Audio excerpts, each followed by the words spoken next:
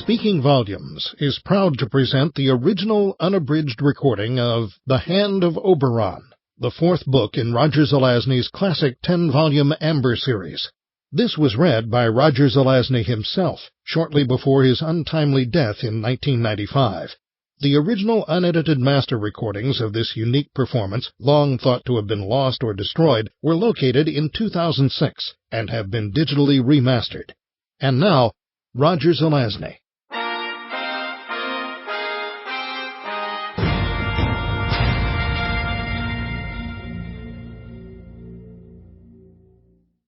A bright flash of insight to match that peculiar sun. There it was, displayed within that light, a thing I'd only seen self-illuminated in darkness up until then. The pattern, a great pattern of amber, cast upon an oval shelf beneath above a strange sky sea. And I knew, perhaps by that within me, which bound us, that this had to be the real one, which meant that the pattern in amber was but its first shadow, which meant that amber itself was but a shadow, albeit a special one, for the pattern was not carried over into places beyond the realm of amber, Rebma, and Ternanogh, meaning, then, that this place to which we had come was, by the law of precedence and configuration, the real amber. I turned to a smiling Gainlan, his beard and wild hair molten in the merciless light. "How did you know?" I asked him. "You know I'm a very good guesser, Corwin," he replied, "and I recall everything you ever told me about how things work in amber, how its shadow and those of your struggles are cast across the worlds. I often wondered, in thinking of the Black Road, whether anything could have cast such a shadow into amber itself. And I imagined that such a something would have to be extremely basic, powerful, and secret." He gestured at the scene before us. "Like that." "Continue," I said. His expression changed, and he shrugged. "So there had to be a layer of reality deeper than your amber," he explained, "where the dirty work was done. Your patron beast led us to what seems to be such a place, and that blot on the pattern looks to be the dirty work. You agreed?" I nodded. "It was your perceptiveness, rather than the conclusion itself, which stunned me so," I said. "You beat me to it," admitted Random, off to my right. "But the feeling has found its way into my intestines, to put it delicately. I do believe that somehow that is the basis of our world down there.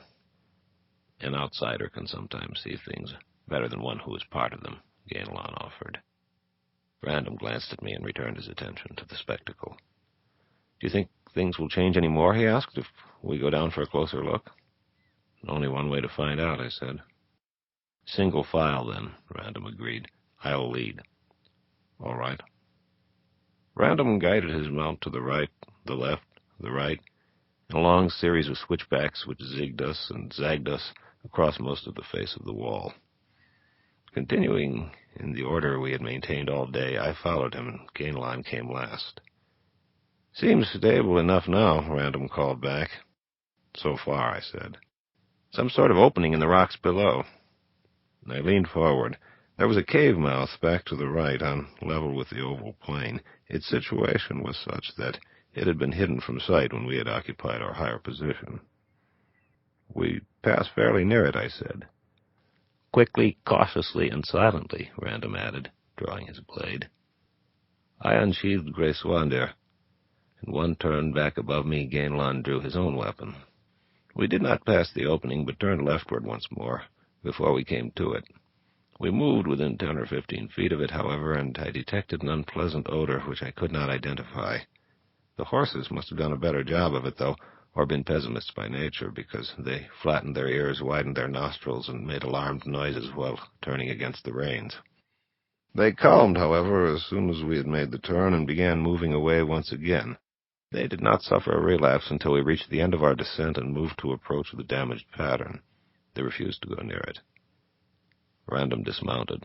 He advanced to the edge of the design, paused, and stared. After a time, he spoke without looking back. "It follows that the damage was deliberate," he said, "from everything else that we know." "It seems to follow," I said. "It is also obvious that we were brought here for a reason." "I'd say so." then it does not take too much imagination to conclude that our purpose for being here is to determine how the pattern was damaged and what might be done to repair it. Possibly. What is your diagnosis? Nothing yet. He moved along the perimeter of the figure off to the right, where the smear effect began.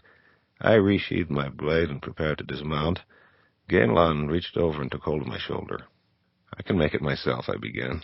But Corwin, he said, ignoring my words, there does appear to be a small irregularity out toward the middle of the pattern. It does not look like something that belongs. Where? He pointed, and I followed the gesture. There was some foreign object near the center. A stick, a stone, a stray bit of paper. It was impossible to tell from this distance. I see it, I said. We dismounted and headed toward Random, who by then was crouched at the extreme right of the figure, examining the discoloration. Gainlan spotted something out toward the center, I said. Random nodded. I've noticed it, he replied. I was just trying to decide on the best way to head out for a better look. I do not relish the notion of walking a broken pattern. On the other hand, I was wondering what I would be laying myself open to if I tried heading in across the blackened area. What do you think? Walking what there is of the pattern would take some time, I said, if the resistance is on par with what it is at home. Also, we have been taught that it is death to stray from it, and this setup would force me to leave it when I reach the blot. On the other hand, as you say, I might be alerting our enemies by treading on the black. So neither of you is going to do it, Gainlan interrupted. I am. Then, without waiting for a reply, he took a running leap into the black sector, raced along it toward the center, paused long enough to pick up some small object, turned, and headed back. Moments later, he stood before us. That was a risky thing to do, Random said. He nodded. But you two would still be debating it if I hadn't. He raised his hand and extended it. Now, what do you make of this? He was holding a dagger. Impaled on it was a rectangle of stained pasteboard. I took them from him. Looks like a trump, Random said. Yes. I worked the card loose, smoothed down the torn sections. The man I regarded upon it was half familiar, meaning, of course, that he was also half strange. Light, straight hair, a trifle sharp-featured, a small smile, somewhat slight of build. I shook my head. I do not know him, I said. Let me see. Random took the card from me, frowned at it. No, he said after a time. I don't either. It almost seems as though I should, but no. At that moment, the horses renewed their complaints much more forcefully. We needed but turn part way to learn the cause of their discomfort, in that it had chosen that moment to emerge from the cave. Damn, said Random. I agreed with him. Gainlan cleared his throat, took forth his blade. Anyone know what it is? He asked quietly. My first impression of the beast was that it was snake-like, both from its movements and because of the fact that its long, thick tail seemed more a continuation of its long, thin body than a mere appendage. It moved on 4 double-jointed legs, however, large-footed and wickedly clawed. Its narrow head was beaked, and it swung from side to side as it advanced, showing us one pale blue eye and then the other. Large wings were folded against its sides, purple and leathery. It possessed neither hair nor feathers, though there were scaled areas across its breast, shoulders, back, and along the length of its tail. From beak bayonet to twisting tail tip, it seemed a little over 3 meters. There was a small tinkling sound as it moved, and I caught a flash of something bright at its throat. Closest thing I know, said Random, is a heraldic beast, the griffin, only this one is bald and purple. Definitely not our national bird, I added, drawing Griswander and swinging its point into line with the creature's head. The beast darted a red, forked tongue. It raised its wings a few inches, then let them fall. When its head swung to the right, its tail moved to the left, then left and right and left, producing a near-hypnotic, flowing effect as it advanced. It seemed more concerned with the horses than with us, however, for its course was directed well past us toward the spot where our mounts stood quivering and stamping. I moved to interpose myself. At that point it reared. Its wings went up and out, spreading like a pair of slack sails suddenly caught by a gust of wind. It was back on its hind legs and towering above us, seeming to occupy at least 4 times the space it had previously, and then it shrieked, a god-awful hunting scream or challenge that left my ears ringing. With that, it snapped those wings downward and sprang, becoming temporarily airborne. The horses bolted and ran. The beast was beyond our reach. It was only then that I realized what the bright flash and the tinkling sound had represented. The thing was tethered by means of a long chain running back into the cave. The exact length of its leash was immediately a question of more than academic interest. I turned as it passed, hissing, flapping, and falling beyond us. It had not possessed sufficient momentum to obtain true flight in that brief rush upward. I saw that Star and Firedrake were retreating toward the far end of the oval. Random's mount, Iago, on the other hand, had bolted in the direction of the pattern. The beast touched ground again, turned as if to pursue Iago, appeared to study us once more, and froze. It was much nearer this time, under 4 meters, and it cocked its head, showing us its right eye, then opened its beak, and made a soft cawing noise. "What say we rush it now?" said Random. "No, wait. There's something peculiar about its behavior." It had dropped its head while I was speaking, spreading its wings downward. It struck the ground 3 times with its beak and looked up again. Then it drew its wings part way back toward its body. Its tail twitched once, then swung more vigorously from side to side. It opened its beak and repeated the cawing sound. At that moment, we were distracted. Iago had entered the pattern well to the side of the darkened area. 5 or 6 meters into it, standing obliquely across the lines of power, he was caught near one of the veil points like an insect on a piece of flypaper. He cried loudly as the sparks came up about him, and his mane rose and stood erect. Immediately the sky began to darken directly overhead, but it was no cloud of water vapor which had begun to coalesce. Rather, it was a perfectly circular formation which had appeared, red at the center, yellow nearer the edges, turning in a clockwise direction. A sound like a single bell chime, followed by the growl of a bull roarer, suddenly came to our ears. Iago continued his struggles, first freeing his right front foot, then entangling it again as he freed the left, neighing wildly the while. The sparks were up to his shoulders by then, and he shook them like raindrops from his body and neck, his entire form taking on a soft, buttery glow. The roaring increased in volume, and small lightnings began to play at the heart of the red thing above us. A rattling noise caught my attention at that moment, and I glanced downward to discover that the purple griffin had slithered past and moved to interpose itself between us and the loud red phenomenon.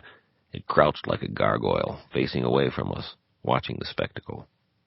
Just then, Iago freed both front feet and reared. There was something insubstantial about him by then, what with his brightness and the spark-shot indistinctness of his outline. He might have neighed at that moment, but all other sounds were submerged by the incessant roar from above. A funnel descended from the noisy formation, bright, flashing, wailing now, and tremendously fast. It touched the rearing horse, and for a moment his outline expanded enormously, becoming increasingly tenuous in direct proportion to this effect. And then he was gone. For a brief interval, the funnel remained stationary, like a perfectly balanced top. Then the sound began to diminish. The trunk raised itself, slowly, to a point but a small distance, perhaps the height of a man, above the pattern. Then it snapped upward as quickly as it had descended. The wailing ceased. The roaring began to subside. The miniature lightnings faded within the circle. The entire formation began to pale and slow. A moment later, it was but a bit of darkness. Another moment, and it was gone. No trace of Iago remained anywhere that I could see. "Don't ask me," I said when Random turned toward me. "I don't know either." He nodded, then directed his attention toward our purple companion, who was just then rattling his chain. "What about Charlie here?" he asked, fingering his blade. "I had the distinct impression he was trying to protect us," I said, taking a step forward. "Cover me. I want to try something." "You sure you can move fast enough?" he asked. "With that side." "Don't worry," I said, a trifle more heartily than necessary, and I kept moving. He was correct about my left side, where the healing knife wound still ached dully and seemed to exercise a drag on my movements. But Griswander was still in my right hand, and this was one of those occasions when my trust in my instincts was running high. I had relied on this feeling in the past with good results. There are times when such gambles just seem to be in order. Random moved ahead and to the right. I turned sidewise and extended my left hand as you would in introducing yourself to a strange dog, slowly. Our heraldic companion had risen from its crouch and was turning. It faced us again and studied Gainlon off to my left. Then it regarded my hand. It lowered its head and repeated the ground-striking movement, cawed very softly, a small bubbling sound, raised its head and slowly extended it. It wagged its great tail, touched my fingers with its beak, then repeated the performance. Carefully, I placed my hand on its head. The wagging increased. Its head remained motionless. I scratched it gently about the neck, and it turned its head slowly then, as if enjoying it. I withdrew my hand and dropped back a pace. "I think we're friends," I said softly. "No, you try it, Random." "Are you kidding?" "No, I'm sure you're safe. Try it." "What will you do if you're wrong?" "Apologize." "Great." He advanced and offered his hand. The beast remained friendly. "All right," he said half a minute or so later, still stroking its neck. "What have we proved?" "That he's a watchdog." "What is he watching?" "The pattern, apparently." "Offhand, then," said Random, moving back, "I would say that his work leaves something to be desired." He gestured at the dark area. "Which is understandable, if he is this friendly to anyone who doesn't eat oats and whinny. My guess is that he's quite selective. It's also possible that he was set here after the damage was done, to defend against further unappreciated activity." "Who set him?" "I'd like to know myself. Someone on our side, apparently." "You can test your theory further by letting Gainlon approach him." Gainlon did not move. "It may be you have a family smell about you," he finally said, "and he only favors amberites. So I will pass. Thank you." "All right, it's not that important. Your guesses have been good so far. How do you interpret events?" "Of the two factions out for the throne," he said, "that composed of Brand, Fiona, and Blaze was, as you said, more aware of the nature of the forces that play about Amber. Brand did not supply you with particulars unless you omitted some incidents he might have related, but my guess is that this damage to the pattern represents the means by which their allies gained access to your realm. One or more of them did that damage, which provided the dark route. If the watchdog here responds to a family smell or some other identifying information you all possess, then he could actually have been here all along and not seen fit to move against the despoilers." "Possibly," Random observed. "Any idea how it was accomplished?" "Perhaps," he replied. "I will let you demonstrate it for me, if you're willing." "What does it involve?" "Come this way," he said, turning and heading over to the edge of the pattern. I followed him. Random did the same. The watch griffin slunk at my side. Gainlon turned and extended his hand. "Corwin, may I trouble you for that dagger I fetched us?" "Here," I said, drawing it from my belt and passing it over. "I repeat, what does it involve?" Random inquired. "The blood of Amber," Gainlon replied. "I'm not so sure I like this idea," Random said. "All you have to do is prick your finger with it," he said, extending the blade, "and let it fall upon the pattern." "What will happen?" "Let's try it and see." Random looked at me. "What do you say?" he asked. "Go ahead. Let's find out. I'm intrigued." He nodded. "Okay." He received the blade from Gainlon and nicked the tip of his left little finger. He squeezed the finger then, holding it above the pattern. A tiny red bead appeared, grew larger, quivered, fell. Immediately a wisp of smoke rose from the spot where it struck, accompanied by a tiny crackling noise. "I'll be damned," said Random, apparently fascinated. The tiny stain had come into being, gradually spreading to about the size of a $50. "There you are," said Gainlon.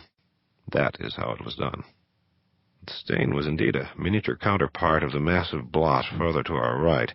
The watch griffin gave forth a small shriek and drew back, rapidly turning his head from one of us to the other. "Easy, fella, easy," I said, reaching out and calming him once more. "But what could have caused such a large—" Random began, and then he nodded slowly. "What indeed?" said Gainlon. "I see no mark to show where your horse was destroyed." "The blood of Amber," Random said. "You're just full of insights today, aren't you?" "Ask Corwin to tell you of Lorraine, the place where I dwelled for so long," he said, "the place where the dark circle grew. I am alert to the effects of those powers, though I knew them only at a distance." These matters have become clearer to me with each new thing I have learned from you. Yes, I have insights, now that I know more of these workings. Ask Corwin of the mind of his general. Corwin, Random said, give me the pierced trump. I withdrew it from my pocket and smoothed it. The stains seemed more ominous now. Another thing also struck me. I did not believe that it had been executed by Dworkin, sage, mage, artist, and one-time mentor to the children of Oberon. It had not occurred to me until that moment that anyone else might be capable of producing one. While the style of this one did seem somehow familiar, it was not his work. Where had I seen that deliberate line before? Less spontaneous than the master's, as though every movement had been totally intellectualized before the pen touched the paper. And there was something else wrong with it, a quality of idealization of a different order from that of our own trumps, almost as if the artist had been working with old memories, glimpses, or descriptions, rather than a living subject. The trump, Corwin, if you please, Random said.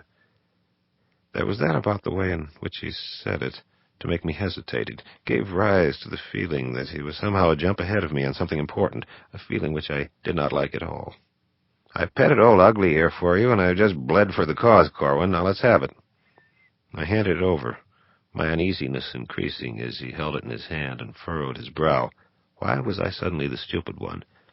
Does a night in Tirnanog slow cerebration? Why? Random began to curse, a string of profanities unsurpassed by anything encountered in my long military career. Then, what is it? I said. I don't understand. The blood of amber, he finally said. Whoever did it walked the pattern first, you see. Then they stood there at the center and contacted him via this trump. When he responded, and a firm contact was achieved, they stabbed him. His blood flowed upon the pattern, obliterating that part of it, as mine did here. He was silent for the space of several deep breaths. It smacks of a ritual, I said. Damn rituals, he said. Damn all of them. One of them's going to die, Corwin. I'm going to kill him. Or her. I still do not... I'm a fool, he said, for not seeing it right away. Look closely. He thrust the pierced trump at me. I stared. I still did not see. Now look at me, he said. See me. I did. Then I looked back at the card. I realized what he meant. I was never anything to him but a whisper of life in the darkness, but they used my son for this, he said. That has to be a picture of Martin.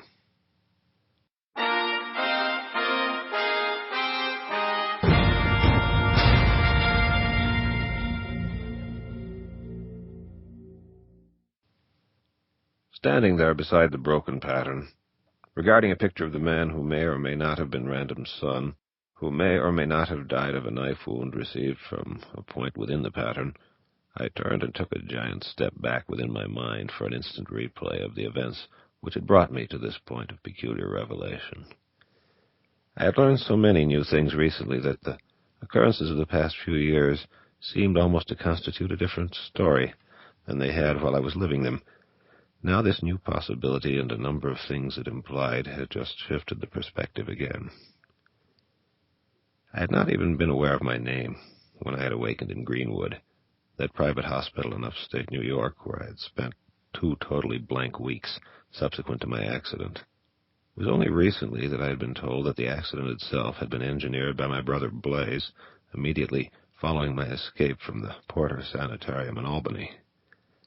I got this story from my brother Brand, who had railroaded me into Porter in the first place by means of fake psychiatric evidence. At Porter, I had been subjected to electroshock therapy over the span of several days, results ambiguous but presumably involving the return of a few memories. Apparently, this was what had scared Blaze into making the attempt on my life at the time of my escape, shooting out a couple of my tires on a curve above a lake. This doubtless would have resulted in my death, had Brand not been a step behind Blaze and out to protect his insurance investment, me. He said he had gotten word to the cops, dragged me out of the lake, and administered first aid until help arrived. Shortly after that, he was captured by his former partners, Blaze and our sister Fiona, who confined him in a guarded tower in a distant place in shadow. There had been 2 cabals, plotting and counter-plotting after the throne, treading on one another's heels, breathing down one another's necks, and doing anything else to one another that might suggest itself at that range. Our brother Eric, backed by brothers Julian and Cain, had been preparing to take the throne, long left vacant by the unexplained absence of our father, Oberon. Unexplained to Eric, Julian, and Cain, that is. To the other group, consisting of Blaze, Fiona, and formerly Brand, it was not unexplained, because they were responsible for it. They had arranged for this state of affairs to come into being in order to open the way for Blaze's succession to the throne. But Brand had committed a tactical error in attempting to obtain Cain's assistance in their play for the throne, in that Cain decided a better deal obtained in upholding Eric's part. This left Brand under close scrutiny, but did not immediately result in the betrayal of his partner's identities. At about that time, Blaze and Fiona decided to employ their secret allies against Eric. Brand had demurred in this, fearing the strength of those forces, and as a result had been rejected by Blaze and Fiona. With everyone on his back then, he had sought to upset the balance of powers completely by journeying to the Shadow Earth where Eric had left me to die centuries before. It was only later that Eric had learned that I had not died, but was possessed of total amnesia, which was almost as good, had set Sister Flora to watch over my exile, and hoped that that was the last of it. Brand later told me he had gotten me committed to Porter in a desperate move to restore my memory as a preliminary to my return to Amber. While Fiona and Blaze had been dealing with Brand, Eric had been in touch with Flora. She had arranged for my transfer to Greenwood from the clinic, to which the police had taken me, with instructions to keep me narcotized, while Eric began arrangements for his coronation in Amber. Shortly thereafter, our brother Random's idyllic existence in Texarami was broken when Brand managed to send him a message outside the normal family channels, i.e. the Trumps, requesting deliverance. While Random, who was blissfully nonpartisan in the power struggle, was about this business, I managed to deliver myself from Greenwood, still relatively unmemoried. Having obtained Flora's address from Greenwood's frightened director, I betook myself to her place in Westchester, engaged in some elaborate bluffing, and moved in as a house guest. Random, in the meantime, had been less than successful in his attempt to rescue Brand. Slaying the snaky warden of the tower, he had had to flee its inner guards, utilizing one of the region's strangely mobile rocks. The guards, a hardy band of not-quite-human guys, had succeeded in pursuing him through shadow, however, a feat normally impossible for most non-Amberites. Random had fled then to the Shadow Earth, where I was guiding Flora along the paths of misunderstanding while attempting to locate the proper route to enlightenment as to my own circumstances. Crossing the continent in response to my assurance that he would be under my protection, Random had come believing that his pursuers were my own creatures. When I helped him destroy them, he was puzzled, but unwilling to raise the issue, while I seemed engaged in some private maneuver throneward.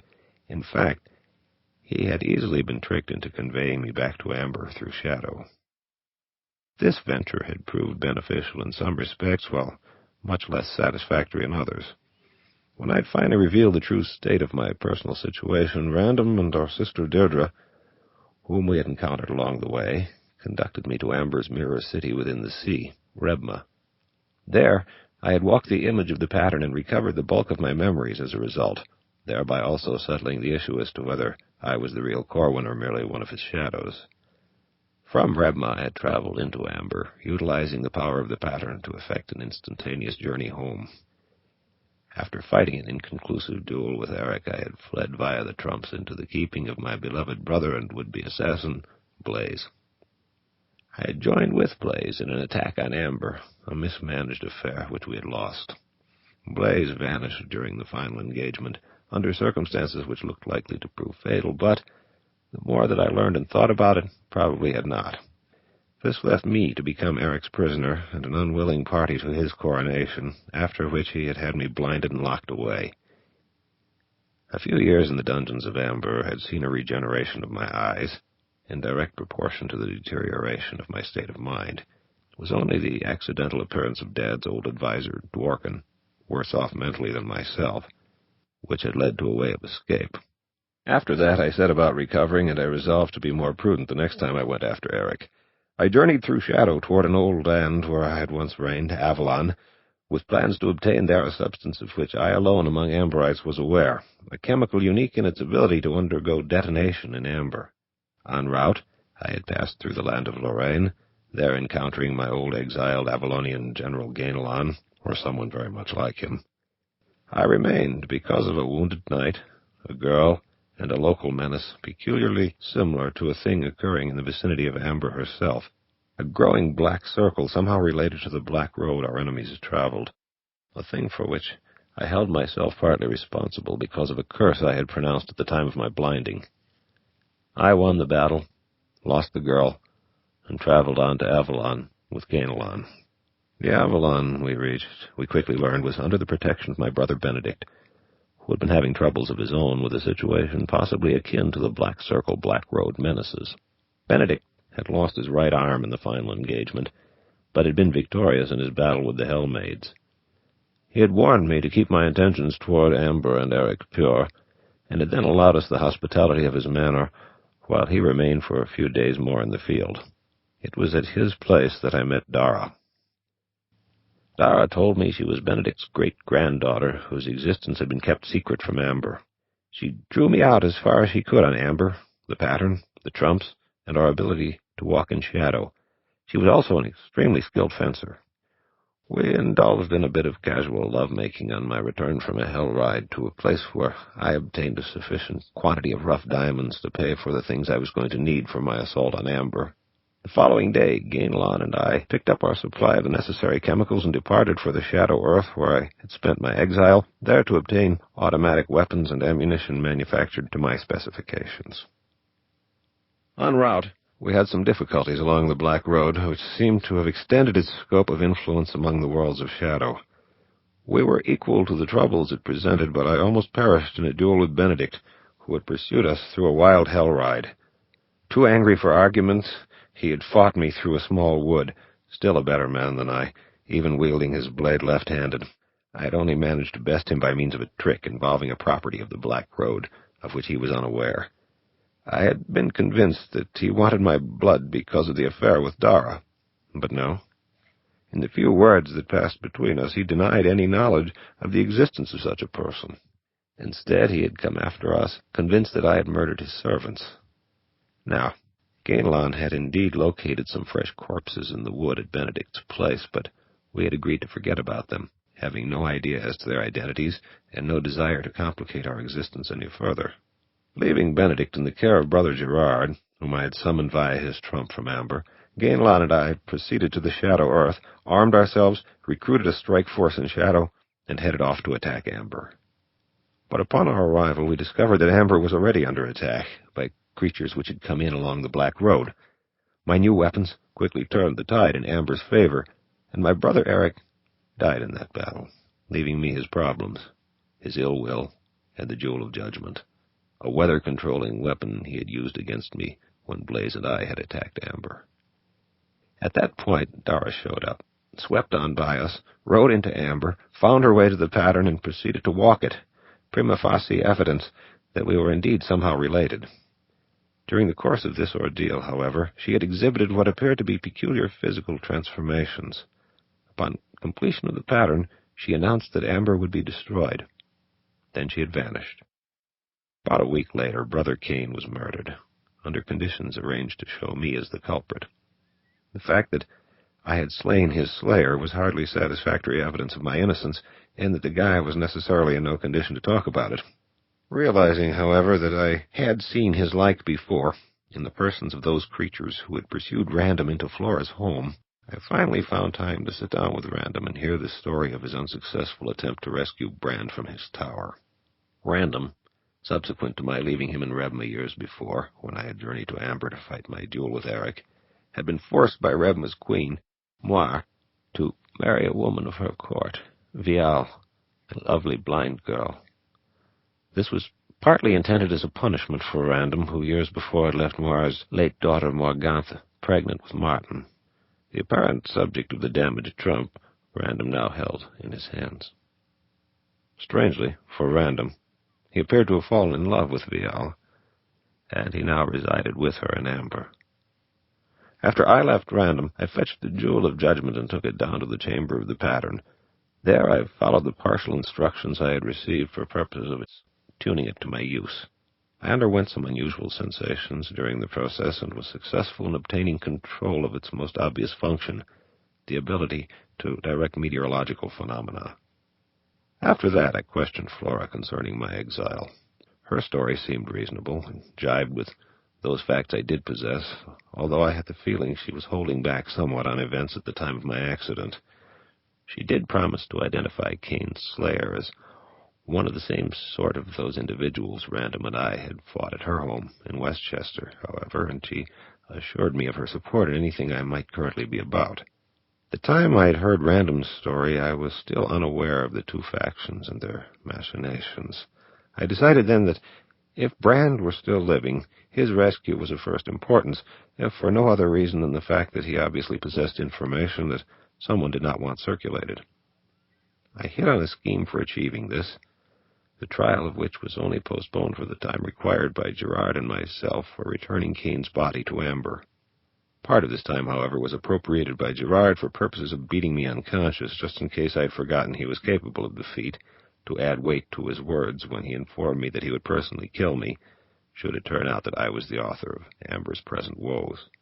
It was the most exclusive closed-circuit fight I knew of, viewed by the family via Gerard's trump. An act of insurance should I actually be the culprit and have a mind to erase his name from the list of the living because of his threat. We journeyed on to the Grove of the Unicorn then and exhumed Kane. At that time, we actually caught a brief glimpse of the legendary Unicorn of Amber.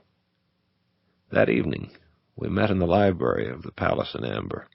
We, being Random, Gerard, Benedict, Julian, Deirdre, Fiona, Flora, Luella, and myself.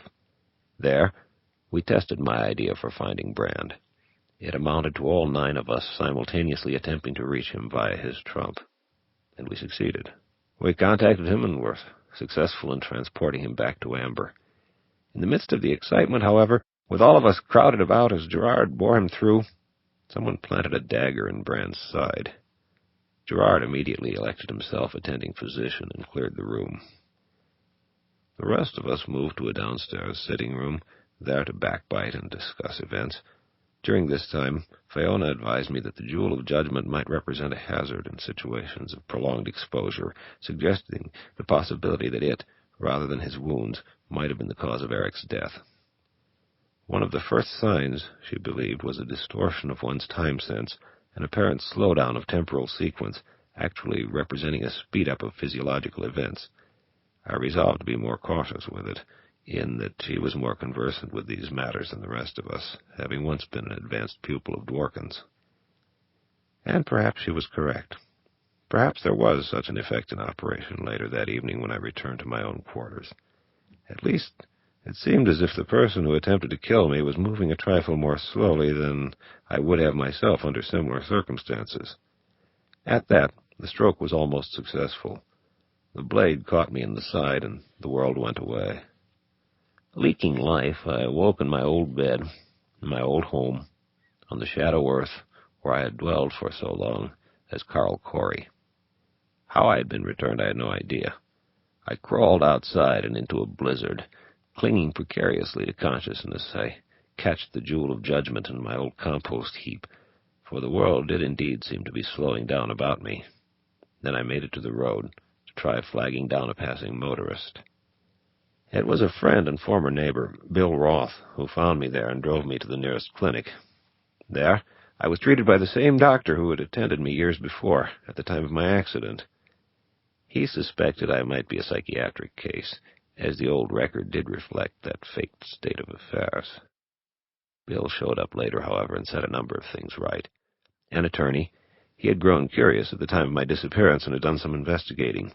He had learned about my fake certification and my successive escapes.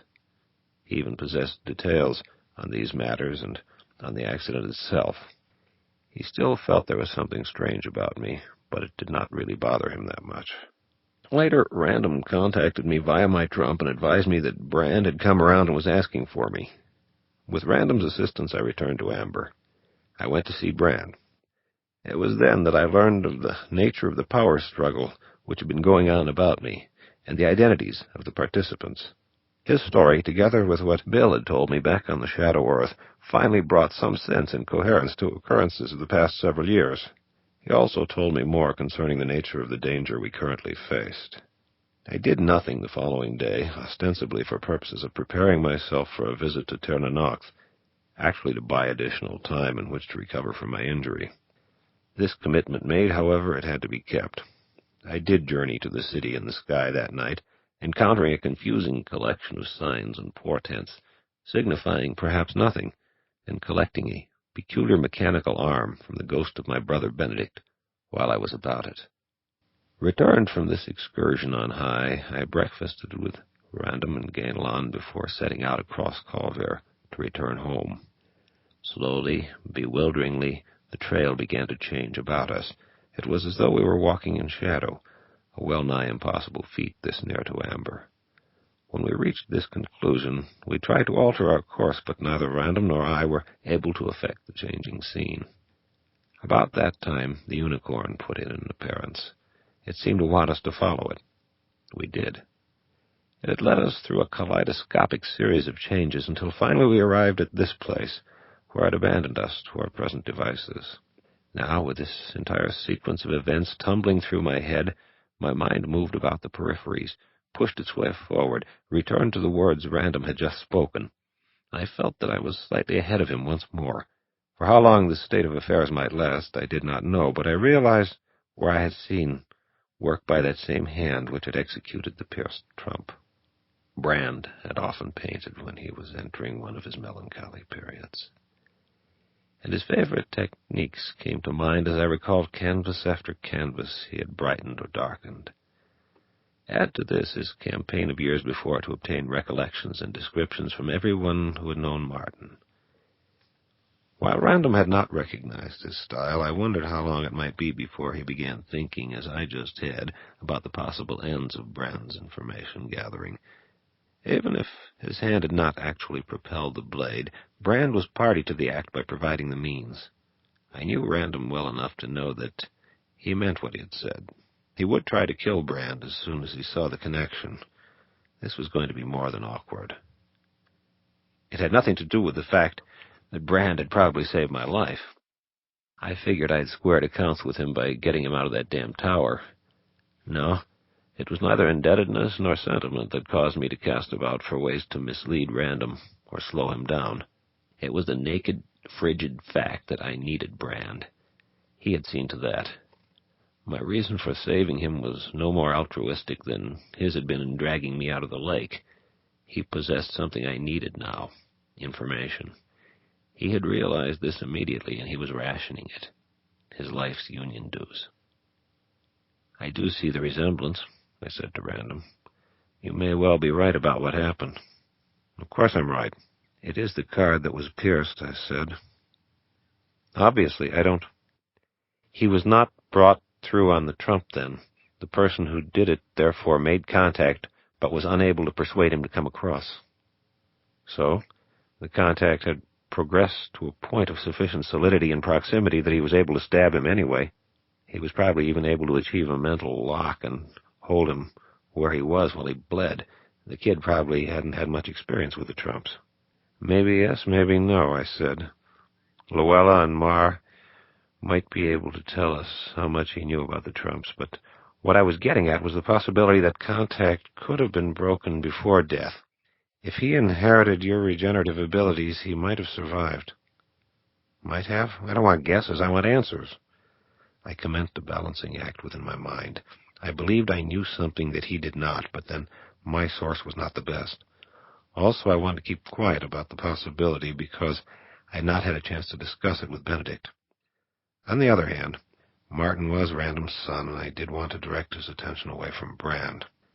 "Random, I may have something," I said. "What?" "Right after Brand was stabbed," I said, "when we were talking together in the sitting room, do you remember when the conversation turned to the subject of Martin?" "Yes, nothing new came up." "I had something I might have added at that time, but I restrained myself because everyone was there, also because I wanted to pursue it in private with the party concerned." "Who?" "Benedict." "Benedict? What has he to do with Martin?" I do not know. That is why I wanted to keep it quiet until I found out. And my source of information was a touchy one at that. Go ahead. Dara. Benedict gets mad as hell whenever I mention her name, but so far, a number of things she told me have proved correct. Things like the journey of Julian and Gerard along the Black Road, their injury, their stay in Avalon. Benedict admitted these things had happened. What did she say about Martin? Indeed, how to phrase it without giving away the show on Brand. Dara had said that Brand had visited Benedict a number of times in Avalon over a span of years. The time differential between Amber and Avalon is such that it seemed likely, now that I thought about it, that the visits fell into the period when Brand was so actively seeking information on Martin. I had wondered what kept drawing him back there, since he and Benedict had never been especially chummy. Only that Benedict had had a visitor named Martin, whom she thought was from Amber, I lied. When? Some while back, I'm not sure. Why didn't you tell me this before? It's not really very much, and besides, you'd never seemed especially interested in Martin. Random shifted his gaze to the griffin, crouched and gurgling on my right, then nodded. I am now, he said. Things change. If he is still alive, I'd like to get to know him. If he's not, okay, I said. The best way to be about either one is to start figuring a way to get home. I believe we've seen what we were supposed to see, and I would like to clear out. I was thinking about that, he said, and it occurred to me that we could probably use this pattern for that purpose. Just head out to the center and transfer back. Going in along the dark area? I asked. Why not? Gainlan's already tried it, and he's okay. A moment, said Gainlan. I did not say that it was easy, and I'm positive you could not get the horses to go that route. What do you mean? I said. Do you remember that place where we crossed the Black Road back when we were fleeing Avalon? Of course. Well, the sensations I experienced in retrieving the card and the dagger were not unlike the upset that came over us at that time. It is one of the reasons I was running so fast. I would favor trying the trumps again first, under the theory that this point is congruent with Amber. I nodded. All right, we might as well try making it as easy as we can. Let's collect the horses first. We did this, learning the length of the griffin's leash while we were about it. It was drawn up short, about 30 meters from the cave mouth, and immediately set up a bleating complaint. This did not make the job of pacifying the horses any easier, but it did give rise to a peculiar notion which I decided to keep to myself. Once we had things under control, Random located his trumps, and I brought out my own. Let's try for Benedict, he said. All right, any time now. I noticed immediately that the cards felt cold again, a good sign. I shuffled out Benedict's and began the preliminaries. Beside me, Random did the same. Contact came almost at once. What is the occasion? Benedict asked, his eyes moving over Random, Gainlan, and the horses, then meeting with my own. Will you bring us through? I said. Horses, too? The works. Come ahead. He extended his hand, and I touched it. We all moved toward him. Moments later, we stood with him in a high, rocky place, a chill wind ruffling our garments, the sun of Amber past midday, and a sky full of clouds. Benedict wore a stiff leather jacket and buckskin leggings. His shirt was a faded yellow. An orange cloak concealed the stump of his right arm. He tightened his long jaw and peered down at me. Interesting spot you high from, he said. I glimpsed something of the background. I nodded. Interesting view from this height also, I said, noting the spyglass at his belt at the same time that I realized we stood on the wide ledge of rock from which Eric had commanded battle on the day of his death and my return. I moved to regard the dark swath through Garnath, far below and stretching off to the horizon. Yes, he said, the Black Road appears to have stabilized its boundaries at most points. At a few others, though, it's still widening. It is almost as if it's nearing a final conformity with some pattern. Now tell me, from what point have you journeyed? I spent last night in Ternanacht, I said, and this morning we went astray in crossing Colvir. Not an easy thing to do, he said, Getting lost on your own mountain? You keep heading east, you know. That is the direction from which the sun has been known to take its course. I felt my face flush. There was an accident, I said, looking away. We lost a horse. What sort of accident? A serious one, for the horse. Benedict, said Random, suddenly looking up from what I realized to be the pierced trump. What can you tell me concerning my son Martin? Benedict studied him for several moments before he spoke. Then, why the sudden interest, he asked. Because I have reason to believe he may be dead, he said. If that is the case, I want to avenge it. If it is not the case, well, the thought that it might be has caused me some upset.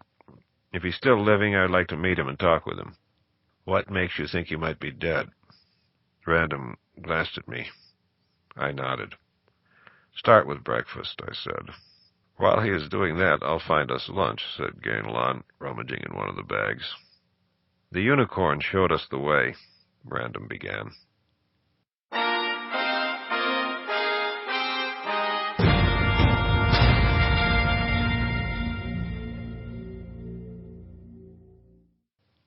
We sat in silence. Random had finished speaking, and Benedict was staring skyward over Garnath. His face betrayed nothing. I had long ago learned to respect his silence. At length he nodded, once, sharply, and turned to regard Random. I have long suspected something of this order, he stated, from things that Dad and Dworkin left fall over the years. I had the impression there was a primal pattern which they had either located or created, situating our amber but a shadow away to draw upon its forces. I never obtained any notion as to how one might travel to that place, however.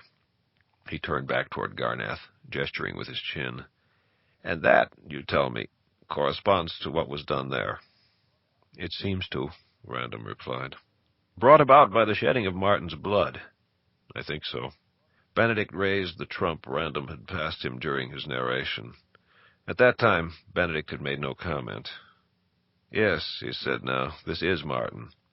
He came to me after he departed Rebma. He stayed with me a long while. Why did he go to you? Random asked. Benedict smiled faintly. He had to go somewhere, you know, he said. He was sick of his position in Rebma, ambivalent toward Amber, young, free, and just come into his power through the pattern. He wanted to get away, see new things, travel in shadow, as we all did. I had taken him to Avalon once when he was a small boy, to let him walk on dry land of a summer, to teach him to ride a horse, to have him see a crop harvested.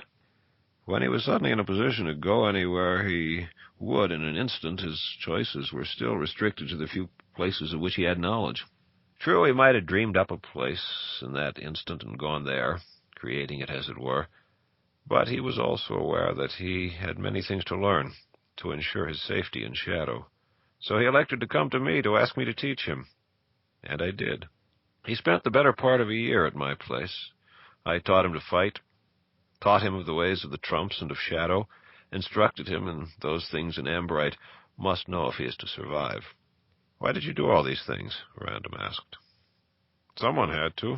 It was me that he came to, so it was mine to do, Benedict replied. It was not as if I were not very fond of the boy, though, he added. Random nodded. You say that he was with you for almost a year. What became of him after that? That wanderlust you know as well as I. Once he had obtained some confidence in his abilities, he wanted to exercise them.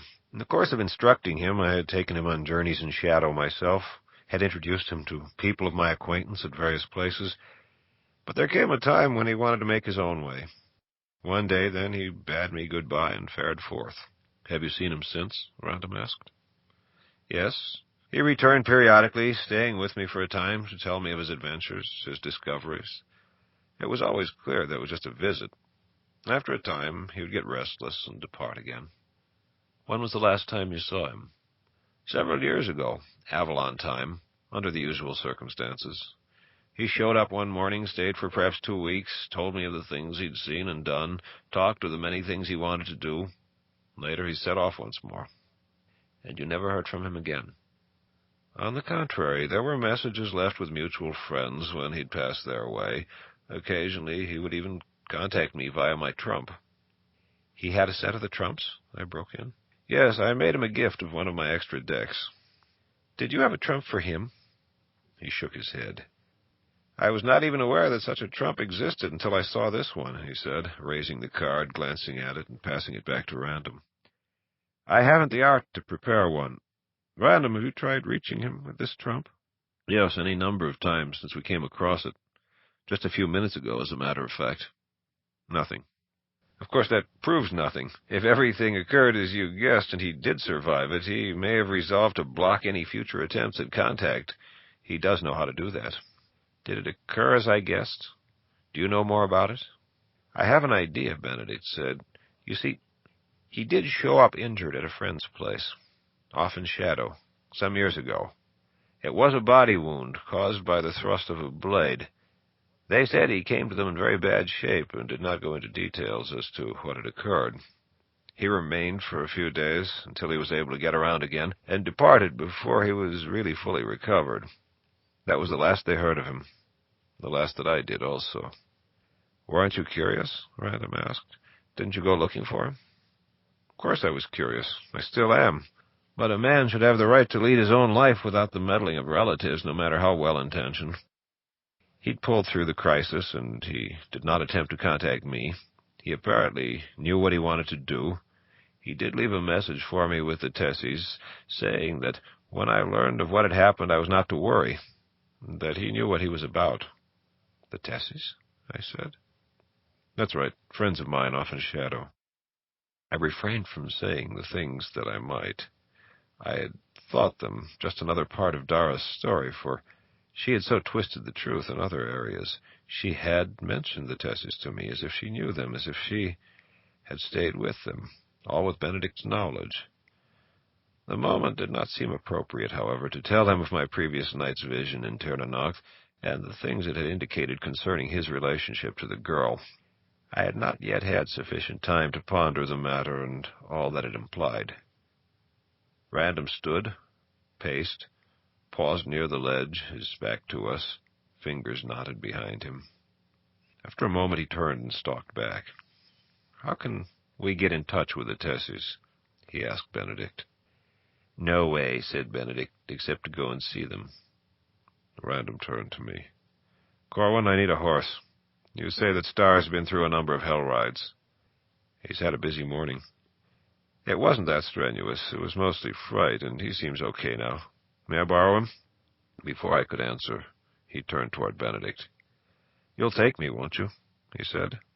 Benedict hesitated. I do not know what more there is to learn, he began. Anything at all they might remember. Possibly something they did not really feel important at the time. But that might be now, knowing what we know. Benedict looked at me. I nodded. He can ride Star if you're willing to take him. All right, Benedict said, getting to his feet. I'll fetch my mount. He turned and headed off toward the place where the great striped beast was tethered. Thanks, Corwin, Random said. I'll let you do me a favor in return. What? Let me borrow Martin's trump. What for? An idea just hit me. It's too complicated to get into if you want to get moving. No harm should come of it, though. He chewed his lip. Okay. I want it back when you're done with it. Of course. Will it help find him? Maybe. He passed me the card. You heading back to the palace now? He asked. Yes. Would you tell Vial what's happened and where I've gone? She worries. Sure, I'll do that. I'll take good care of Star. I know that. Good luck. Thanks. I rode Fire Drake. Gainalon walked. He had insisted. We followed the route I had taken in pursuing Dara on the day of the battle. Along with recent developments, that's probably what made me think of her again. I dusted off my feelings and examined them carefully. I realized then that despite the games she had played with me, the killings she had doubtless been privy or party to, and her stated designs upon the realm, I was still attracted to her by something more than curiosity. I was not really surprised to discover this.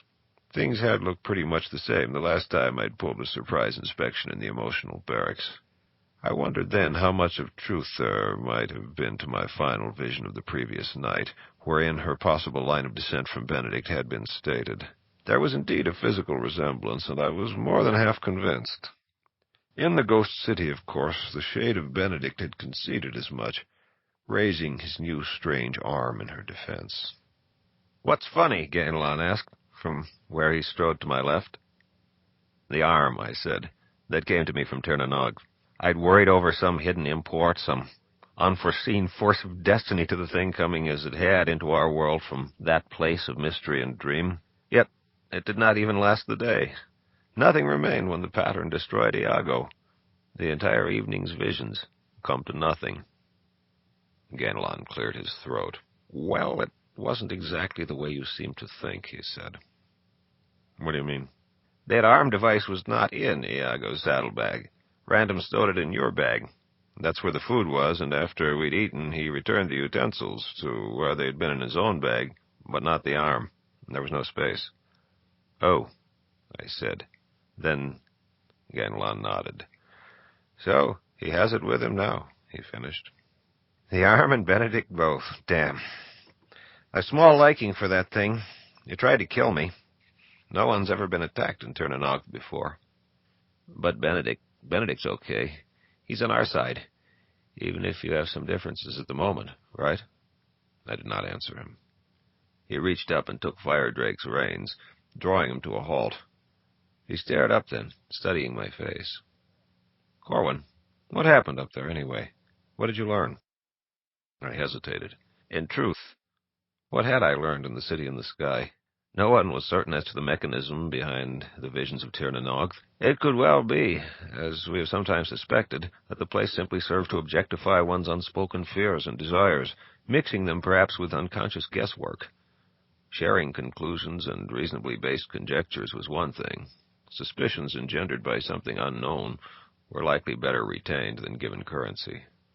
Still, that arm was solid enough.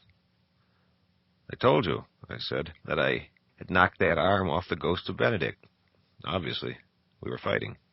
"You see it then as an omen that you and Benedict will eventually be in conflict?" "Perhaps." "You were shown a reason for it, weren't you?" "Okay," I said, finding a sigh without trying. "Yes, it was indicated that Dara was indeed related to Benedict, a thing which may well be correct. It is also quite possible, if it is true, that he is unaware of it. Therefore, we keep quiet about it until we can verify it or discount it. Understood?" "Of course. But how could this thing be?" "Just as she said." "Great-granddaughter?" I nodded. "By whom?" "The Hellmaid we know only by reputation, Lintra, the lady who cost him his arm. But that battle was only a recent thing." "Time flows differently in different realms of shadow, Ganelon. In the farther reaches, it would not be impossible." He shook his head and relaxed his grip on the reins. "Corwin, I really think Benedict should know about this," he said. "If it is true, you ought to give him a chance to prepare himself rather than let him discover it of a sudden. You people are such an infertile lot that paternity seems to hit you harder than it does others. Look at Random. For years, he'd disowned his son, and now I have a feeling he'd risk his life for him." "So do I said. "Now forget the first part, but carry the second one a step further in the case of Benedict. You think he would take Dara's side against Amber?" "I would rather avoid presenting him with the choice by not letting him know that it exists, if it exists. I think you'd do him a disservice. He's hardly an emotional infant. Get hold of him on the trump and tell him your suspicions. That way, at least, he can be thinking about it, rather than have him risk some sudden confrontation unprepared. You've not believed me. You've seen how he gets whenever I mention Dara. That in itself may say something. Possibly he suspects what might have happened and rejects it so vehemently because he would have it otherwise. Right now it would just widen a rift I'm trying to heal. Your holding back on him now may serve to rupture it completely when he finds out." "No, I believe I know my brother better than you do." He released the reins. "Very well," he said. "I hope you're right." I did not answer, but started Firedrake to moving once more. There was an unspoken understanding between us that Ganelon could ask me anything he wanted, and it also went without saying that I would listen to any advice he had to offer me. This was partly because his position was unique. We were not related. He was no Amberite. The struggles and problems of Amber were his only by choice. We had been friends and then enemies long ago, and finally, more recently, friends again, and allies in a battle in his adopted land. That matter concluded, he had asked to come with me, to help me deal with my own affairs and those of Amber. As I saw it, he owed me nothing now, nor I him, if one keeps a scoreboard tally on such matters. Therefore, it was friendship alone that bound us, a stronger thing than bygone debts and points of honor. In other words, a thing which gave him the right to bug me on matters such as this, where I might have told even Random to go to hell once I'd made up my mind. I realized I should not be irritated when everything that he said was tendered in good faith. Most likely, it was an old military feeling, going back to our earliest relationship as well as being tied in with the present state of affairs. I do not like having my decisions and orders questioned. Probably, I decided, I was irritated even more by the fact that he'd made some shrewd guesses of late, and some fairly sound suggestions based upon them. Things I felt I ought to have caught myself. No one likes to admit to a resentment based on something like that. Still, was that all? A simple projection of dissatisfaction over a few instances of personal inadequacy? An old army reflex as to the sanctity of my decisions? Or was it something deeper that had been bothering me and was just now coming to the surface? "Corwin," Gainalon said, "I've been doing some thinking." I sighed. "Yes?" "About Random's son. The way your crowd heals, I suppose it's possible that he might have survived and still be about." "I would like to think so." "Do not be too hasty." "What do you mean?" "I gather he had very little contact with Amber and the rest of the family growing up in Revma the way that he did." "That is the way I understand it, too. In fact, outside of Benedict and Luella, back in Revma, the only other one he apparently had contact with would have been the one who stabbed him. Blaze, Brand, or Fiona. It has occurred to me that he probably has a pretty distorted view of the family." "Distorted," I said, "but maybe not unwarranted, if I see what you're getting at." "I think you do. It seems conceivable that he's not only afraid of the family, but may have it in for the lot of you." "It is possible," I said. "Do you think he could have thrown in with the enemy?" I shook my head. "Not if he knows they're the tools of the crowd that tried to kill him." "But are they? I wonder. You say Brand got scared and tried to back out of whatever arrangement they had with the Black Road gang.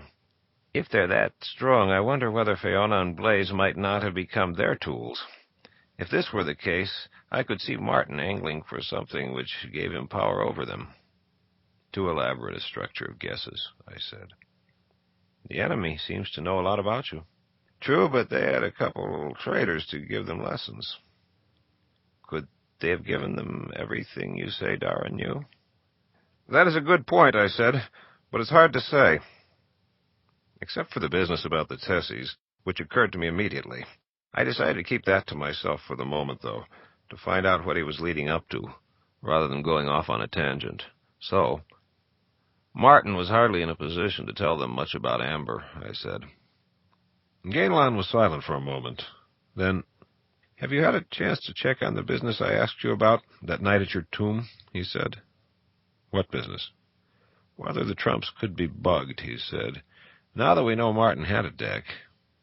It was my turn to be silent while a small family of moments crossed my path, single file, from the left, sticking their tongues out at me. "No," I said then, "I haven't had a chance."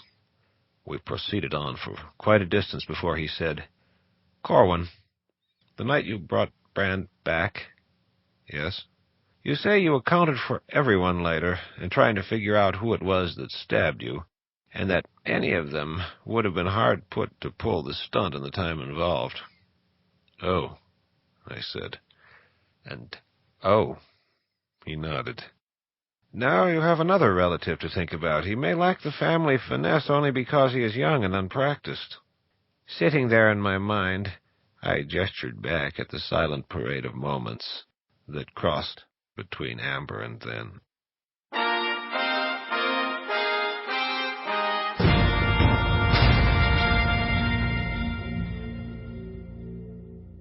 End Disc 1.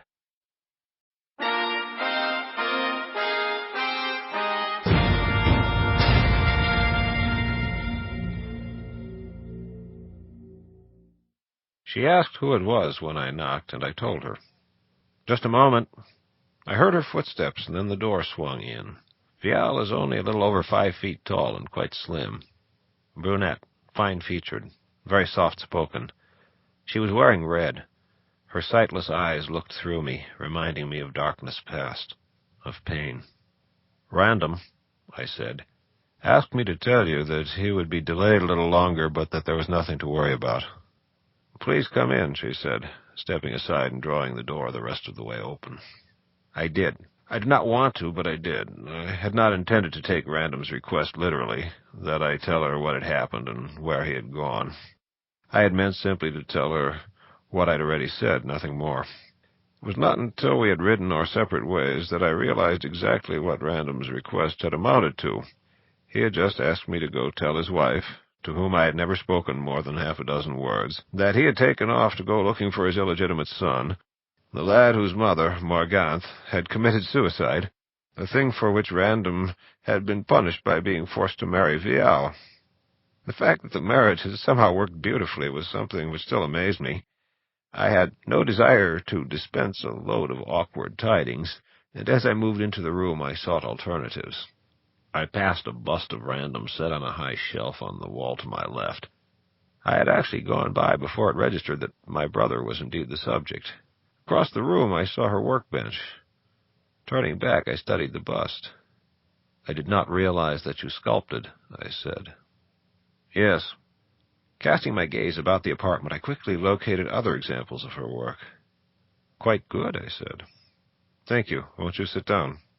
I lowered myself into a large, high-armed chair, which proved more comfortable than it had looked. She seated herself on a low divan to my right, curling her legs beneath her.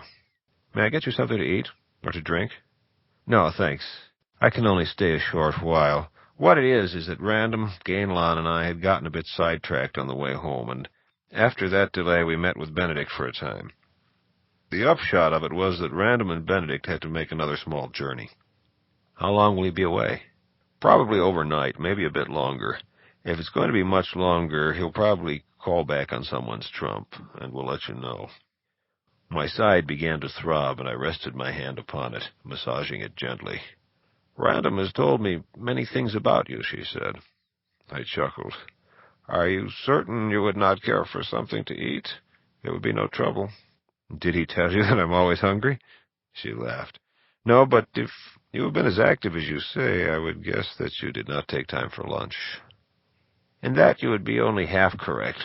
All right, if you got a spare piece of bread lying about, it might do me some good to gnaw on it.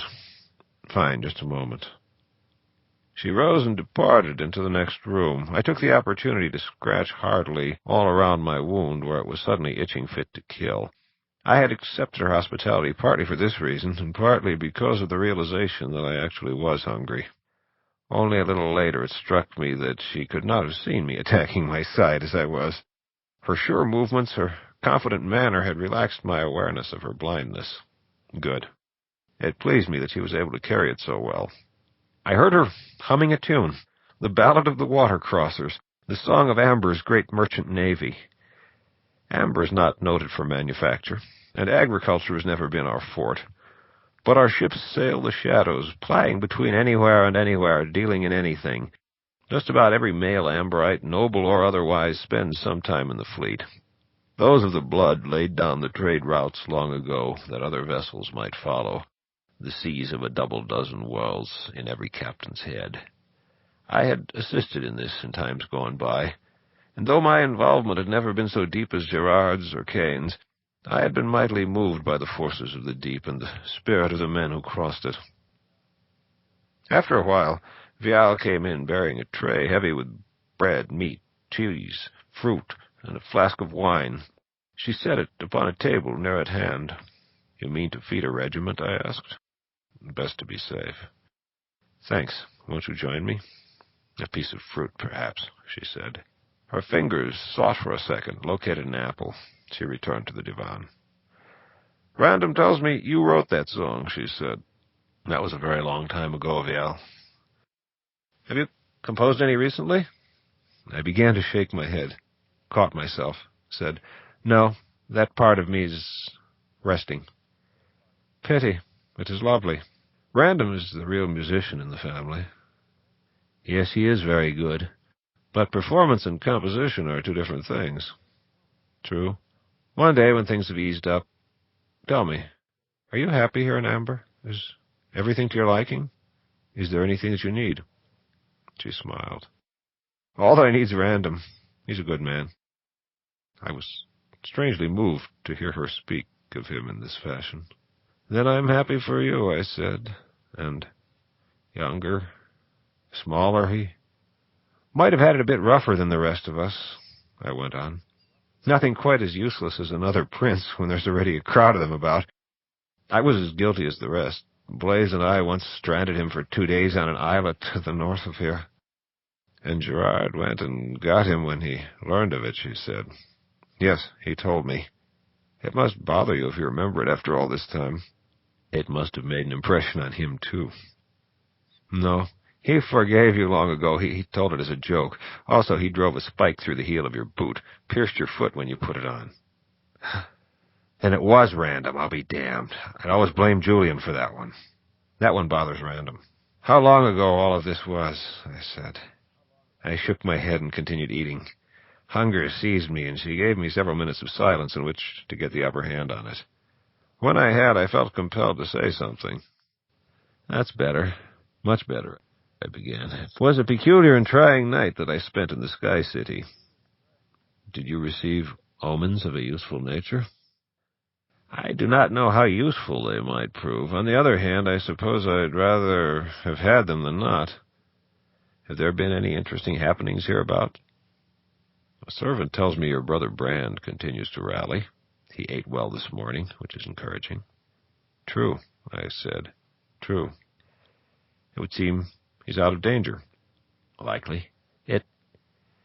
It is a terrible series of happenings to which you've all been subjected. I'm sorry. I was hoping you might obtain some indication of an upturn in your affairs during the night you spent in Ternanaugh.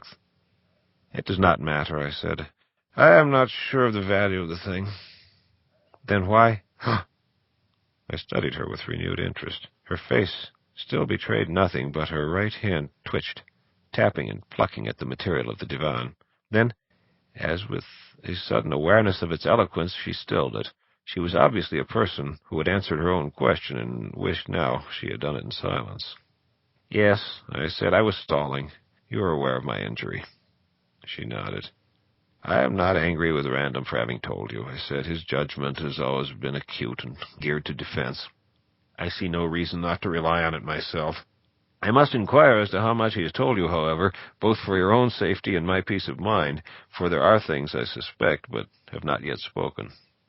I understand it is difficult to assess a negative, the things he might have left out, I mean, but he tells me most things. I know your story and most of the others. He keeps me aware of events, suspicions, conjectures. Thank you, I said, taking a sip of the wine. That makes it easier for me to speak, then, seeing how things are with you. I'm going to tell you everything that happened from breakfast till now. So I did. She smiled occasionally as I spoke, but she did not interrupt. When I had finished, she asked, You thought that mention of Martin would upset me? It seemed possible, I told her. No, she said. You see, I knew Martin in Revma when he was but a small boy. I was there while he was growing up. I liked him then. Even if he were not Random's son, he would still be dear to me. I can only be pleased with Random's concern and hope that it has come in time to benefit them both. I shook my head. I do not meet people like you too often, I said. I am glad that I finally have. She laughed and said, You were without sight for a long while. Yes. It can embitter a person, or it can give him a greater joy in those things which he does have. I did not have to think back over my feelings from those days of blindness to know that I was a person of the first sort, even discounting the circumstances under which I had suffered it. I am sorry, but that is the way that I am, and I am sorry. True, I said. You are fortunate. It's really only a state of mind, a thing a Lord of Shadow can easily appreciate. She rose. I have always wondered as to your appearance, she said. Random has described you, but that's different. May I? Of course. She approached and placed her fingertips upon my face. Delicately, she traced my features. Yes, she said. You are much as I had thought you would be, and I feel the tension in you. It has been there for a long while, has it not? In some form or other, I suppose, ever since my return to Amber. I wonder, she said, whether you might have been happier before you regained your memory. It's one of those impossible questions, I said. I might also be dead if I had not. But putting that part aside for a moment, in those times, there was still a thing that drove me, that troubled me every day. I was constantly looking for ways to discover who I really was, what I was. But were you happier, or less happy, than you are now? Neither, I said. Things balance out. It is, as you suggested, a state of mind. And even if it were not so, I could never go back to that other life now that I know who I am, now that I've found Amber. Why not? Why do you ask me these things? I want to understand you, she said. Ever since I first heard of you back in Rebma, even before Random told me stories, I wondered what it was that drove you. Now I have the opportunity. No, right, of course, just the opportunity. I felt it worth speaking out of turn and order beyond my station simply to ask you. A half-chuckle caught me. Fairly taken, I said. I will see whether I can be honest. Hatred drove me at first. Hatred for my brother Eric and my desire for the throne. Had you asked me on my return which was the stronger, I would have said that it was the summons of the throne. Now, though, I would have to admit that it was actually the other way around. I had not realized it until this moment, but it's true. But Eric is dead, and there is nothing left of what I felt then. The throne remains, but now I find that my feelings toward it are mixed. There is a possibility that none of us has a right to it under present circumstances, and even if all family objections were removed, I would not take it at this time. I would have to see stability restored to the realm and a number of questions answered first. Even if these things showed that you may not have the throne? Even so. Then I begin to understand. What? What is there to understand? Lord Corwin, my knowledge of the philosophical bases of these things is limited, but it is my understanding that you are able to find anything you wish within Shadow. This has troubled me for a long while, and I never fully understood Random's explanations. If you wished, could not each of you walk in Shadow and find yourself another Amber, like this one in all respects, save that you ruled there, or enjoyed whatever other status you might desire? Yes, we can locate such places, I said. Then why is this not done, to have an end of strife? It is because a place could be found which seemed to be the same, but that would be all. We are a part of this Amber as surely as it is a part of us. Any shadow of Amber would have to be populated with shadows of ourselves to seem worthwhile. We could even accept the shadow of our own person should we choose to move into a ready realm. However, the shadow folk would not be exactly like the other people here. A shadow is never precisely like that which casts it. These little differences add up. They're actually worse than major ones. It would amount to entering a nation of strangers. The best mundane comparison which occurs to me is an encounter with a person who strongly resembles another person you know. You keep expecting him to act like your acquaintance. Worse yet, you have a tendency to act toward him, as you would toward that other. You face him with a certain mask, and his responses are not appropriate. It is an uncomfortable feeling. I never enjoy meeting people who remind me of other people. Personality is the one thing we cannot control in our manipulations of shadow. In fact, it is the means by which we can tell one another from shadows of ourselves. This is why Flora could not decide about me for so long, back on the Shadow Earth. My new personality was sufficiently different. I begin to understand, she said. It's not just Amber for you. It is the place plus everything else. The place plus everything else. That is Amber, I agreed. You say that your hate died with Eric, and your desire for the throne has been tempered by the consideration of new things you have learned. That is so. And I think I do understand what it is that moves you. The desire for stability moves me, I said, and something of curiosity, and revenge on our enemies. Duty, she said. Of course. I snorted. It would be comforting to put such a face on it, I said. As it is, however, I will not be a hypocrite. I am hardly a dutiful son of Amber or of Oberon. Your voice makes it plain that you do not wish to be considered one. I closed my eyes, closed them to join her in darkness, to recall for a brief while the world where other messages than light waves took precedence. I knew then that she had been right about my voice. Why had I trodden so heavily on the idea of duty as soon as it was suggested? I like credit for being good and clean and noble and high-minded when I have it coming, even sometimes when I do not, the same as the next person. What bothered me about the notion of duty to Amber? Nothing. What was it, then? Dad. I no longer owed him anything, least of all duty. Ultimately, he was responsible for the present state of affairs. He had fathered a great brood of us without providing for a proper succession. He had been less than kind to all of our mothers, and he then expected our devotion and support. He played favorites, and, in fact, it even seemed he played us off against one another. He then got suckered into something he could not handle and left the kingdom in a mess. Sigmund Freud had long ago anesthetized me to any normal generalized feelings of resentment which might operate within the family unit. I have no quarrel on those grounds. Facts are another matter. I did not dislike my father simply because he had given me no reason to like him. In truth, it seemed that he had labored in the other direction. Enough. I realized what it was that bothered me about the notion of duty.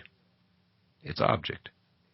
You're right, I said, opening my eyes, regarding her. And I am glad that you told me of it. I rose. Give me your hand, I said. She extended her right hand, and I raised it to my lips. Thank you, I said. It was a good lunch. I turned and made my way to the door. When I looked back, she had blushed and was smiling, her hand still partly raised, and I began to understand the change in random. Good luck to you, she said, the moment my footsteps ceased. And you, I said, and went out quickly. I had been planning to see Brand next, but just could not bring myself to do it. For one thing, I did not want to encounter him with my wits dulled by fatigue. For another, talking with Vial was the first pleasant thing which had happened to me in some time, and just this once I was going to quit while I was ahead. I mounted the stairs and walked the corridor to my room, thinking, of course, of the night of the knifings as I fitted my new key to my new lock. In my bedchamber, I drew the drapes against the afternoon's light, undressed, and got into bed. As on other occasions of rest, after stress, with more stress pending, sleep eluded me for a time. For a long while I tossed and twisted, reliving events of the past several days, and some from even farther back. When finally I slept, my dreams were an amalgam of the same material, including a spell in my old cell, scraping away at the door. It was dark when I awoke, and I actually felt rested. The tension gone out of me. My reverie was much more peaceful. In fact, there was a tiny charge of pleasant excitement dancing through the back of my head. It was a tip-of-the-tongue imperative, a buried notion that, yes. I sat up. I reached for my clothes, began to dress. I buckled on Greswander. I folded a blanket and tucked it under my arm. Of course, my mind felt clear and my side had stopped throbbing. I had no idea how long I had slept, and it was hardly worth checking at this point. I had something far more important to look into, something which should have occurred to me a long while ago, had occurred, as a matter of fact. I had actually been staring right at it once, but the crush of time and events had ground it from my mind, until now. I locked my room behind me and headed for the stairs. Candles flickered, and the faded stag who had been dying for centuries on the tapestry to my right looked back on the faded dogs who had been pursuing him for approximately as long. Sometimes my sympathies are with the stag. Usually, though, I'm all dog. Have to have the thing restored one of these days. The stairs and down. No sounds from below. Late, then. Good. Another day, and we're still alive. Maybe even a trifle wiser. Wise enough to realize there are many more things we still need to know. Hope, though, there's that. a thing I lacked when I squatted in that damned cell, hands pressed against my ruined eyes, howling. Vial, I wish I could have spoken with you for a few moments in those days. But I learned what I learned in a nasty school, and even a milder curriculum would probably not have given me your grace. Still, hard to say. I've always felt I am more dog than stag, more hunter than victim. You might have taught me something that would have blunted the bitterness, tempered the hate. But would that have been for the best? The hate died with its object, and the bitterness, too, has passed. But looking back, I wonder whether I would have made it without them to sustain me. I am not at all certain that I would have survived my internment without my ugly companions to drag me back to life and sanity time and again. Now I can afford the luxury of an occasional stag thought, but then it might have been fatal. I do not truly know, kind lady, and I doubt that I ever will. Stillness on the second floor. A few noises from below. Sleep well, lady. Around and down again. I wondered whether Random had uncovered anything of great moment. Probably not, or he and Benedict should have contacted me by now, unless there was trouble. But no, it's ridiculous to shop for worries. The real thing makes itself felt in due course, and I'd more than enough to go around. The ground floor. Will, I said, and Rolf. Lord Corwin. The two guards had assumed professional stances on hearing my footsteps.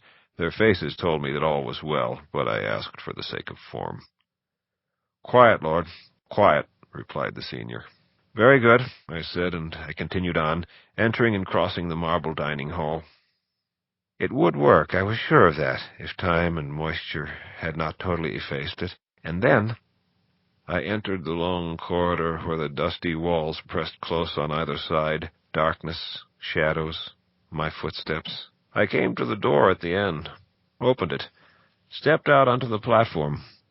Then down once more that spiraling way, a light here, a light there, into the caverns of Colvir. Random had been right, I decided then. If you had gouged out everything down to the level of that distant floor, there would be a close correspondence between what was left and the place of that primal pattern we had visited this morning. On down, twisting and winding through the gloom, the torch and lantern-lit guard station was theatrically stark within it. I reached the floor and headed that way. "Good evening, Lord Corwin," said the lean, cadaverous figure who rested against a storage rack, smoking his pipe, grinning around it. "Good evening, Roger. How are things in the netherworld?" "A rat, a bat, a spider. Nothing much else astir. Peaceful. You enjoy this duty?" He nodded. "I am writing a philosophical romance, shot through with elements of horror and morbidity. I work on those parts down here." Fitting, I said. "I'll be needing a lantern." He took one from the rack, brought it to flame from his candle. "Will it have a happy ending?" I inquired. He shrugged. "I'll be happy." "I mean, does good triumph and hero bed heroine, or do you kill everybody off?" "That's hardly fair," he said. "Never mind. Maybe I'll read it one day." "Maybe," he said. I took the lantern and turned away, heading in a direction I had not taken in a long while. I discovered that I could still measure the echoes in my mind. Before too long I neared the wall, sighted the proper corridor, entered it. It was simply a matter of counting my paces then. My feet knew the way. The door to my old cell stood partly ajar. I set down the lantern and used both hands to open it fully. It gave way grudgingly, moaning as it moved. Then I raised the lantern, held it high, and entered. My flesh tingled, and my stomach clenched itself within me. I began to shiver. I had to fight down a strong impulse to bolt and run.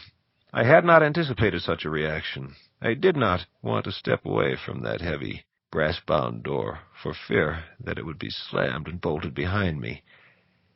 It was an instant close to pure terror that the small, dirty cell had aroused in me. I forced myself to dwell on particulars, the hole which had been my latrine, the blackened spot where I had built my fire on that final day. I ran my left hand over the inner surface of the door, finding and tracing there the grooves I had worn while scraping away with my spoon. I remembered what the activity had done to my hands. I stooped to examine the gouging. Not nearly so deep as it had seemed at the time, not when compared to the total thickness of the door. I realized how much I had exaggerated the effects of that feeble effort toward freedom. I stepped past it and regarded the wall. Faint. Dust and moisture had worked to undo it, but I could still discern the outlines of the lighthouse of Cabra, bordered by 4 slashes of my old spoon handle. The magic was still there, that force which had finally transported me to freedom. I felt it without calling upon it. I turned and faced the other wall. The sketch which I now regarded had fared less well than that of the lighthouse, but then it had been executed with extreme haste by the light of my last few matches. I could not even make out all the details, though my memory furnished a few of those which were hidden. It was a view of a den or library, bookshelves lining the walls, a desk in the foreground, a globe beside the desk. I wondered whether I should risk wiping it clean. I set my lantern on the floor, returned to the sketch on the other wall. With the corner of my blanket, I gently wiped some dust from a point near the base of the lighthouse. The line grew clearer. I wiped it again, exerting a little more pressure. Unfortunate. I destroyed an inch or so of outline. I stepped back and tore a wide strip from the edge of the blanket. I folded what remained into a pad and seated myself on it. Slowly, carefully then, I set to work on the lighthouse. I had to get an exact feeling for the work before I tried cleaning the other one. Half an hour later, I stood up and stretched, bent and massaged life back into my legs. What remained of the lighthouse was clean. Unfortunately, I had destroyed about 20% of the sketch before I developed a sense of the wall's texture and an appropriate stroke across it. I doubted that I was going to improve any further. The lantern sputtered as I moved it. I unfolded the blanket, shook it out, tore off a fresh strip. Making up a new pad, I knelt before the other sketch and set to work. A while later, I had uncovered what remained of it. I had forgotten the skull on the desk until a careful stroke revealed it once again, and the angle of the far wall, and a tall candlestick. I drew back. It would be risky to do any more scrubbing, probably unnecessary also. It seemed about as entire as it had been. The lantern was flickering once again. Cursing Roger for not checking the kerosene level, I stood and held the light at shoulder level off to my left. I put everything from my mind but the scene before me. It gained something of perspective as I stared. A moment later, and it was totally three-dimensional and had expanded to fill my entire field of vision. I stepped forward then and rested the lantern on the edge of the desk. I cast my eyes about the place. There were bookshelves on all 4 walls, no windows. 2 doors at the far end of the room, right and left, across from one another, one closed, the other partly ajar. There was a long, low table, covered with books and papers, beside the open door. Bizarre curios occupied open spaces on the shelves and odd niches and recesses in the walls. Bones, stones, pottery, inscribed tablets, lenses, wands, instruments of unknown function. The huge rug resembled an artibill. I took a step toward the end of the room, and the lantern sputtered again. I turned and reached for it. At that moment, it failed. I growled an obscenity and lowered my hand. Then I turned slowly to check for any possible light sources.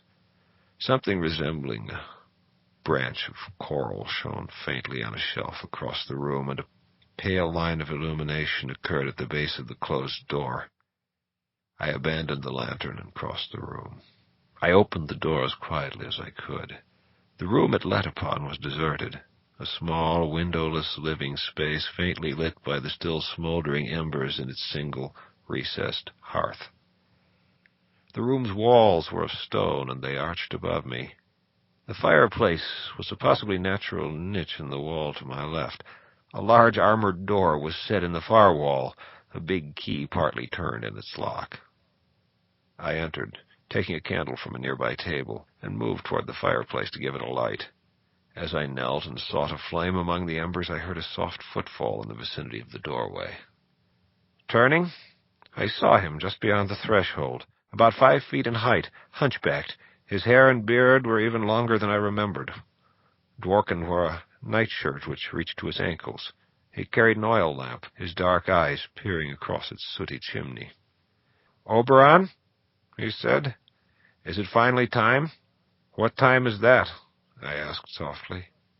He chuckled. "What other? Time to destroy the world, of course."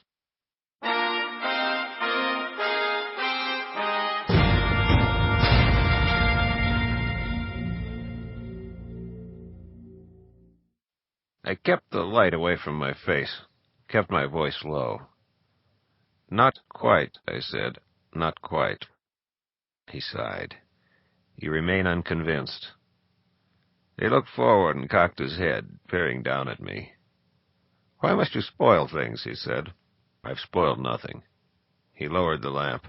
I turned my head again, but he finally got a good look at my face. He laughed. "Funny, funny, funny, funny," he said. "You come as the young Lord Corwin, thinking to sway me with family sentiment. Why did you not choose Brand or Blaze? It was Clarissa's lot served us best." I shrugged and stood. "Yes and no," I said, determined now to feed him ambiguities for so long as he'd accept them and respond. Something of value might emerge, and it seemed an easy way to keep him in a good humor. "And yourself?" I continued. "What face would you put on things?" "Why, to win your goodwill, I'll match you," he said. And then he began to laugh. He threw his head back, and as his laughter rang about me, a change came over him. His stature seemed to increase, and his face, luffed like a sail, cut too close to the wind. The hump on his back was diminished as he straightened and stood taller. His features rearranged themselves, and his beard darkened. By then it was obvious that he was somehow redistributing his body mass, for the nightshirt, which had reached his ankles, was now midway up his shins. He breathed deeply, and his shoulders widened. His arms lengthened. His bulging abdomen narrowed, tapered. He reached shoulder height on me, then higher. He looked me in the eye. His garment reached only to his knees. His hump was totally resorbed. His face gave a final twist. His features steadied, were reset. His laughter fell to a chuckle, faded, closed with a smirk. I regarded a slightly slimmer version of myself. "Sufficient?" he inquired. "Not half bad," I said. "Wait till I toss a couple logs on the fire. I will help you. That's all right." I drew some wood from a rack to the right. Any stalls served me somewhat, buying reactions for my study. As I was about the work, he crossed to a chair and seated himself. When I glanced at him, I saw that he was not looking at me, but staring into the shadows. I drew out the fire building, hoping that he would say something, anything. Eventually, he did. "Whatever became of the grand design?" he asked. I did not know whether he was speaking of the pattern or of some master plan of Dad's to which he had been privy. "So, you tell me," I said. He chuckled again. "Why not? You changed your mind. That's what happened," he said. "From what to what, as you see it?" "Don't mock me. Even you have no right to mock me," he said. "Least of all, you." I got to my feet. "I was not mocking you," I said. I crossed the room to another chair and carried it over to a position near the fire, across from Dworkin. I seated myself. "How did you recognize me?" I asked. "My whereabouts are hardly common knowledge." "That is true." "Do many in Amber think me dead?" "Yes, and others suppose you might be traveling off in shadow." "I see." "How have you been feeling?" He gave me an evil grin. "Do you mean, am I still mad?" "You put it more bluntly than I care to." "There is a fading. There is an intensifying," he said. "It comes to me and it departs again. For the moment I am almost myself. Almost, I say. The shock of your visit, perhaps. Something is broken in my mind. You know that. It cannot be otherwise, though. You know that, too." "I suppose that I do," I said. Why don't you tell me all about it, all over again? Just the business of talking might make you feel better. Might give me something I've missed. Tell me a story. Another laugh.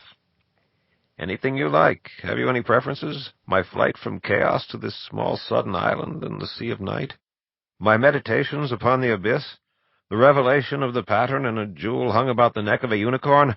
My transcription of the design by lightning, blood, and lyre, while our fathers raged, baffled, too late to come to call me back, while the poem of fire ran that first route in my brain, infecting me with the will to form? Too late, too late. Possessed of the abominations born of the disease, beyond their aid, their power, I planned and built, captive of my new self. Is that the tale you'd hear again? Or rather, I tell you of its cure. My mind spun at the implications he had just scattered by the fistful.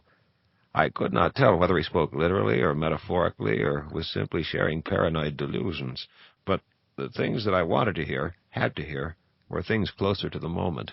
So, regarding the shadowy image of myself from which that ancient voice emerged, "Tell me of its cure," I said. He braced his fingertips together and spoke through them. "I am the pattern," he said, "in a very real sense. In passing through my mind to achieve the form it now holds, the foundation of amber, it marked me as surely as I marked it. I realized one day that I am both the pattern and myself, and it was forced to become Dworkin in the process of becoming itself. There were mutual modifications in the birthing of this place and this time, and therein lay our weakness as well as our strength. For it occurred to me that damage to the pattern would be damage to myself, and damage to myself would be reflected within the pattern. Yet I could not be truly harmed, because the pattern protects me. And who but I could harm the pattern? A beautiful closed system, it seemed, its weakness totally shielded by its strength." He fell silent. I listened to the fire. I do not know what he listened to. Then, "I was wrong," he said. "Such a simple matter, too. My blood, with which I drew it, could deface it. But it took me ages to realize that the blood of my blood could also do this thing. You could use it. You could also change it. Yea, unto the third generation." It did not come to me as a surprise, learning that he was grandsire to us all. Somehow it seemed that I had known all along, had known but never voiced it. Yet, if anything, this raised more questions than it answered. Collect one generation of ancestry, proceed to confusion. I had less idea now than ever before as to what Dworkin really was. Add to this the fact that even he acknowledged it was a tale told by a madman. "But to repair it?" I said. He smirked, my own face twisting before me. "Have you lost your taste to be a lord of the living void, a king of chaos?" he asked. "Mayhap," I replied. "By the unicorn, thy mother, I knew it would come to this. The pattern is as strong in you as is the greater realm. What, then, is your desire?" "To preserve the realm." He shook my head. "'Twould be simpler to destroy everything and try a new start, as I have told you so often before." "I'm stubborn, so tell me again," I said, attempting to simulate Dad's gruffness. He shrugged. "Destroy the pattern and we destroy amber, and all of the shadows and polar array about it. Give me leave to destroy myself in the midst of the pattern, and we will obliterate it. Give me leave by giving me your word that you will then take the jewel which contains the essence of order and use it to create a new pattern, bright and pure, untainted, drawing upon the stuff of your own being while the legions of chaos attempt to distract you on every side. Promise me that, and let me end it. For broken as I am, I would rather die for order than live for it.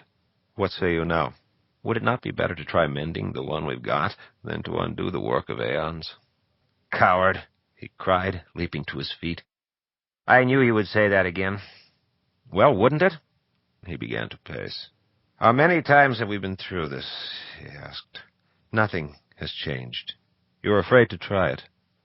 "Perhaps," I said. But do you not feel that something for which you have given so much is worth some effort, some additional sacrifice, if there is even a possibility of saving it? You still do not understand, he said. I cannot but think that a damaged thing should be destroyed and hopefully replaced. The nature of my personal injury is such that I cannot envision repair. I am damaged in just this fashion. My feelings are foreordained. If the jewel can create a new pattern, why will it not serve to repair the old one, end our troubles, heal your spirit? He approached and stood before me. Where is your memory? He said. You know that it would be infinitely more difficult to repair the damage than it would be to start over again. Even the jewel could more easily destroy it than repair it. Have you forgotten what it is like out there? He gestured toward the wall behind him. Do you want to go and look at it again? Yes, I said. I would like that. Let's go. I rose and looked down at him. His control over his form had begun slipping when he had grown angry. He had already lost 3 or 4 inches in height. The image of my face was melting back into his own gnome-like features, and a noticeable bulge was growing between his shoulders, had already been visible when he had gestured. His eyes widened, and he studied my face. You really mean it, he said, after a moment. All right, then. Let us go. He turned and moved toward the big metal door. I followed him. He used both hands to turn the key. Then he threw his weight against it. I moved to help him, but he brushed me aside with extraordinary strength before giving the door a final shove. It made a grating noise and moved outward into a fully opened position. I was immediately struck by a strange, somehow familiar odor.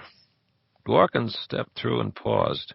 He located what looked to be a long staff leaning against the wall off to his right. He struck it several times against the ground, and its upper end began to glow. It lit up the area fairly well, revealing a narrow tunnel into which he now advanced. I followed him, and it widened before too long so that I was able to come abreast of him. The odor grew stronger, and I could almost place it. It had been something fairly recent. It was close to 80 paces before our way took a turn to the left and upward. We passed then through a little appendix-like area. It was strewn with broken bones, and a large metal ring was set in the rock a couple of feet above the floor. Affixed thereto was a glittering chain, which fell to the floor and trailed on ahead like a line of molten droplets cooling in the gloom. Our way narrowed again after that, and Dworkin took the lead once more. After a brief time, he turned an abrupt corner, and I heard him muttering. I nearly ran into him when I made the turn myself. He was crouched down and groping with his left hand inside a shadowy cleft. When I heard the soft cawing noise and saw that the chain vanished into the opening, I realized what it was and where we were. "Good, Wichser," I heard him say. "I'm not going far. It is all right, good Wichser. Here is something to chew on." From where he had fetched whatever he tossed to the beast, I do not know, but the purple griffin, which I had now advanced far enough to glimpse as it stirred within its lair, accepted the offering with a toss of its head and a series of crunching noises. Dworkin grinned up at me. "Surprised?" he asked. "At what?" "You thought I was afraid of him. You thought I would never make friends with him. You set him here to keep me in there, away from the pattern." "Did I ever say that?" "You did not have to. I'm not a fool." "Have it your way," I said. He chuckled, rose, and continued on along the passageway. I followed, and it grew level underfoot once again. The ceiling rose and the way widened. At length we came to the cave mouth.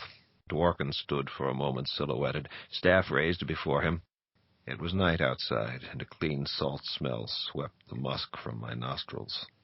Another moment, and he moved forward once more, passing into a world of sky candles and blue velours.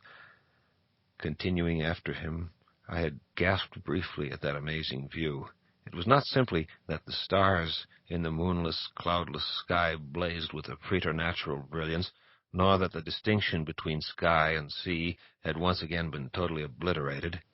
It was that the pattern glowed in almost acetylene blue by that sky-sea, and all of the stars above, beside, and below were arrayed with a geometric precision, forming a fantastic oblique latticework which, more than anything else, gave the impression that we hung in the midst of a cosmic web where the pattern was the true center, the rest of the radiant meshwork a precise consequence of its existence. configuration, position.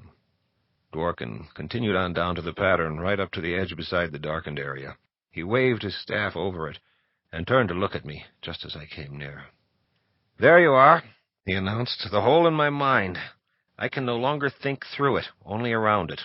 I no longer know what must be done to repair something I now lack. If you think that you can do it, you must be willing to lay yourself open to instant destruction each time you depart the pattern to cross the break. Not destruction by the dark portion, destruction by the pattern itself when you break the circuit. The jewel may or may not sustain you, I do not know, but it will not grow easier. It will become more difficult with each circuit, and your strength will be lessening all the while. The last time we discussed it, you were afraid.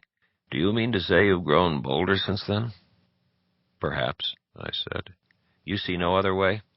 "I know it can be done starting with a clean slate, because once I did it so. Beyond that, I see no other way." "The longer you wait, the more the situation worsens. Why not fetch the jewel and lend me your blade, son? I see no better way."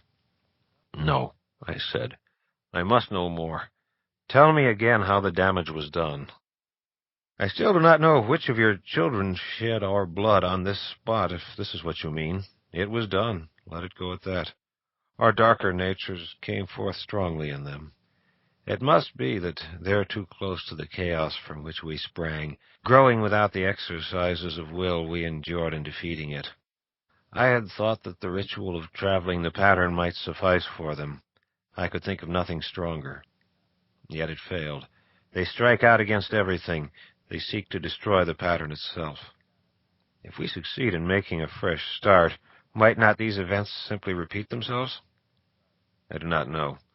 But what choice have we other than failure and to return to chaos? What will become of them if we try for a new beginning? He was silent for a long while. Then he shrugged. "I cannot tell. What would another generation have been like?" He chuckled. "How can such a question be answered? I have no idea."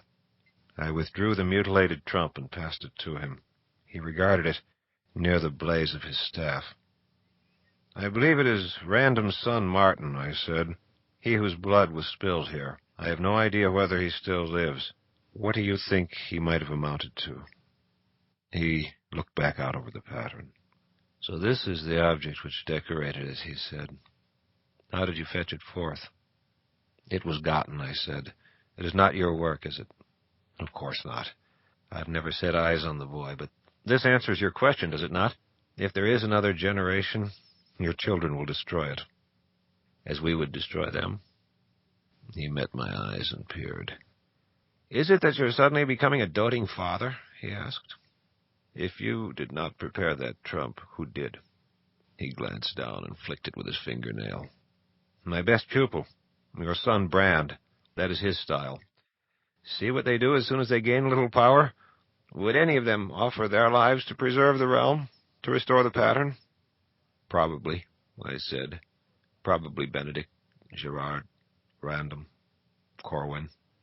Benedict has the mark of doom upon him. Gerard possesses the will, but not the wit. Random lacks courage and determination. Corwin, is he not out of favor and out of sight?" My thoughts returned to our last meeting, when he had helped me to escape from my cell to Cabra. It occurred to me that he might have had second thoughts concerning that, not having been aware of the circumstances which had put me there. "Is that why you have taken his form?" he went on. "Is this some manner of rebuke? Are you testing me again?" "He is neither out of favor nor sight," I said, "though he has enemies among the family and elsewhere. He would attempt anything to preserve the realm. How do you see his chances?"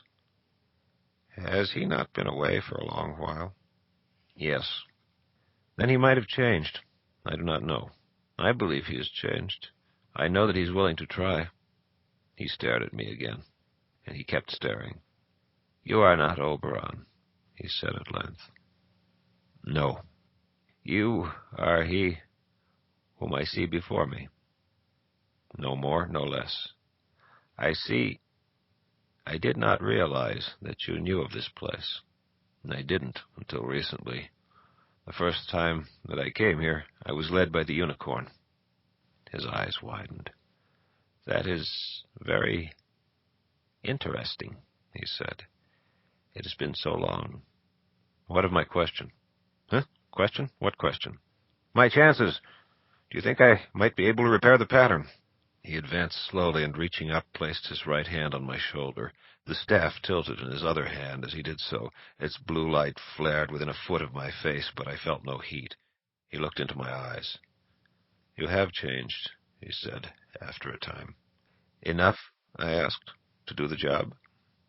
He looked away. Perhaps enough to make it worth trying, he said, even if we are foredoomed to failure. Will you help me? I do not know, he said, that I will be able. This thing with my moods, my thoughts, it comes and it goes. Even now I feel some of my control slipping away. The excitement, perhaps. We had best get back inside. I heard a clinking noise at my back. When I turned, the Griffin was there, his head swinging slowly from left to right, his tail from right to left, his tongue darting. He began to circle us, halting when he came to a position between Dworkin and the pattern. He knows, Dworkin said. He can sense it when I begin to change. He will not let me near the pattern then. Good, Wixer. We're returning now. It's all right. Come, Corwin. We headed back toward the cave mouth, and Wixer followed, a clink for every pace. The jewel, I said, the jewel of judgment. You say that it is necessary for the repair of the pattern. Yes, he said. It would have to be borne the entire distance through the pattern, reinscribing the original design in the places where it's been broken. This could only be done by one who is attuned to the jewel, though. I am attuned to the jewel, I said. How? He asked, halting. Wixer made a cackling noise behind us, and we resumed walking. I followed your written instructions, and Eric's verbal ones, I said. I took it with me to the center of the pattern and projected myself through it. I see, he said. How did you obtain it? From Eric, on his deathbed. We entered the cave. You have it now? I was forced to catch it in a place off in shadow. I would suggest you retrieve it quickly and bring it here, or take it back to the palace. It is best kept near the center of things. Why is that? It tends to have a distorting effect on shadows if it lies too long among them. Distorting? In what fashion? There is no way to tell in advance. It depends entirely upon the locale. We rounded a corner, continued on back, through the gloom. What does it mean, I said, when you're wearing the jewel and everything begins to slow down about you? Fiona warned me that this was dangerous, but she was not certain why. It means that you have reached the bounds of your own existence and that your energies will shortly be exhausted, that you will die unless you do something quickly. What is that?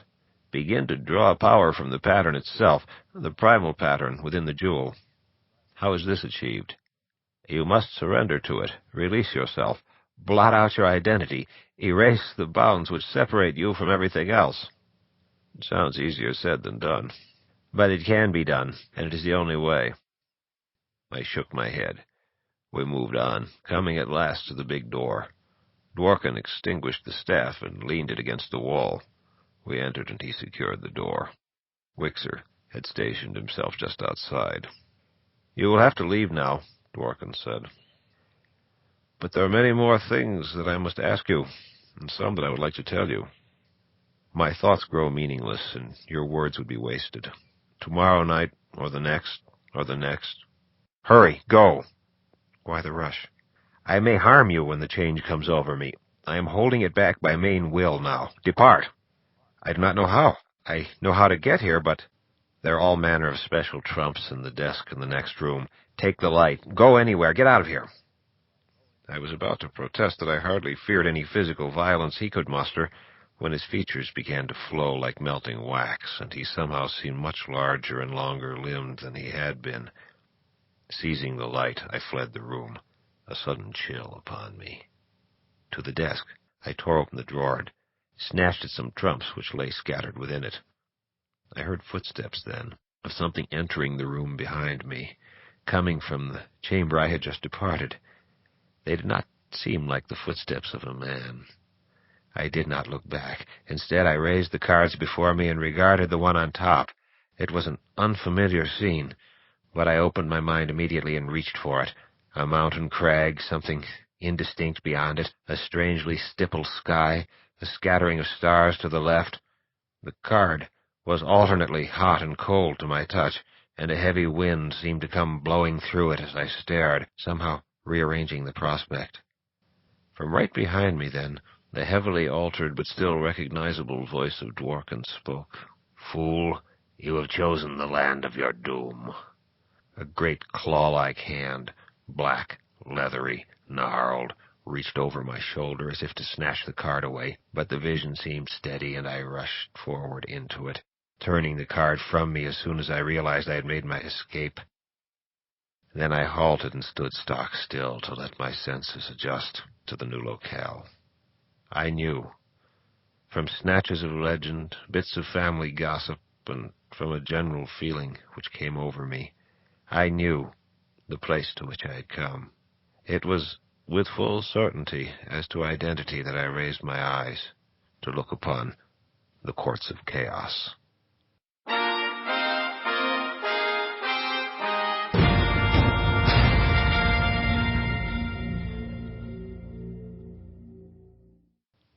Where? The senses are such uncertain things, and now mine were strained beyond their limits. The rock on which I stood, if I attempted to fix my gaze upon it, it took on the aspect of a pavement on a hot afternoon. It seemed to shift and waver, though my footing was undisturbed, and it was undecided as to the portion of the spectrum it might call home. It pulsated and flashed like the skin of an iguana. Looking upward, I beheld a sky such as I had never before set eyes upon. At the moment it was split down the middle, half of it of deepest night black, and the stars danced within it.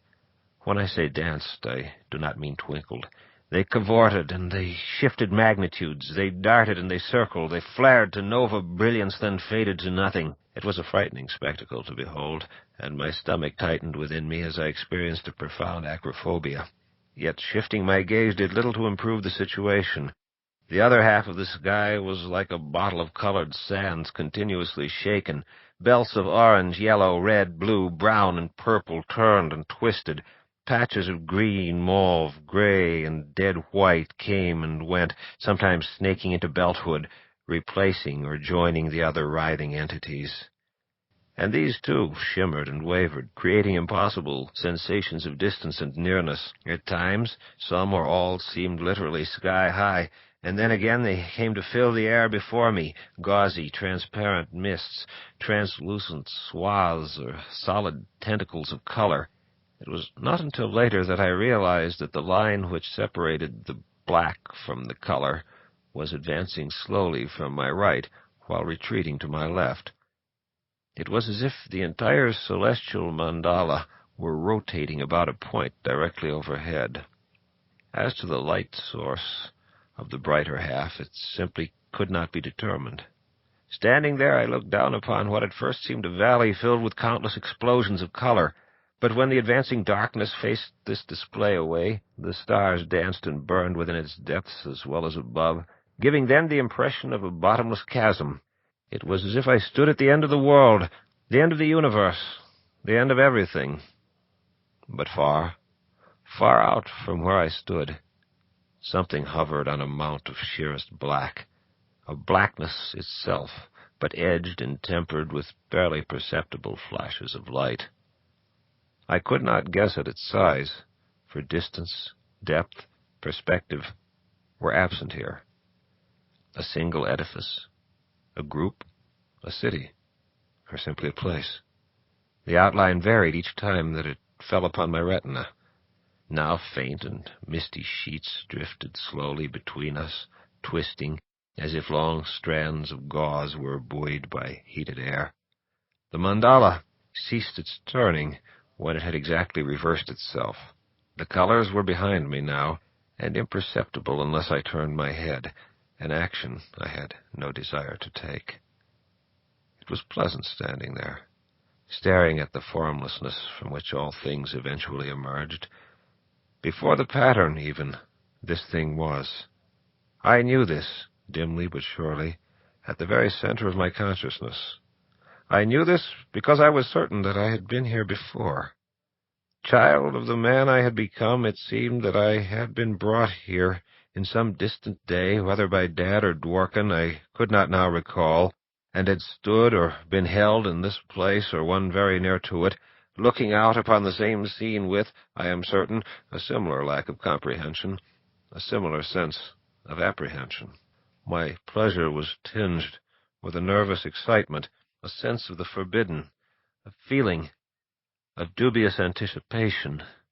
Peculiarly, at that moment, there rose in me a longing for the jewel I had had to abandon in my compost heap on the shadow earth, the thing Dworkin had made so much of.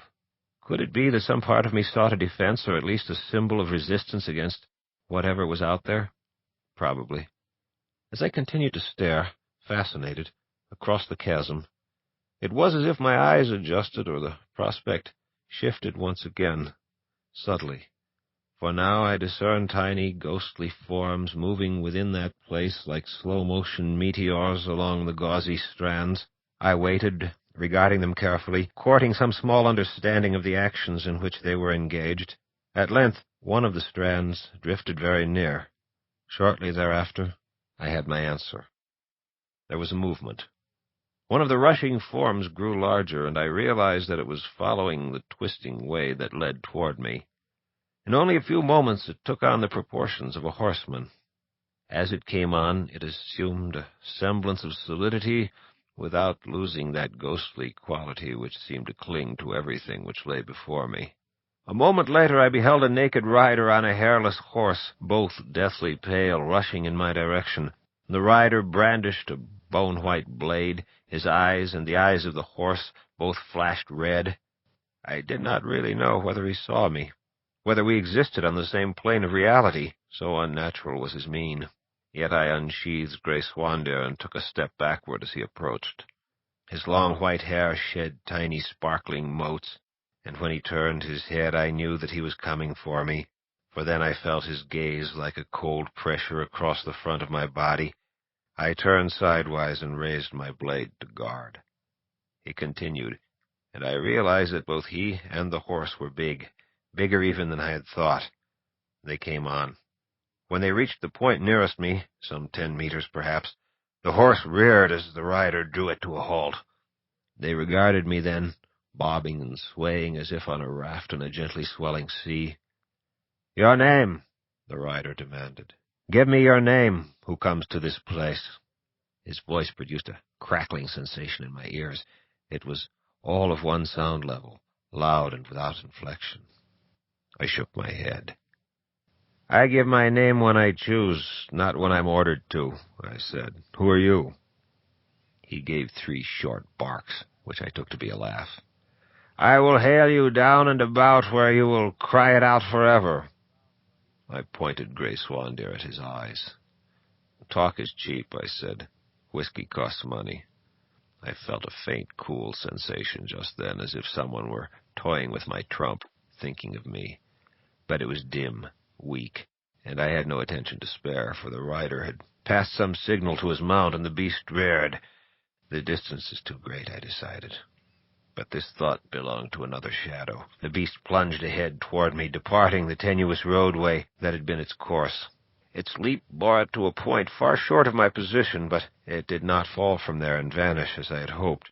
It resumed the motions of galloping, and although its progress was not fully commensurate with the actions, it continued to advance across the abyss at about half speed. While this was occurring, I saw that in the distance from which it had come, another figure appeared to be headed my way. Nothing to do but stand my ground, fight, and hope that I could dispatch this attacker before the other was upon me. As the rider advanced, his ruddy gaze flicked over my person and halted when it fell upon Grey Swandeer. Whatever the nature of the mad illumination at my back, it had tricked the delicate tracery on my blade to life once more, so that that portion of the pattern it bore swam and sparkled along its length. The horseman was very near by then, but he drew back on the reins, and his eyes leaped upward, meeting my own.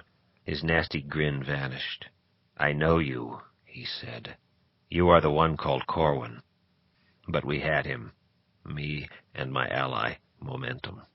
His mount's front hoofs fell upon the ledge, and I rushed forward. The beast's reflexes caused it to seek equal footing for its hind legs, despite the drawn reins. The rider swung his blade into a guard position as I came on, but I cross-stepped and attacked from his left. As he moved his blade cross-body, I was already lunging. Grey Swandir sheared through his pale hide, entering beneath the sternum and above the guts. I wrenched my blade free, and gouts of fire poured like blood from his wound. His sword arm sagged, and his mount uttered a shriek that was almost a whistle as the blazing stream fell upon its neck. I danced back as the rider slumped forward, and the beast, now fully footed, plunged on toward me, kicking. I cut again, reflexively, defensively. My blade nicked its left foreleg, and it too began to burn. I sidestepped once again as it turned and made for me a second time. At that moment, the rider erupted into a pillar of light. The beast bellowed, wheeled, and rushed away. Without pausing, it plunged over the edge and vanished into the abyss, leaving me with the memory of the smoldering head of a cat which had addressed me long ago, and the chill which always accompanied the recollection. I was backed against rock, panting. The wispy road had drifted nearer, 10 feet perhaps, from the ledge. I had developed a cramp in my left side. The second rider was rapidly approaching. He was not pale like the first. His hair was dark, and there was color in his face. His mount was a properly maned sorrel. He bore a cocked and bolted crossbow. I glanced behind me, and there was no retreat, no crevice into which I might back. I wiped my palm on my trousers and gripped Grey Swandir by the fort of the blade. I turned sideways so as to present the narrowest target possible. I raised my blade between us, hilt level with my head, point toward the ground, the only shield I possessed. The rider came abreast of me and halted at the nearest point on the gauzy strip. He raised the crossbow slowly, knowing that if he did not drop me instantly with his single shot, I might be able to hurl my blade like a spear. Our eyes met. He was beardless, slim, possibly light-eyed within the squint of his aim. He managed his mount well, with just the pressure of his legs. His hands were big, steady, capable. A peculiar feeling passed over me as I beheld him. The moment stretched beyond the point of action. He rocked backward and lowered the weapon slightly, though none of the tension left his stance. "You," he called out. "Is that the blade, Grey Swandir?" "Yes," I answered. "It is." He continued his appraisal, and something within me looked for words to wear, failed, ran naked away through the night. "What do you want here?" he asked. "To depart," I said. There was a ch-ch as his bolt struck the rock far ahead and to the left of me. "Go, then," he said. "This is a dangerous place for you." He turned his mount back in the direction from which he had come. I lowered Grey Swandir. "I won't forget you," I said. "No," he answered. "Do not."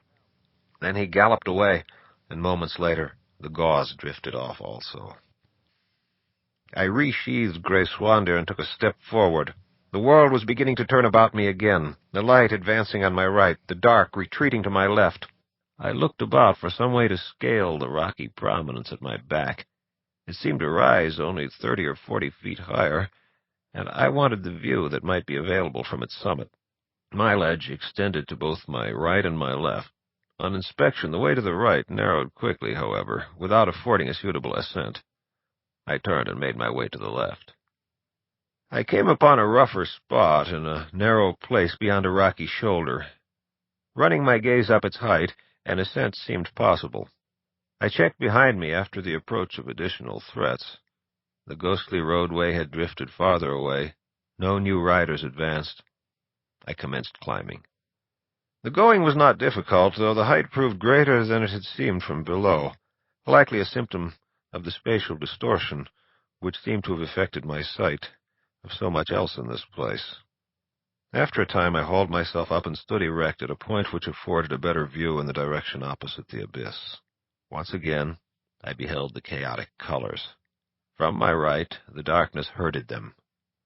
The land they danced above was rock-cropped and cratered, no sign of any life within it. Passing through its midst, however, from the far horizon to a point in the mountains somewhere to the right, inky and serpentine, ran what could only be the Black Road. Another 10 minutes of climbing and maneuvering, and I had positioned myself to view its terminus. It swept through a broad pass in the mountains and ran right to the very edge of the abyss. There, its blackness merged with that which filled the place, noticeable now only by virtue of the fact that no stars shone through it. Using this occlusion to gauge it, I obtained the impression that it continued on to the dark eminence about which the misty strips drifted. I stretched out on my belly so as to disturb the outline of the low crest as little as possible to whatever unseen eyes might flick across it. Lying there, I thought about the opening of this way. The damage to the pattern had laid amber open to this access, and I believed that my curse had provided the precipitating element. I felt now that it would have come to pass without me, but I was certain that I had done my part. The guilt was still partly mine, though no longer entirely so, as I had once believed. I thought then of Eric as he lay dying on Colvire. He had said that as much as he hated me, he was saving his dying curse for the enemies of Amber. In other words, this and these. Ironic. My efforts were now entirely directed toward making good on my least-liked brother's dying wish. His curse to cancel my curse, me as the agent. Fitting, though, perhaps, in some larger sense.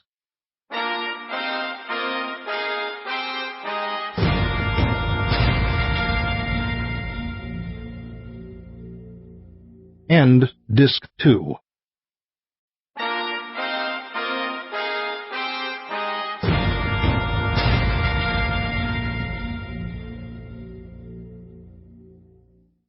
I sought and was pleased not to discover ranks of glowing riders setting forth or assembling upon that road. Unless another raiding party was already underway, Amber was still temporarily safe. A number of things immediately troubled me, however. Mainly, if time did indeed behave as peculiarly in that place as Dara's possible origin indicated, then why had there not been another attack? They had certainly had ample time in which to recover and prepare for another assault. Had something occurred recently, by Amber's time, that is, to alter the nature of their strategy? If so, what? My weapons? Brand's recovery? Or something else? I wondered, too, how far Benedict's outposts reached. Certainly not this far, or I should have been informed. Had he ever been to this place? Had any of the others, within recent memory, stood where I had just stood, looking upon the courts of chaos, knowing something that I did not know? I resolved to question Brand and Benedict in this regard as soon as I returned.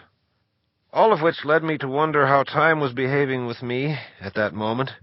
Better not to spend any more time here than I had to, I decided. I scanned the other trumps I had removed from Dworkin's desk. While they were all of them interesting, I was familiar with none of the scenes depicted. I slipped my own case then and riffled through to Random's trump.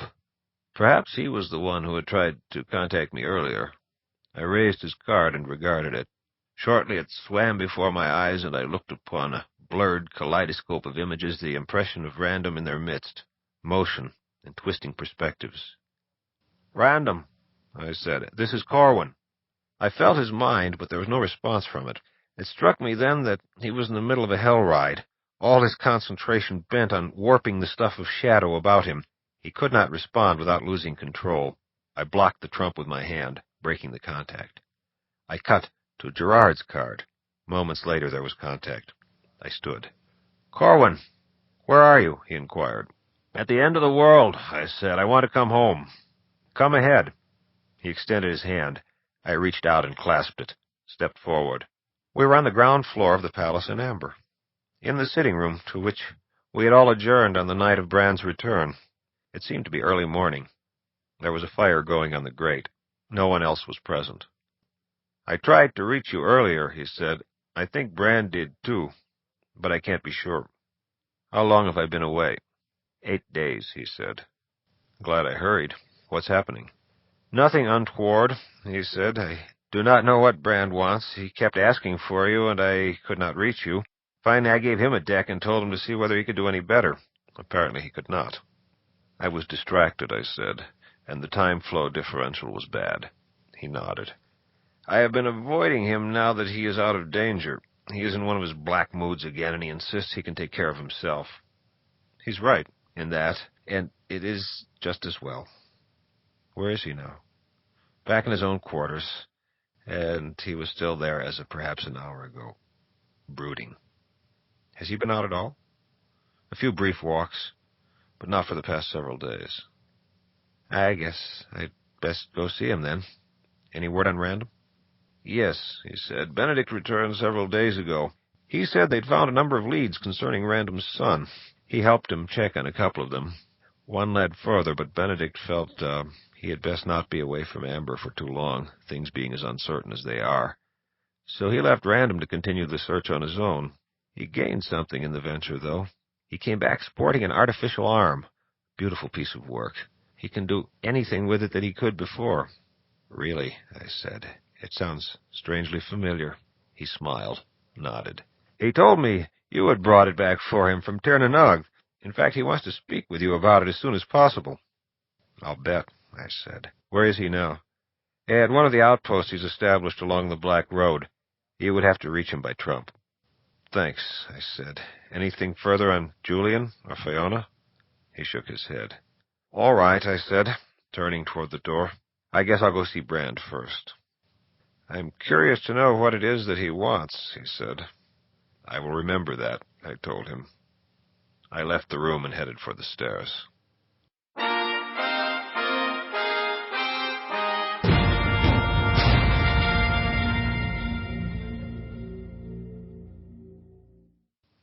I rapped on Brand's door. Come in, Carwin, he said. I did, deciding as I crossed the threshold that I would not ask him how he had known who it was.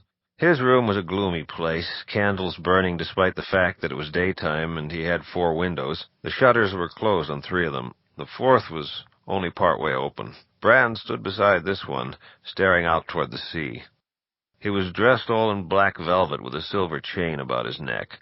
His belt was also of silver, a fine, linked affair. He played with a small dagger and did not look at me as I entered. He was still pale, but his beard was neatly trimmed, and he looked well scrubbed and a bit heavier than he had when last I had seen him. You're looking better, I said. How are you feeling? He turned and regarded me, expressionless, his eyes half closed. Where the hell have you been? He said. Hither and yon. What did you want to see me about? I asked you where you've been. And I heard you, I said, reopening the door behind me. Now I'm going to go out and come back in. Supposing we start this conversation over again. He sighed. Wait a minute, I'm sorry, he said. Why are we all so thin-skinned? I do not know.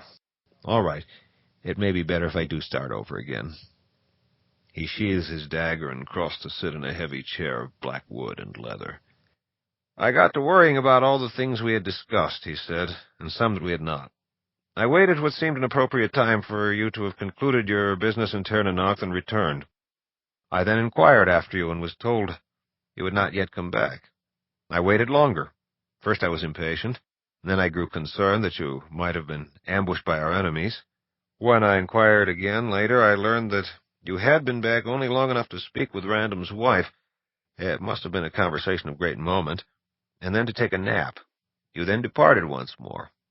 I was irritated that you had not seen fit to keep me posted as to events, but I resolved to wait a bit longer. Finally, I asked Gerard to get hold of you with your trump. When he failed, I was quite concerned. I tried it myself then, and while it seemed that I touched you on several occasions, I could not get through. I feared for you. Now I see that I had nothing to fear all along. Hence, I was abrupt. I see, I said, taking a seat off to his right. Actually, time was running faster for me than it was for you, so from where I am sitting, I've hardly been away. You are probably further recuperated from your puncture than I am from mine. He smiled faintly and nodded. That is something, anyway, he said, for my pains. I've had a few pains myself, I said, so don't give me any more. You wanted me for something, let's have it. Something is bothering you, he said. Perhaps we ought to discuss that first. All right, I said. Let's. I turned and looked at the painting on the wall beside the door. An oil, A rather somber rendering of the well at Maratha. 2 men standing beside their horses nearby, talking. "You have a distinctive style," I said. "In all things," he replied. "You stole my next sentence," I said, locating Martin's trump and passing it to him. He remained expressionless as he examined it, gave me one brief sidelong look, and then nodded. "I cannot deny my hand," he said. "It executed more than that card, your hand, didn't it?" He traced his upper lip with the tip of his tongue. "Where did you find it?" he asked. "Right where you left it, at the heart of things, in the real amber." "So," he said, rising from the chair and returning to the window, holding up the card as if to study it in a better light. "So," he repeated, "you are aware of more than I'd guessed. How did you learn of the primal pattern?" I shook my head. "You answer my question first. Did you stab Martin?" He turned toward me once again, stared a moment, then nodded sharply. His eyes continued to search my face. "Why?" I asked. "Someone had to," he explained, "to open the way for the powers we needed. We drew straws." "And you won." "Won? Lost?" He shrugged. "What does any of this matter now? Things did not come about as we had intended. I am a different person now than I was then." "Did you kill him?" "What? Martin, Random's son. Did he die as a result of the wound you inflicted?" He turned his hands, palms upward. "I do not know," he said. "If he did not, it was not because I did not try. You need look no further. You've found your guilty party. Now that you have, what are you going to do?" I shook my head. "I? Nothing. For all I know, the lad may still be living." "Then let us move on to matters of greater moment. For how long have you known of the existence of the true pattern?" "Long enough," I said. "Its origin, its functions, the effect of the blood of amber upon it, long enough. I paid more attention to Dworkin than you might have thought. I saw no gain to be had in damaging the fabric of existence, though, so I let Rover lie sleeping for a long, long while. It did not even occur to me until I spoke with you recently that the Black Road might have been connected with such foolishness. When I went to inspect the pattern, I found Martin's trump and all the rest. I was not aware that you were acquainted with Martin." "I've never set eyes on him." "And how were you aware he was the subject of the trump?" "I was not alone in that place." "Who was with you?" I smiled. "No, Brand, it is still your turn. You told me, when last we talked, that the enemies of Amber hide all the way from the courts of chaos, that they have access to the realm via the Black Road because of something you and Blaze and Fiona had done back when you were of one mind as to the best way to take the throne. Now I know what it is that you did, yet Benedict has been watching the Black Road, and I have just looked upon the courts of chaos. There is no new massing of forces, no movement toward us upon that road. I know that time flows differently in that place. They should have had more than enough time to ready a new assault. I want to know what's holding them back. Why have they not moved? What are they waiting for, Brand?" "You credit me with more knowledge than I possess." "I don't think so. You are the resident expert on the subject. You've dealt with them. That trump is evidence that you've been holding back on other matters. Don't weasel. Just talk." "The courts," he said. "You have been busy. Eric was a fool not to have killed you immediately, if he was aware you had knowledge of these things." "Eric was a fool," I acknowledged. "You are not. Now talk." "But I am a fool," he said. "A sentimental one at that. Do you recall the day of our last argument, here in Amber, so long ago?" "Somewhat." "I was sitting on the edge of my bed. You were standing by my writing desk. As you turned away and headed toward the door, I resolved to kill you. I reached beneath my bed, where I keep a cocked crossbow with a bolt in it. I actually had my hand on it and was about to raise it when I realized something which stopped me." He paused. "What was that?" I asked. "Look over there by the door." I looked. I saw nothing special. I began to shake my head, just as he said, "On the floor." Then I realized what it was. Russet and olive and brown and green with a small geometric pattern. He nodded. "You were standing on my favorite rug. I did not want to get blood on it. Later my anger passed. So I, too, am a victim of emotion and circumstance." "Lovely story," I began. "But now you want me to stop stalling. I was not stalling, however. I was attempting to make a point. We are all of us alive by one another's sufferance and an occasional fortunate accident. I am going to propose suspending that sufferance and eliminating the possibility of accident in a couple of very important cases. First, though, to answer your question, while I do not know for certain what is holding them back, I can venture a very good guess. Blaze has assembled a large strike force for an attack on Amber. It will be nowhere near the scale of the one on which you accompanied him, however. You see, he will be counting on the memory of that last attack to have conditioned the response to this one. It will probably also be preceded by attempts to assassinate Benedict and yourself. The entire affair will be a feint, though. I would guess that Fiona has contacted the Courts of Chaos, may even be there right now, and has prepared them for the real attack, which might be expected any time after Blaze's diversionary foray. Therefore, you say this is a very good guess, I interrupted. But we do not even know for certain that Blaze is still living. Blaze is alive, he said. I was able to ascertain his existence via his trump, even a brief assessment of his current activities, before he became aware of my presence and blocked me out. He is very sensitive to such surveillance.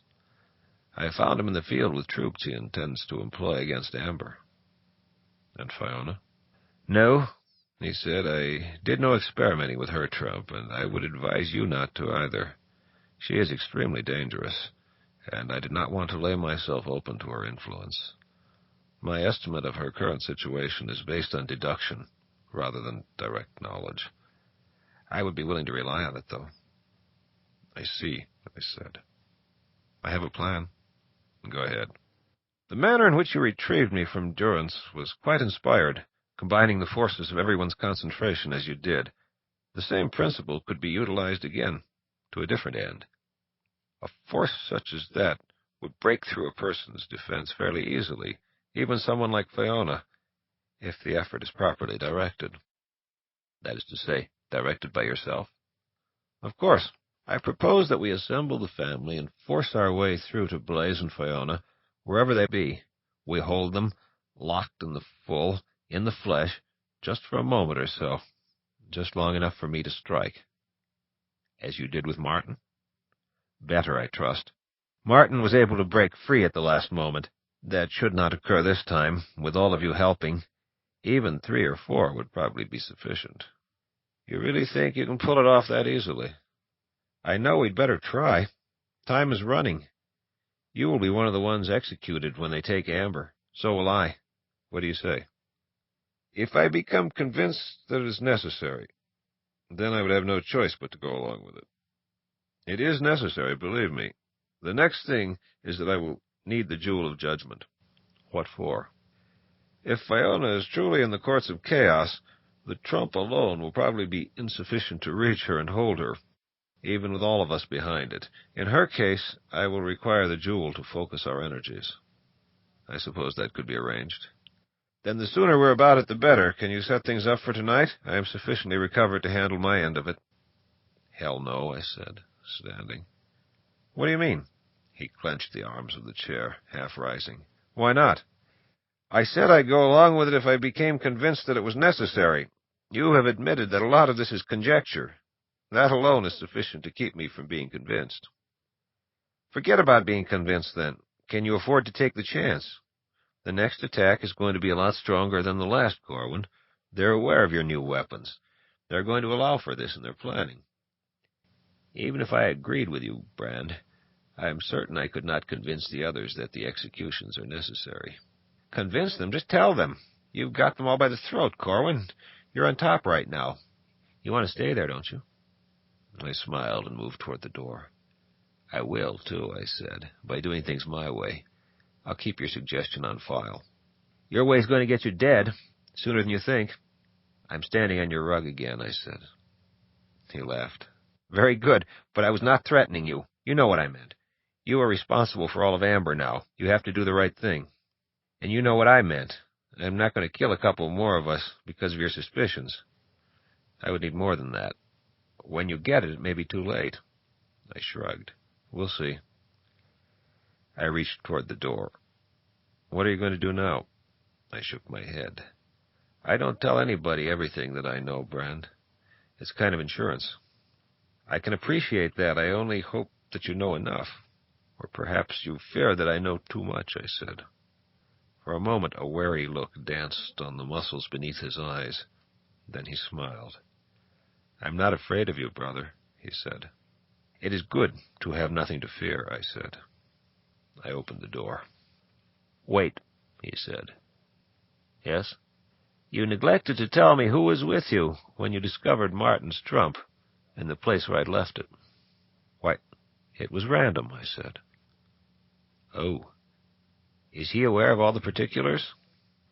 If you mean, does he know that you stabbed his son, I said, the answer is no, not yet. I see. And of Benedict's new arm, I understand that you somehow got it for him in Tirnanog. I would like to know more about this. Not now, I said. Let's save something for our next get-together. It won't be all that long. I went on out and closed the door. My silent regards to the rug.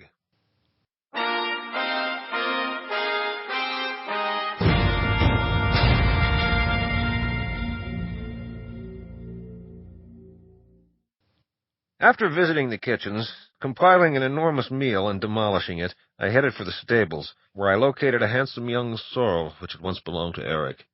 I made friends with him in spite of this, and a short while later we were moving toward the trail down Colver, which would take us to the camp of my shadow forces. As I rode and digested, I tried to sort out the events and revelations of what, to me, had been the past few hours. If Amber had indeed arisen as the result of Dworkin's act of rebellion within the course of chaos, then it followed that we were all of us related to the very forces which now threatened us. It was, of course, difficult to decide how far anything Dworkin said might now be trusted. Yet the Black Road did run to the course of chaos, apparently as a direct result of Bran's ritual, a thing which he had based on principles learned from Dworkin. Fortunately, for now, the parts of Dworkin's narrative which required the greatest credulity were those things which were not of any great moment from an immediate practical standpoint. Still, I had mixed feelings about being descended from a unicorn. Corwin! I drew rein. I opened my mind to the sending, and the image of Gainalon appeared. I'm here, I said. Where did you get hold of a set of trumps and learn how to use them? I picked up a pack from the case in the library a while back. Thought it a good idea to have a way of getting in touch with you in a hurry. As for using them, I just did what you and the others seem to do. Study the trump, think about it, concentrate on getting in touch with the person. I should have gotten you a pack long ago, I said. There was an oversight on my part, which I'm glad you've remedied. Are you just testing them out, or does something come up? Something, he said. Where are you? As chance would have it, I am on my way down to see you. You're all right? Yes. Fine. Come ahead, then. I'd rather not try bringing you through this thing the way you people do. It's not that urgent. I'll see you by and by. Yes. He broke the contact, and I rustled the reins and continued on. For a moment, I had been irritated that he had not simply asked me for a deck. Then I recalled that I had been away for over a week by Amber's time. He'd probably been getting worried. Didn't trust any of the others to do it for him. Perhaps rightly so. The descent went quickly, as did the balance of the journey to the camp.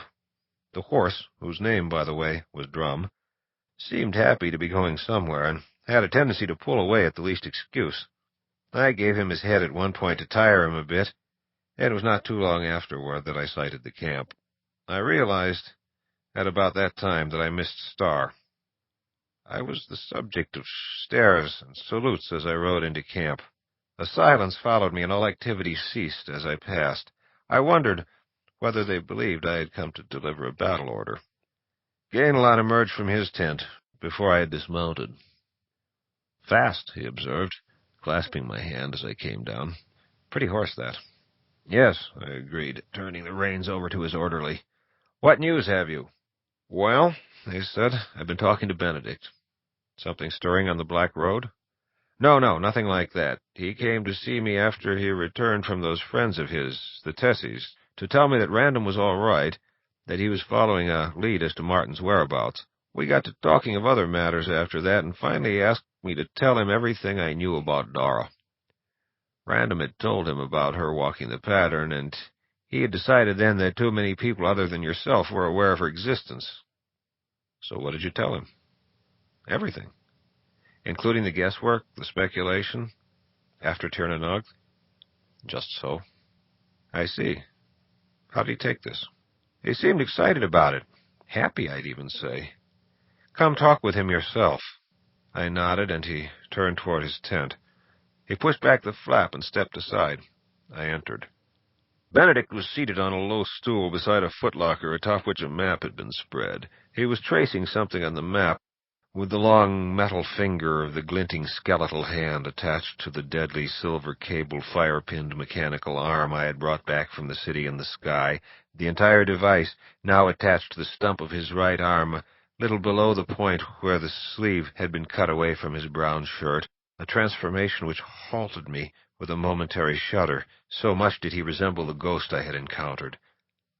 His eyes rose to meet my own, and he raised the hand in greeting, a casual, perfectly executed gesture, and he smiled the broadest smile I had ever seen crease his face.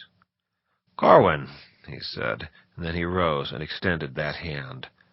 I had to force myself to clasp the device, which had almost killed me. But Benedict looked more kindly disposed toward me than he had in a long while. I shook the new hand, and its pressures were perfect. I tried to disregard its coldness and angularity, and almost succeeded, in my amazement at the control he had acquired over it in such a brief time. "I owe you an apology," he said. "I have wronged you. I'm very sorry." "It's all right," I said. "I understand." He clasped me for a moment, and my belief that things had apparently been set right between us was darkened only by the grip of those precise and deadly fingers on my shoulder. Gainlan chuckled and brought up another stool, which he set at the other end of the locker.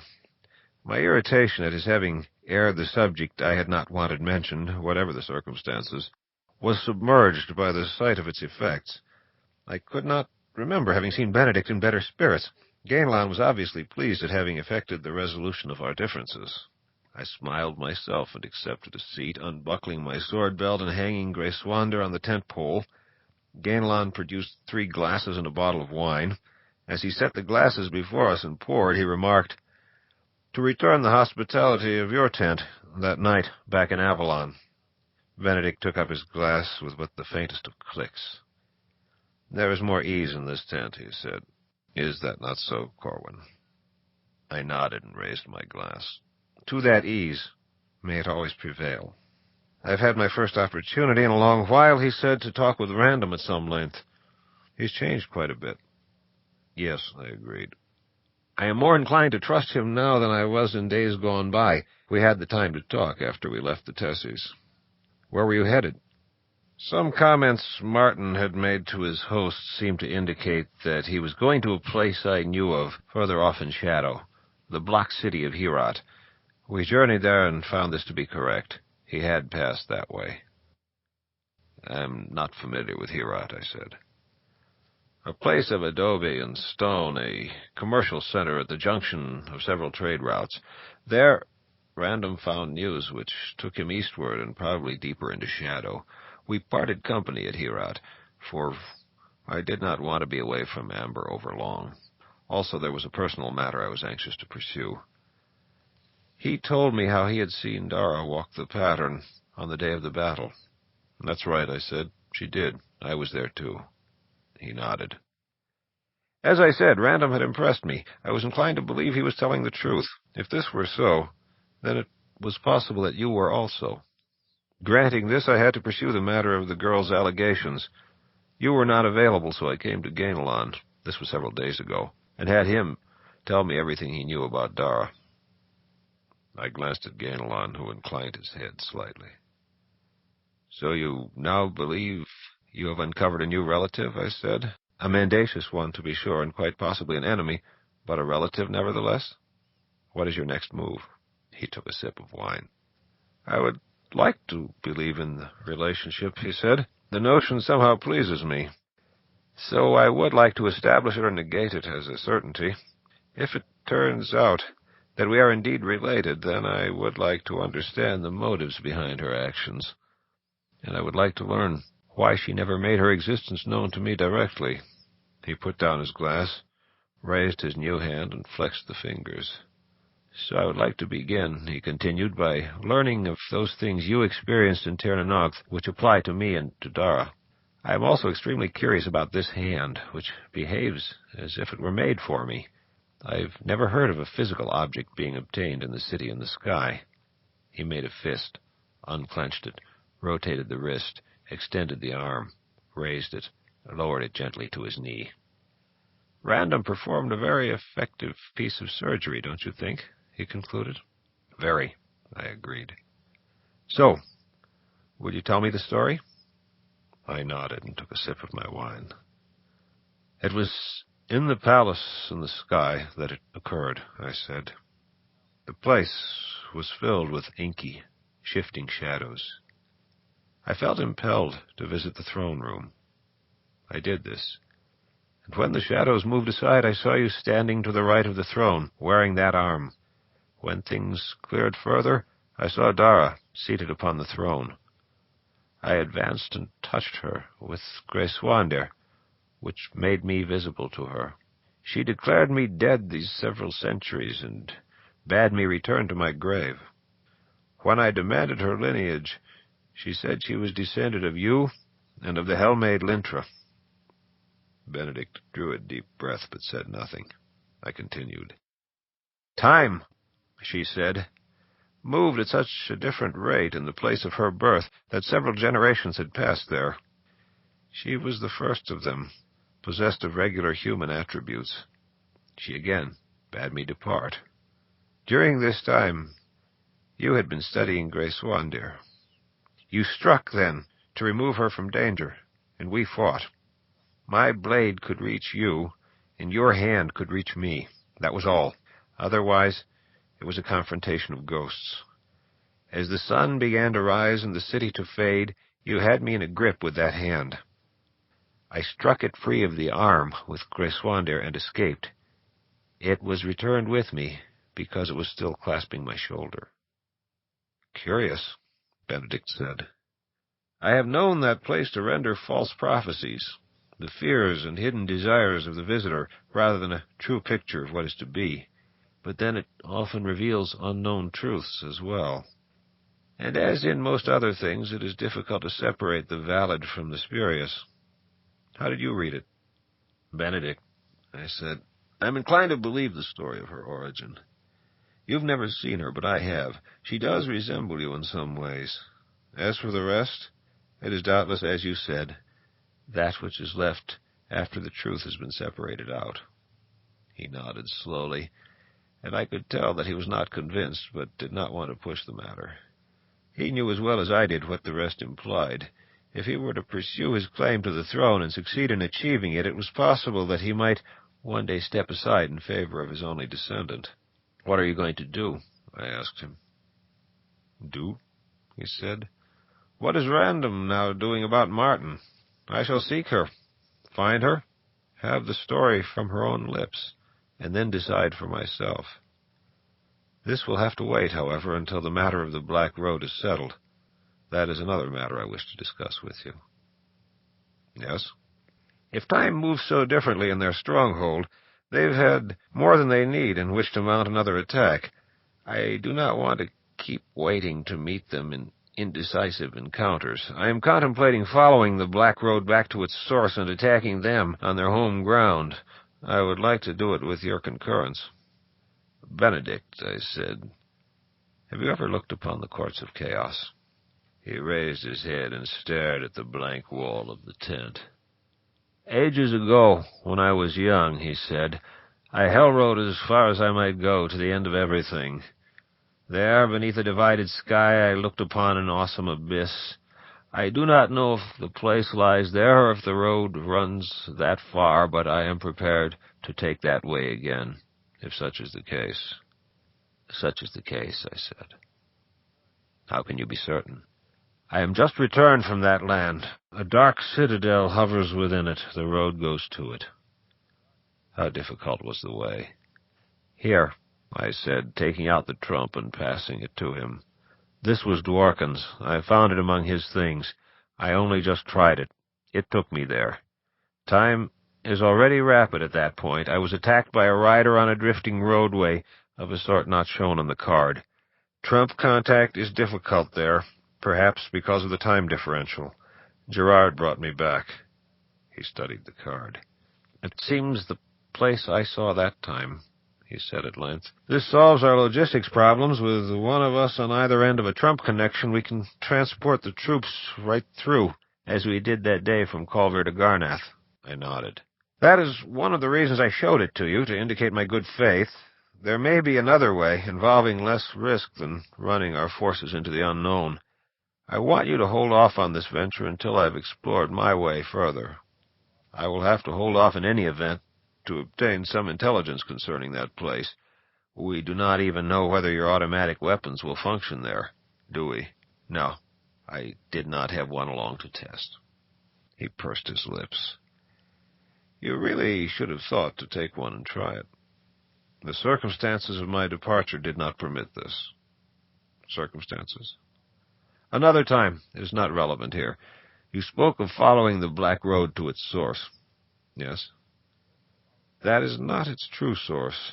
Its real source lies in the true amber, in the defect in the primal pattern.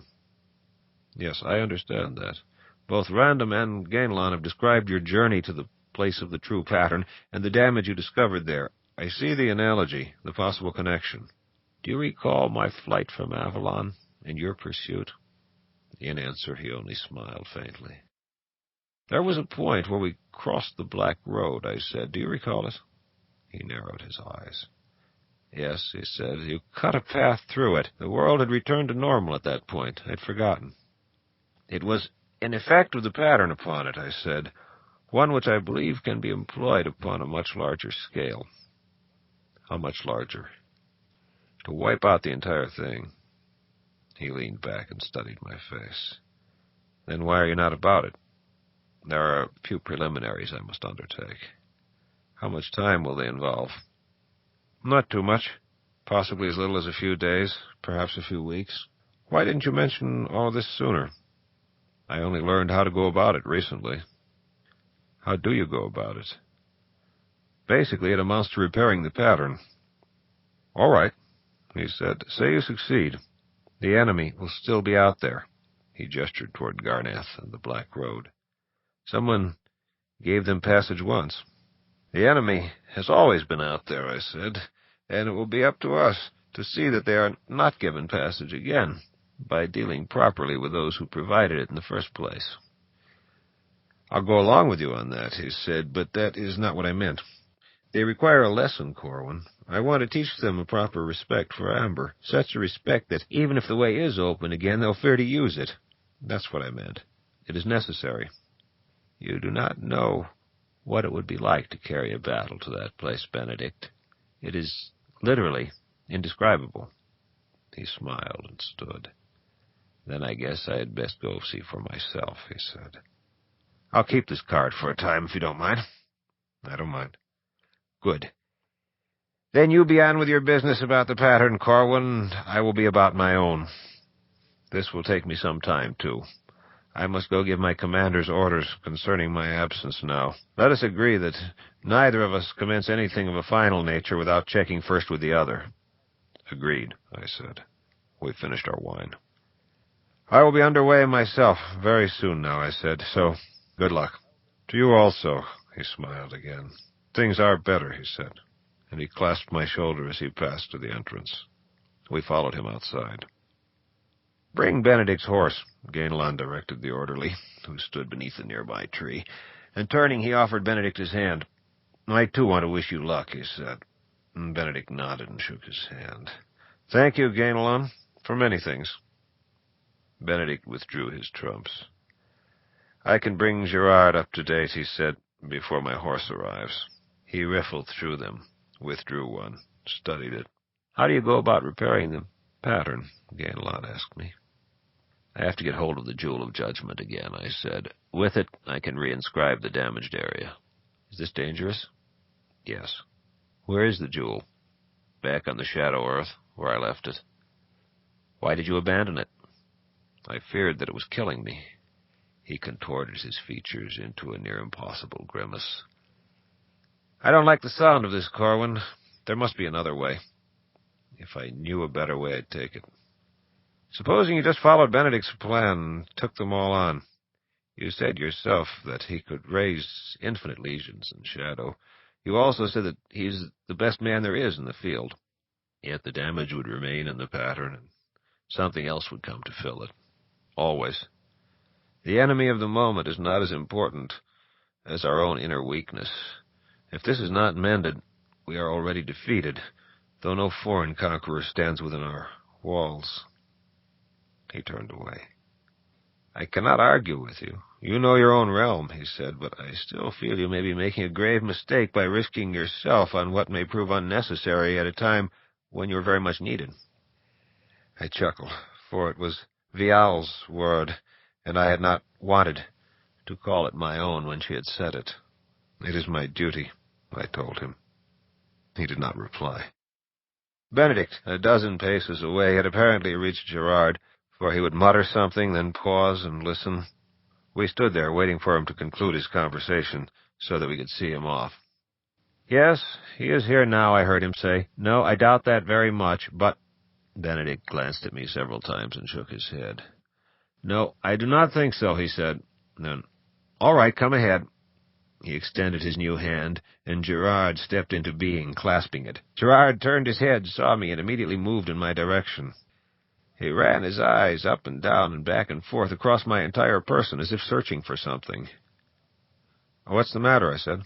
Brand, he replied. He's no longer in his quarters.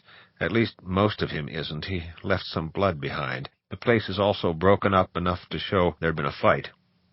I glanced down at my shirt front and trousers. And you're looking for bloodstains, as you can see. These are the same things I had on earlier. They may be dirty and wrinkled, but that's all.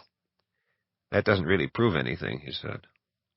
It was your idea to look, not mine. What makes you think You were the last one to see him, he said. Except for the person he had a fight with, if he really did. What do you mean by that? You know his temper, his moods. We had a small argument. He might have started breaking things up after I left, maybe cut himself, gotten disgusted, trumped out for a change of scene. Wait. His rug. Was there any blood on that small, fancy rug before his door? I'm not sure. No, I don't think so. Why? Circumstantial evidence that he did it himself. He was very fond of that rug. He avoided messing it. I don't buy it, Gerard said. And Kane's death still looks peculiar. And Benedict's servants, who could have found out you wanted gunpowder. Now, Brand, this could well be another attempt to frame me, I said. And Benedict and I have come to better terms. He turned toward Benedict, who had not moved from where he stood a dozen paces away, regarding us without expression, listening. Has he explained away those deaths? Gerard asked him. Not directly, Benedict answered, but much of the rest of the story now stands in a better light. So much so that I'm inclined to believe all of it. Gerard shook his head and glared down at me again. Still unsettled, he said.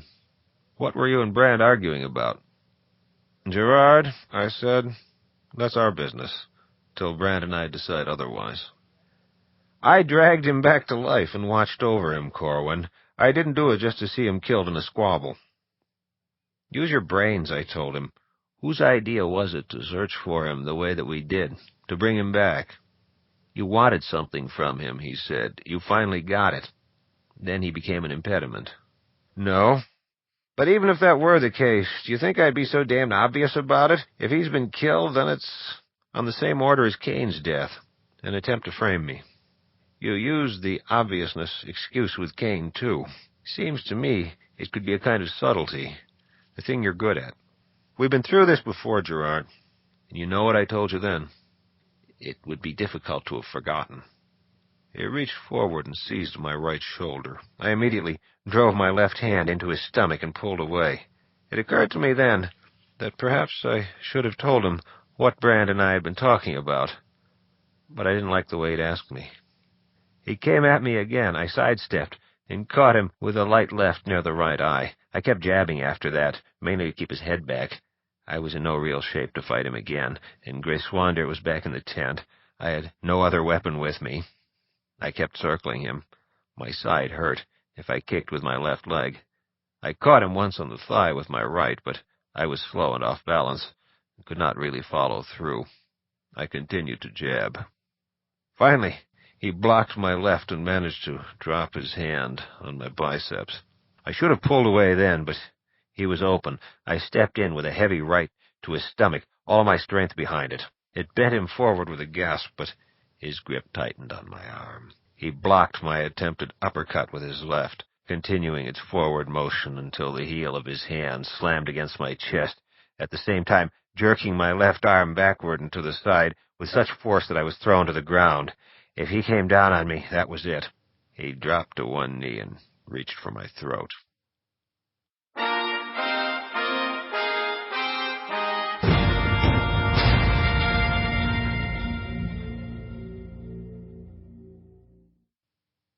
I moved to block his hand, but it halted in mid-reach.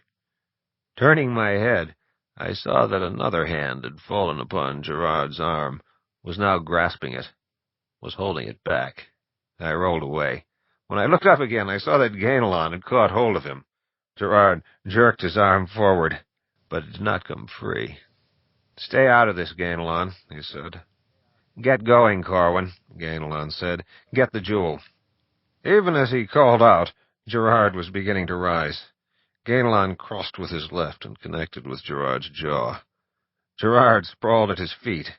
Ganelon moved in and swung a kick toward his kidney, but Gerard caught his foot and heaved him over backward. I scrambled back into crouch, supporting myself with one hand. Gerard came up off the ground and rushed Ganelon, who was just recovering his feet. As he was almost upon him, Ganelon came up with a double-fisted blow to Gerard's midsection, which halted him in his tracks. Instantly, Ganelon's fists were moving like pistons against Gerard's abdomen. For several moments, Gerard seemed too dazed to protect himself, and when he finally bent and brought his arms in, Ganelon caught him with a right to the jaw that staggered him backwards. Ganelon immediately rushed forward, throwing his arms about Gerard as he slammed into him and hooking his right leg behind Gerard's own. Gerard toppled, and Ganelon fell upon him. He straddled Gerard then and drove his right fist against his jaw. When Gerard's head rolled back, Ganelon crossed with his left. Benedict suddenly moved to intervene, but Ganelon chose that moment to rise to his feet. Gerard lay unconscious, bleeding from his mouth and nose. I got shakily to my own feet, dusted myself off. Ganelon grinned at me. "Don't stay around," he said. "I don't know how I'd do in a rematch. Go find the trinket." I glanced at Benedict, and he nodded. I returned to the tent for Greswandir. When I emerged, Gerard still had not moved, but Benedict stood before me. "Remember," he said, "you've my trump, and I've yours. Nothing final without a conference." I nodded. I was going to ask him why he'd seemed willing to help Gerard, but not me. But second thoughts had me, and I decided against spoiling our fresh-minted amity. "Okay." I headed toward the horses. Ganelon clapped me on the shoulder as I came up to him. "Good luck," he said. "I'd go with you, but I'm needed here, especially with Benedict trumping off to chaos." "Good show," I said. "I shouldn't have any trouble, don't worry." I went off to the paddock. Shortly I was mounted and moving. Ganelon threw me a salute as I passed, and I returned it. Benedict was kneeling beside Gerard. I headed for the nearest trail into Arden. The sea lay at my back, Garnath and the Black Road to the left, Colvere to my right. I had to gain some distance before I could work with the stuff of shadow. The day lay clean once Garnath was lost to sight, several rises and dips later. I struck the trail and followed its long curve into the wood, where moist shadows and distant bird songs reminded me of the long periods of peace we had known of old, and the silken, gleaming presence of the maternal unicorn. My aches faded into the rhythm of the ride, and I thought once again of the encounter I had departed. It was not difficult to understand Gerard's attitude, since he had already told me of his suspicions and issued me a warning.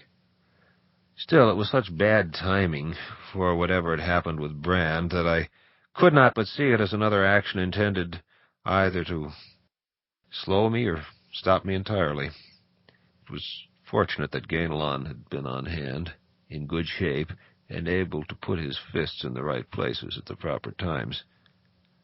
I wondered what Benedict would have done if there had only been the three of us present. I had a feeling he would have waited and intervened only at the very last moment to stop Gerard from killing me. I was still not happy with our accord, though it was certainly an improvement over the previous state of affairs. All of which made me wonder again what had become of Brand. Had Fiona or Blaze finally gotten to him?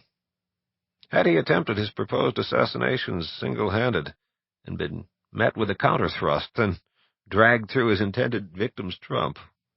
Had his old allies from the courts of chaos somehow gotten through to him?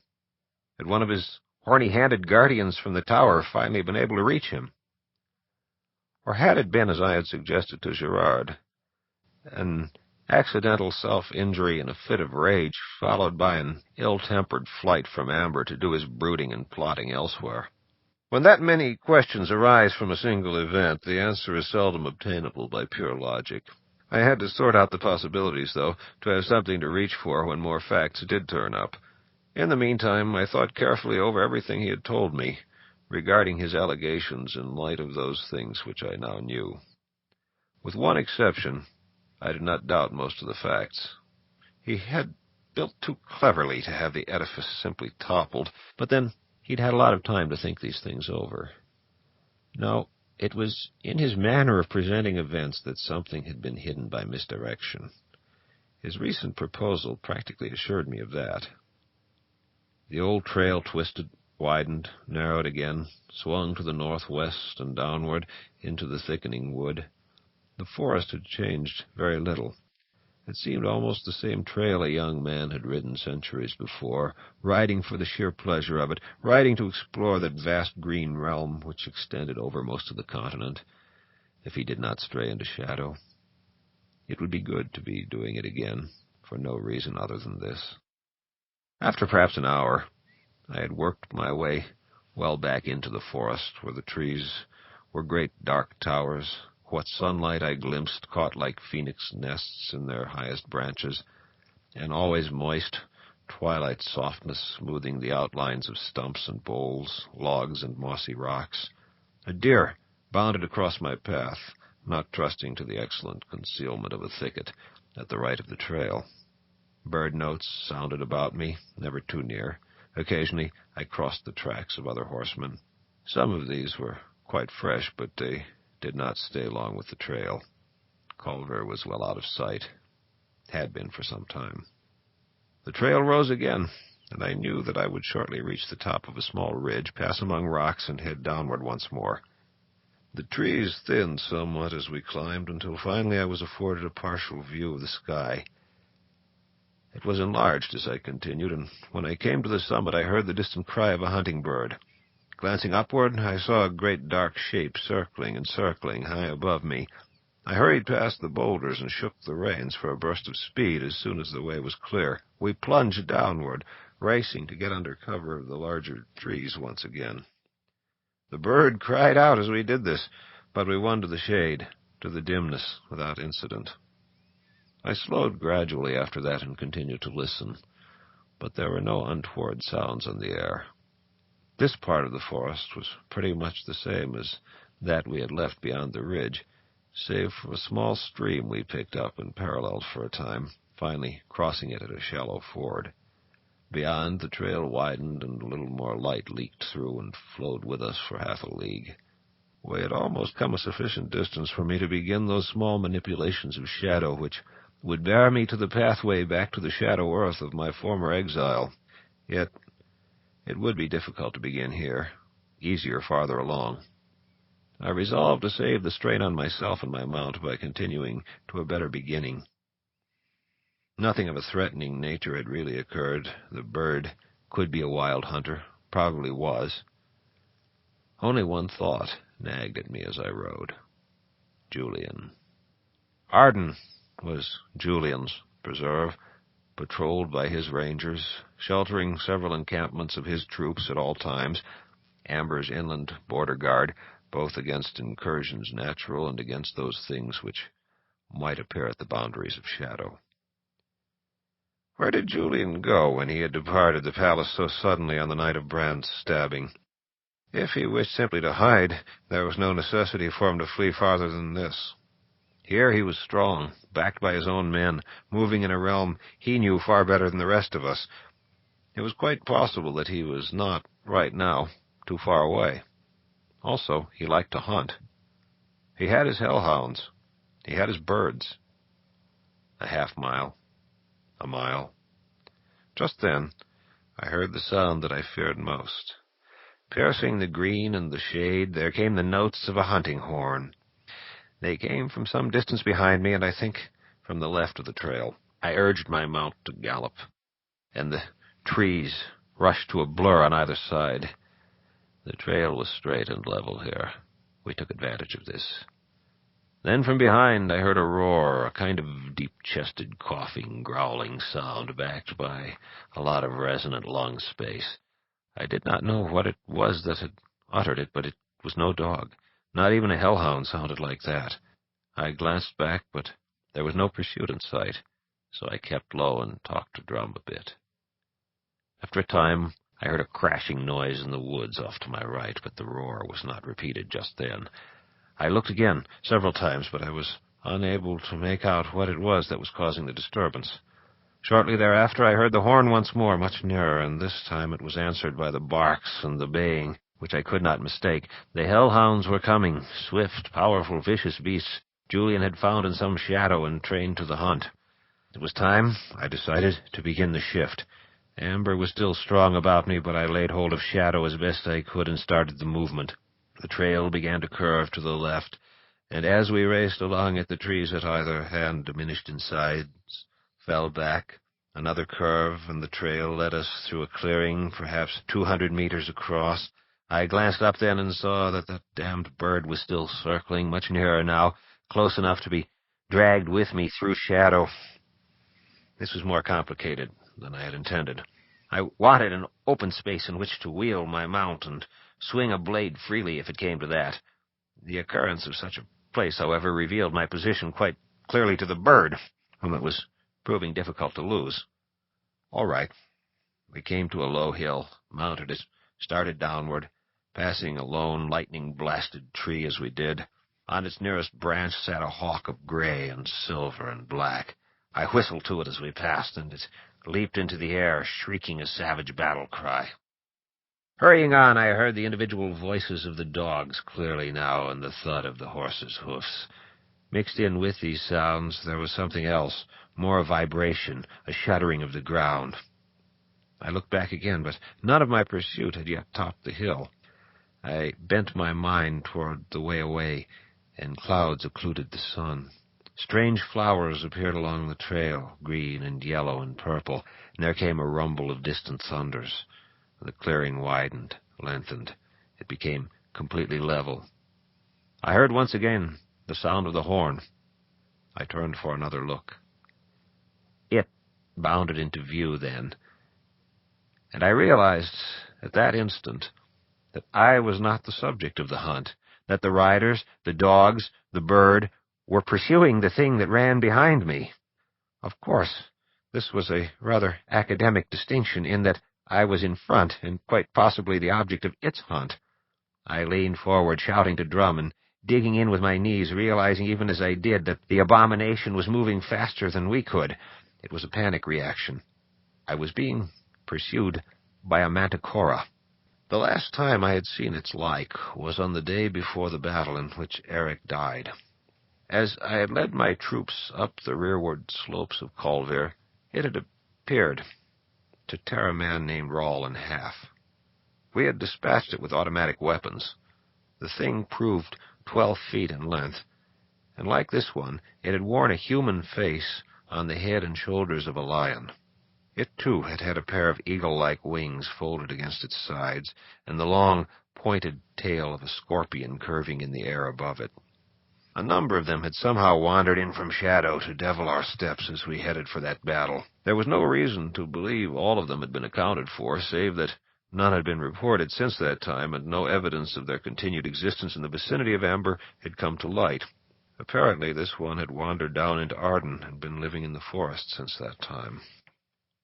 A final glance showed me that I might be pulled down in moments if I did not make a stand. It also showed me a dark avalanche of dogs rushing down the hill.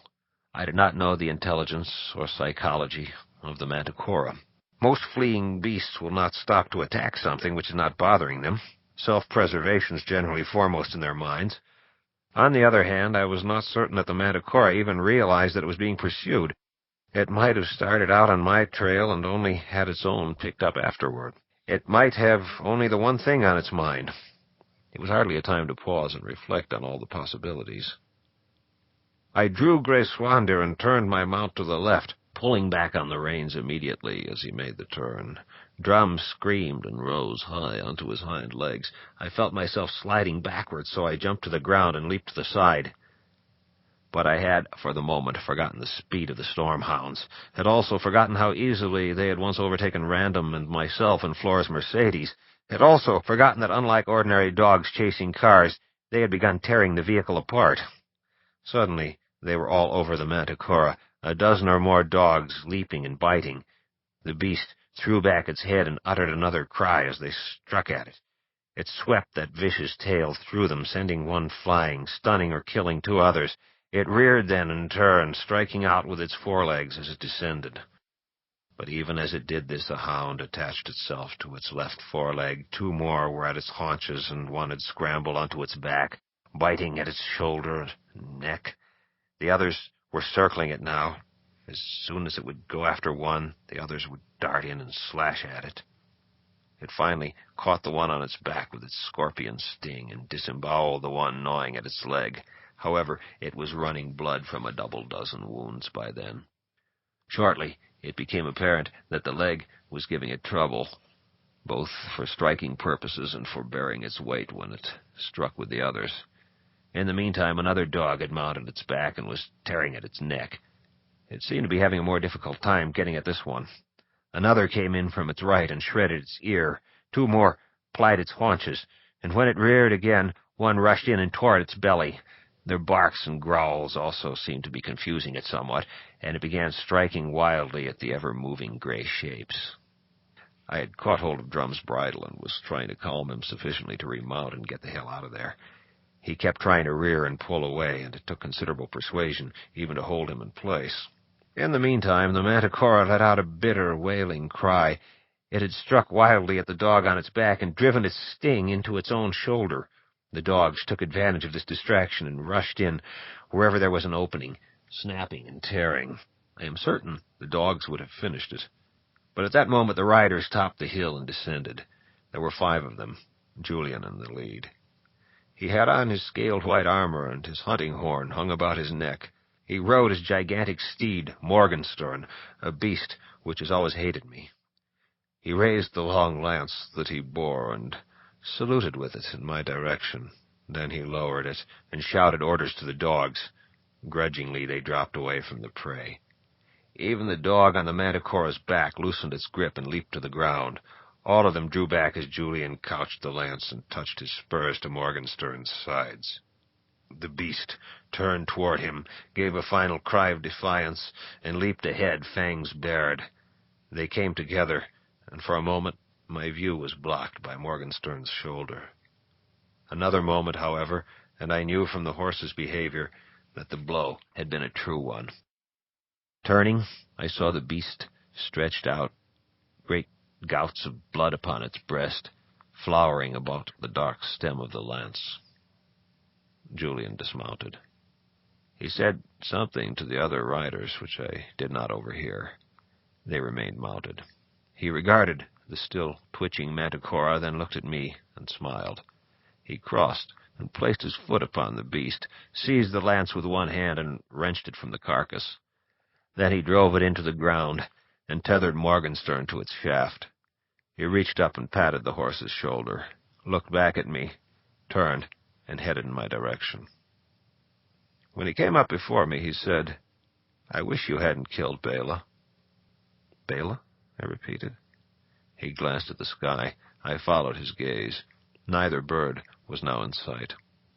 He was one of my favorites. "I'm sorry," I said. "I misunderstood what was going on." He nodded. "All right. I've done something for you. Now you can tell me what happened after I left the palace. Did Brand make it?" "Yes," I said, "and you're off the hook on that. He claimed Fiona stabbed him, and she was not around to question either. She departed during the night also. It's a wonder you didn't bump into one another." He smiled. "I'd have guessed as much," he said. "Why did you flee under such suspicious circumstances?" I asked. "Made it look bad for you." He shrugged. "It would not be the first time I've been falsely accused, suspected, and for that matter, if intent counts for anything, I'm as guilty as our little sister. I'd have done it myself if I could. In fact, I'd have blade ready the night we fetched him back, only I was crowded aside." "But why?" I asked. He laughed. "Why? I'm afraid of the bastard, that's why, for a long while. I thought he was dead, and certainly hoped so. Finally claimed by the dark powers he dealt with. How much do you really know about him, Corwin?"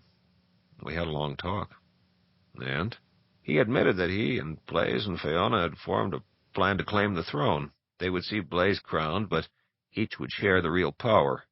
They'd use the forces you referred to assure Dad's absence. Brand said that he had attempted to win Kane to their cause, but that Kane had instead gone to you and to Eric. The three of you then formed a similar cabal to seize power before they could, by placing Eric on the throne." He nodded. "The events are in order, but the reason is not. We did not want the throne, at least not that abruptly, nor at that time. We formed our group to oppose their group, because it had to be opposed to protect the throne. At first, the most we could persuade Eric to do was to assume a protectorship. He was afraid he would quickly turn up dead if he saw himself crowned under those conditions. Then you turned up, with your very legitimate claim. We could not afford to let you press it at that time, because Brand's crowd was threatening out-and-out war. We felt they would be less inclined to make this move if the throne were already occupied. We could not have seated you, because you would have refused to be a puppet, a role you would have had to play since the game was already in progress, and you were ignorant on too many fronts. So we persuaded Eric to take the risk and be crowned. That was how it happened. So, when I did arrive, he put out my eyes and threw me in the dungeon for laughs." Julian turned away and looked back at the dead Manticora. "You are a fool," he finally said. "You were a tool from the very beginning. They used you to force our hand, and either way you lost. If that half-assed attack of Blaze's had somehow succeeded, you wouldn't have lasted long enough to draw a deep breath. If it failed, as it did, Blaze disappeared, as he did, leaving you with your life forfeit for attempted usurpation. You had served your purpose, and you had to die. They left us small choice in the matter. By rights we should have killed you, and you know it." I bit my lip. There were many things I might say, but if he was telling something approximating the truth, he did have a point, and I did want to hear more. "Eric," he said, "figured that your eyesight might eventually be restored, knowing the way we regenerate, given time. It was a very delicate situation. If Dad were to return, Eric could step down and justify all of his actions to anyone's satisfaction, except for killing you. That would have been too patent a move to ensure his own continued reign beyond the troubles of the moment. And I will tell you frankly that he simply wanted to imprison you and forget you." Then whose idea was the blinding? He was silent again for a long while. Then he spoke very softly, almost a whisper. "Hear me out, please. It was mine, and it may have saved your life. Any action taken against you had to be tantamount to death, or their faction would have tried for the real thing. You were no longer of any use to them, but alive and about, you possessed the potentiality of becoming a danger at some future time. They could have used your trump to contact you and kill you, or they could have used it to free you in order to sacrifice you, and yet another move against Eric. Blinded, however, there was no need to slay you, and you were of no use for anything else they might have had in mind. It saved you by taking you out of the picture for a time, and it saved us from a more egregious act which might one day be held against us. As we saw it, there was no choice. It was the only thing we could do. There could be no show of leniency either, or we might be suspected of having some use for you ourselves. The moment you assumed any such semblance of value, you would have been a dead man. The most we could do was look the other way whenever Lord Rhine contrived to comfort you. That was all that could be done. I see, I said. Yes, he agreed. You saw too soon. No one had guessed you would recover your sight that quickly, nor that you would be able to escape once you did. How did you manage it? Does Macy's tell Gimbels? I said. Beg pardon? I said, never mind. What do you know of Brand's imprisonment, then? He regarded me once more. All I know is that there was some sort of falling out within his group. I lack the particulars. For some reason, Blaise and Fiona were afraid to kill him, and afraid to let him run loose. When we freed him from their compromise, imprisonment, Fiona was apparently more afraid of having him free. And you said you feared him enough to have made ready to kill him. Why now, after all this time, when all of this is history, and the power has shifted again? He was weak, virtually helpless. What harm could he do now? He sighed. I do not understand the power that he possesses, he said, but it is considerable. I know that he can travel through shadow with his mind, that he can sit in a chair, locate what he seeks in shadow, and then bring it to him by an act of will without moving from the chair. And he can travel through shadow physically in a somewhat similar fashion. He lays his mind upon the place he would visit, forms a kind of mental doorway, and simply steps through. For that matter, I believe he can sometimes tell what people are thinking. It is almost as if he has himself become some sort of living trump. I know these things because I've seen him do them. Near the end, when we had him under surveillance in the palace, he had eluded us once in this fashion. This was the time he traveled to the Shadow Earth and had you placed in Bedlam. After his recapture, one of us remained with him at all times. We did not yet know that he could summon things through shadow, however. When he became aware that you had escaped your confinement, he summoned a horrid beast which attacked Cain, who was then his bodyguard. Then he went to you once again. Blaise and Fiona apparently got hold of him shortly after that, before we could, and I did not see him again until that night in the library when we brought him back. I fear him because he has such deadly powers which I do not understand. In such a case, I wonder how they managed to confine him at all. Fiona has similar strengths, and I believe Blaise did also. Between the two of them, they could apparently annul most of Brand's power while they created a place where it would be inoperative. Not totally, I said. He got a message to Random.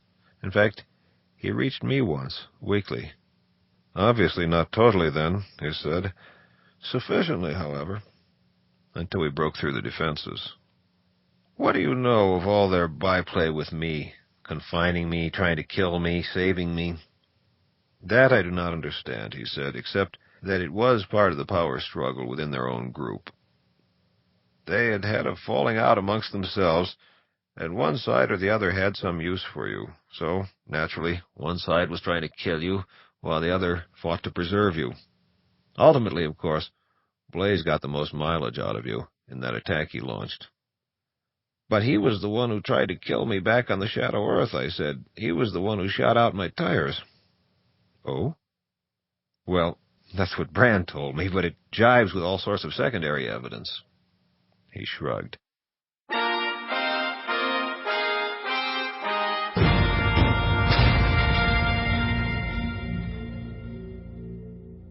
End Disc 3.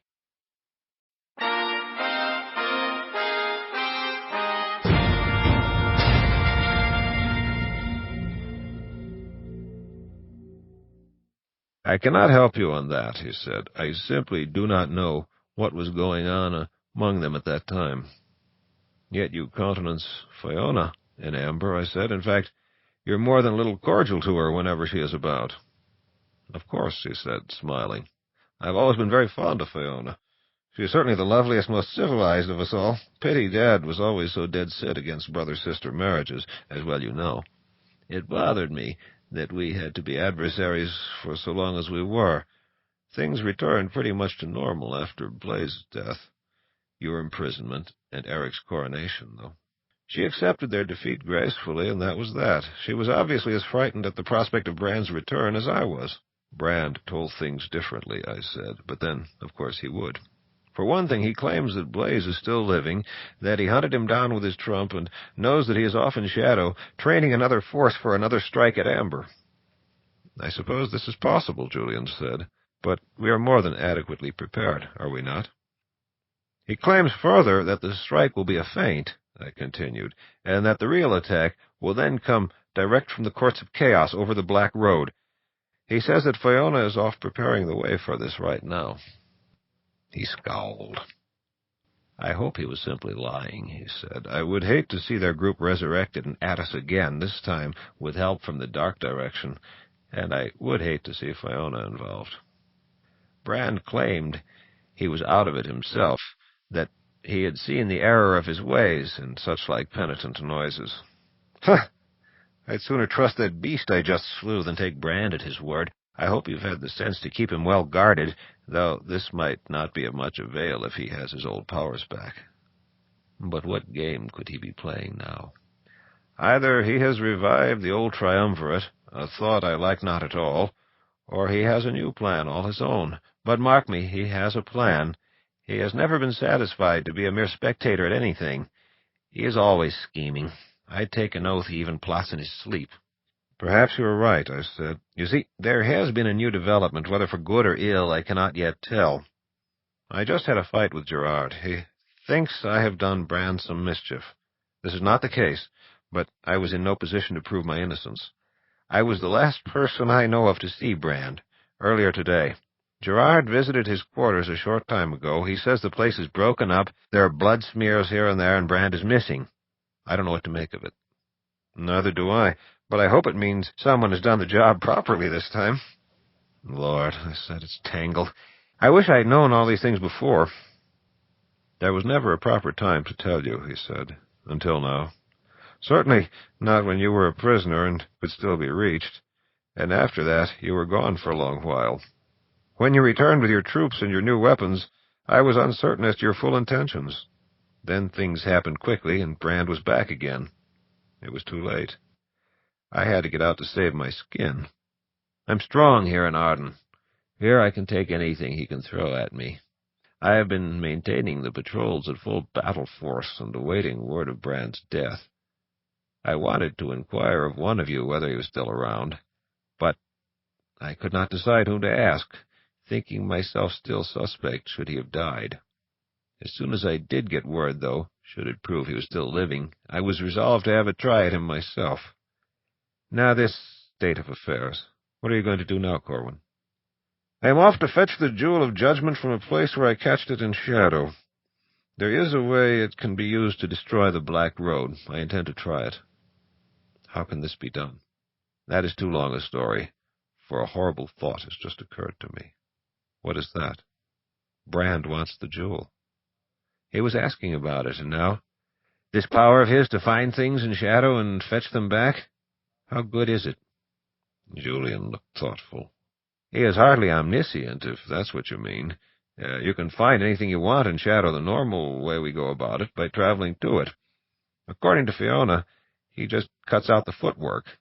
It is therefore an object, not a particular object, that he summons.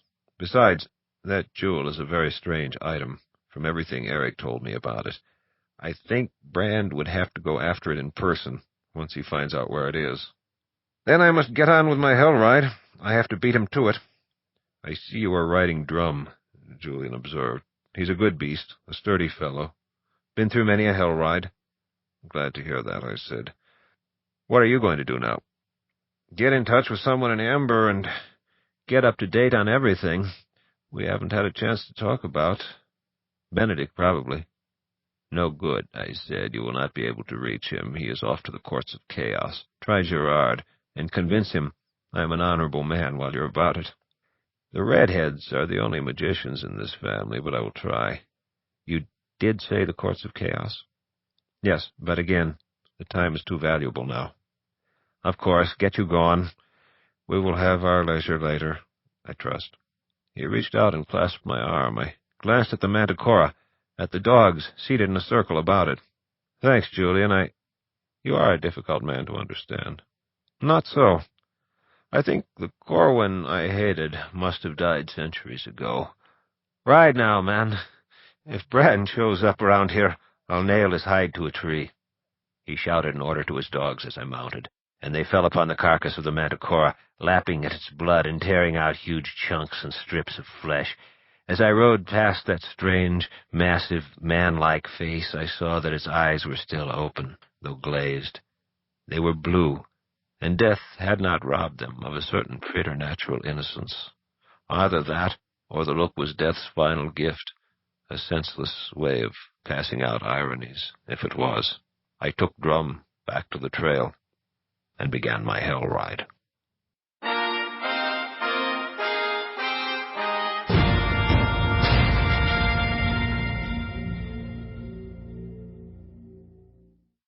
Moving along the trail at a gentle pace, clouds darkening the sky and Drum's whinny of memory or anticipation, I turn to the left and uphill. The ground is brown, yellow, back to brown again. The trees squat down, draw apart. Grasses wave between them in the cool and rising breeze. A quick fire in the sky. A rumble shakes loose raindrops. Steep and rocky now. The wind tugs at my cloak. Up to where the rocks are streaked with silver and the trees have drawn their line. The grasses, green fires, die down in the rain. Up to the craggy, sparkling, rain-washed heights where the clouds rush and boil like a mud-gorged river at flood crest. The rain stings like buckshot and the wind clears its throat to sing. We rise, and the crest comes into view like the head of a startled bull, horns guarding the trail. Lightnings twist about their tips, dance between them. The smell of ozone as we reach that place and rush on through. The rain suddenly blocked, the wind shunted away. Emerging on the farther side, there is no rain. The air is still, the sky smoothed and darkened to a proper star-filled black. Meteors cut and burn, cauterizing to after-image scars, fading. Moons, cast like a handful of coins. 3 bright dimes, a dull quarter, a pair of pennies, one of them tarnished and scarred.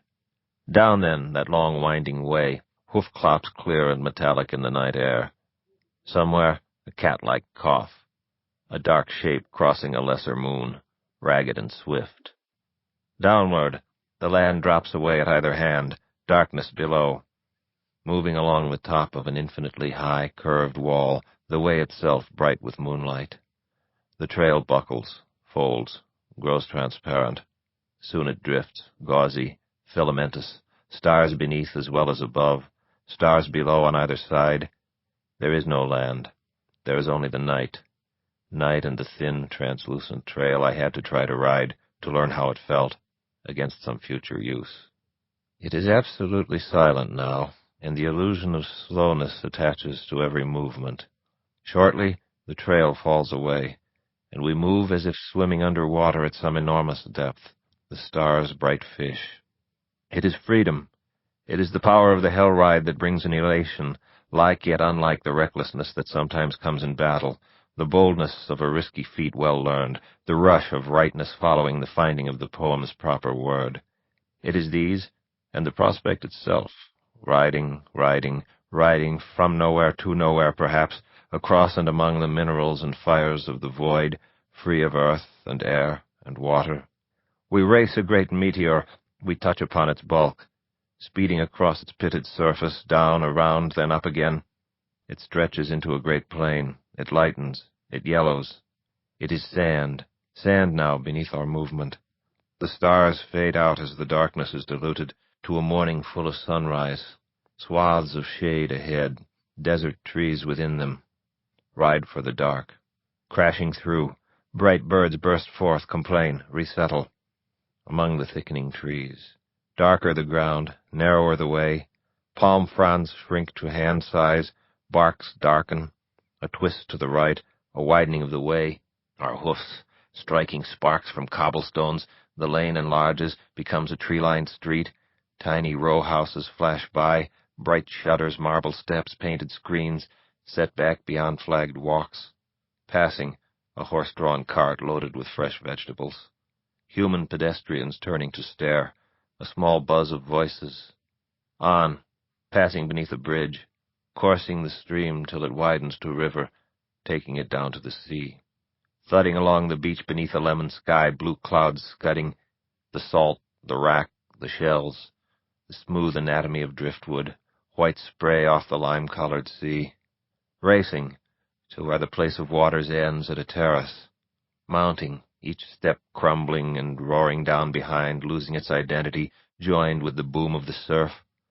Up to the flat-topped, tree-grown plain, a golden city shimmering, mirage-like at its end. The city grows, darkens beneath a shadowy umbrella. Its gray towers stretch upward, glass and metal flashing light through the murk. The towers begin to sway. The city falls in upon itself, soundlessly, as we pass. Towers topple, dust boils, rises, is pinked by some lower glow. A gentle noise, as of a snuffed candle, drifting by. A dust storm, quickly falling, giving place to fog. Through it, the sounds of automobile horns. A drift, a brief lift, a break in the gray-white, pearl-white, shifting. Or hoofprints on a shoulder of highway. To the right, endless rows of unmoving vehicles. Pearl-white, gray-white, drifting again. Directionless shrieks and wailings. Random flashes of light. Rising once more. The fogs lower and ebb. Grass, grass, grass. Clear now the sky and delicate blue. A sun racing to set. Birds, a cow in the field, chewing, staring, and chewing. Leaping a wooden fence to ride a country road. A sudden chill beyond the hill. The grasses are dry and snows on the ground. Tin-roofed farmhouse atop a rise. Curl of smoke above it. On. The hills grow up. The sun rolls down. Darkness dragged behind. A sprinkle of stars. Here a house, set far back. There another. Long driveway wound among old trees. Headlights. Off to the side of the road. Draw rein and let it pass. I wiped my brow, dusted my shirt front and sleeves. I patted Drum's neck. The oncoming vehicle slowed as it neared me, and I could see the driver staring. I gave the reins a gentle movement, and Drum began walking. The car braked to a halt, and the driver called something after me, but I kept going. Moments later, I heard him drive off. It was country road for a time after that. I traveled at an easy pace, passing familiar landmarks, recalling other times. A few miles later, and I came to another road, wider and better. I turned there, staying off on the shoulder to the right. The temperature continued to drop, but the cold air had a good clean taste to it. A sliced moon shone above the hills to my left. There were a few small clouds passing overhead, touched to the moon's quarter with a soft, dusty light. There was very little wind, an occasional stirring of branches, no more. After a time I came to a series of dips in the road, telling me I was almost there. A curve and a couple more dips. I saw the boulder beside the highway. I read my address upon it. I drew rein then and looked up the hill. There was a station wagon in the driveway and a light on inside the house. I guided Drum off the road and across a field into a stand of trees. I tethered him behind a pair of evergreens, rubbed his neck, and told him I would not be long. I returned to the road. No cars in sight. I crossed over and walked up the far side of the driveway, passing behind the station wagon. The only light in the house was in the living room, off to the right. I made my way around the left side of the house to the rear. I halted when I reached the patio, looking around. Something was wrong. The backyard was changed. A pair of decaying lawn chairs, which had been leaning against a dilapidated chicken coop I had never bothered to remove, were gone. So, for that matter, was the chicken coop. They had been present the last time I passed this way. All of the dead limbs which had previously been strewn about, as well as a rotting mass of them I had long ago heaped to cut for firewood, were also gone. The compost heap was missing. I moved to the space where it had been. All that was there was an irregular patch of bare earth of the approximate shape of the heap itself. But I had discovered in attuning myself to the jewel that I could make myself feel its presence, I closed my eyes for a moment and tried to do so. Nothing. I looked again, searching carefully, but there was no telltale glitter anywhere in sight. Not that I really expected to see anything, not if I could not feel it nearby. There had been no curtains in the lighted room. Studying the house now, I saw that none of the windows had curtains, shades, shutters, or blinds. Therefore, I passed around the other end of the house. Approaching the first lighted window, I glanced in quickly. Drop cloths covered much of the floor. A man in cap and coveralls was painting the far wall. Of course, I had asked Bill to sell the place. I had signed the necessary papers while a patient in the local clinic, when I had been projected back to my old home, probably by some action of the jewel, on the occasion of my stabbing. That would have been several weeks ago, local time, using the amber to shadow conversion factor of approximately 2.5 to 1 and allowing for the 8 days the courts of chaos had cost me in amber. Bill, of course, had gone ahead on my request, but the place had been in bad shape, abandoned as it had been for a number of years, vandalized. It needed some new window panes, some roofing work, new guttering, painting, sanding, buffing, and there had been a lot of trash to haul away, outside as well as inside. I turned away and walked down the front slope to the road, recalling my last passage this way, half delirious on my hands and knees, blood leaking from my side. It had been much colder that night, and there had been snow on the ground and in the air. I passed near the spot where I'd sat, trying to flag down a car with a pillowcase. The memory was slightly blurred, but I still recalled the ones that had passed me by. I crossed the road, made my way through the field to the trees. Unhitching Drum, I mounted. "We've some more riding ahead," I told him. "Not too far this time."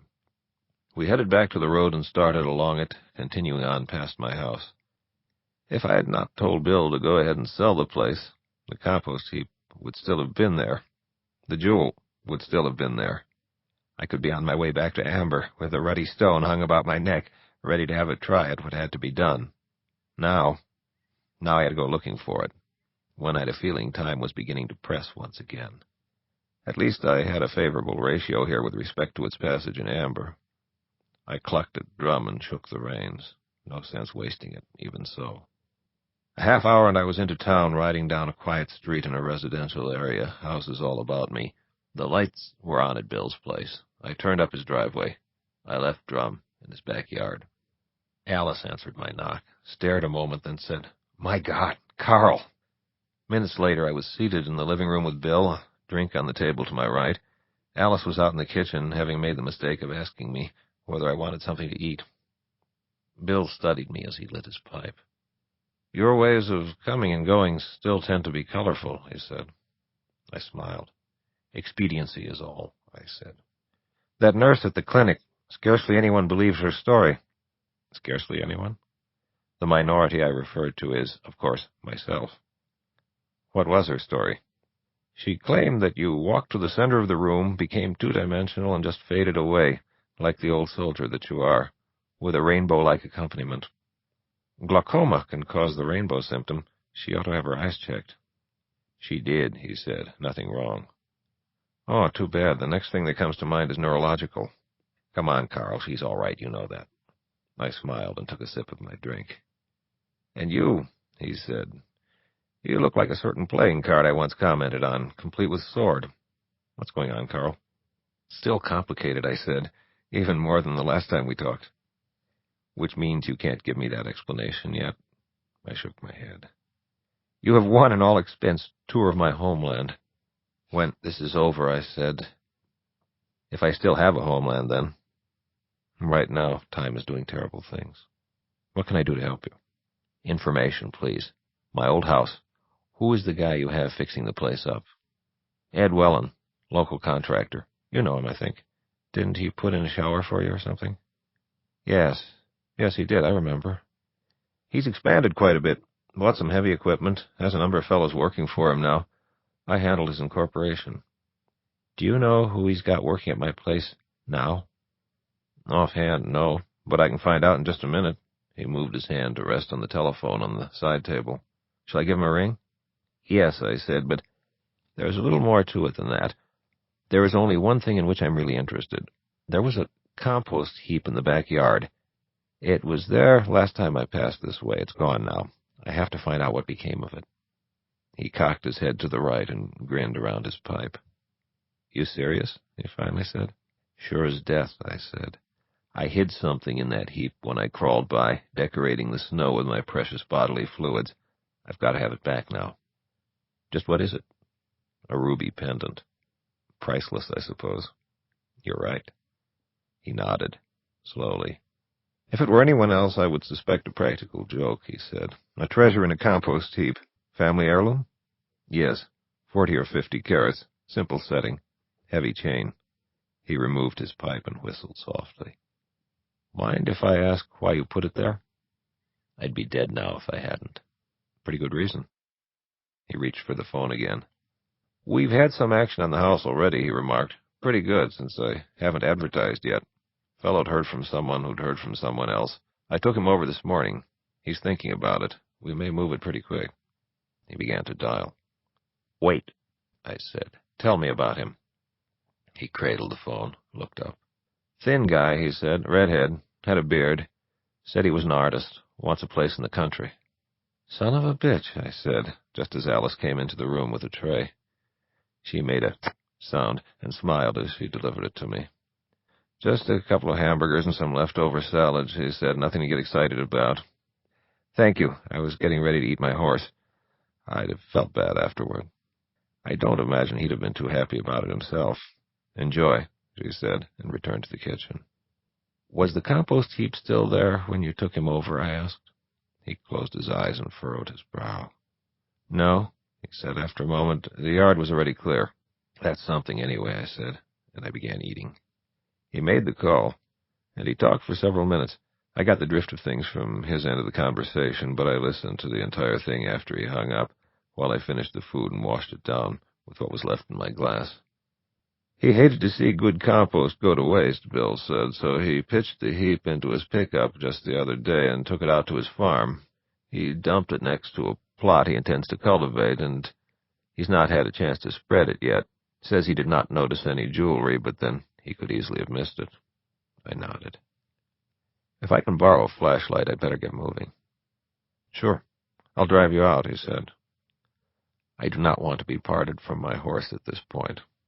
"Well, you'll probably want a rake and a shovel or a pitchfork. I can drive them out and meet you there if you know where the place is." "I know where Ed's place is. He must have tools, though." Bill shrugged and smiled. "All right," I said. "Let me use your bathroom, and then we'd better get moving." "You seemed as if you knew the prospective buyer." I put the tray aside and rose to my feet. "You heard of him last as Brandon Corey. The guy who pretended to be your brother and got you committed?" "Pretended hell. He is my brother. No fault of mine, though. Excuse me." "He was there." "Where?" "Ed's place, this afternoon. At least a bearded redhead was." "Doing what?" "Said he was an artist. Said he wanted permission to set up his easel and paint in one of the fields." "And Ed let him?"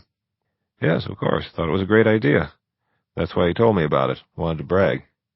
"Get the stuff. I'll meet you there." "Right." The second thing I took out in the bathroom was my trumps. I had to reach someone in Amber soonest, someone strong enough to stop him, but who? Benedict was on his way to the courts of chaos. Random was off looking for his son. I just parted with Gerard on somewhat less than amicable terms. I wished that I had a trump for Ganelon. I decided that I would have to try Gerard. I drew forth his card, performed the proper mental maneuvers. Moments later, I had contact. "Corwin." "Just listen, Gerard. Brand is alive, if that is any consolation. I'm damn sure of that. This is important. Life and death. You've got to do something. Fast." His expressions had changed rapidly while I'd spoken. Anger, surprise, interest. "Go ahead," he said. "Brand could be coming back very soon. In fact, he may already be in Amber. You haven't seen him yet, have you?" "No." "He must be stopped from walking the pattern."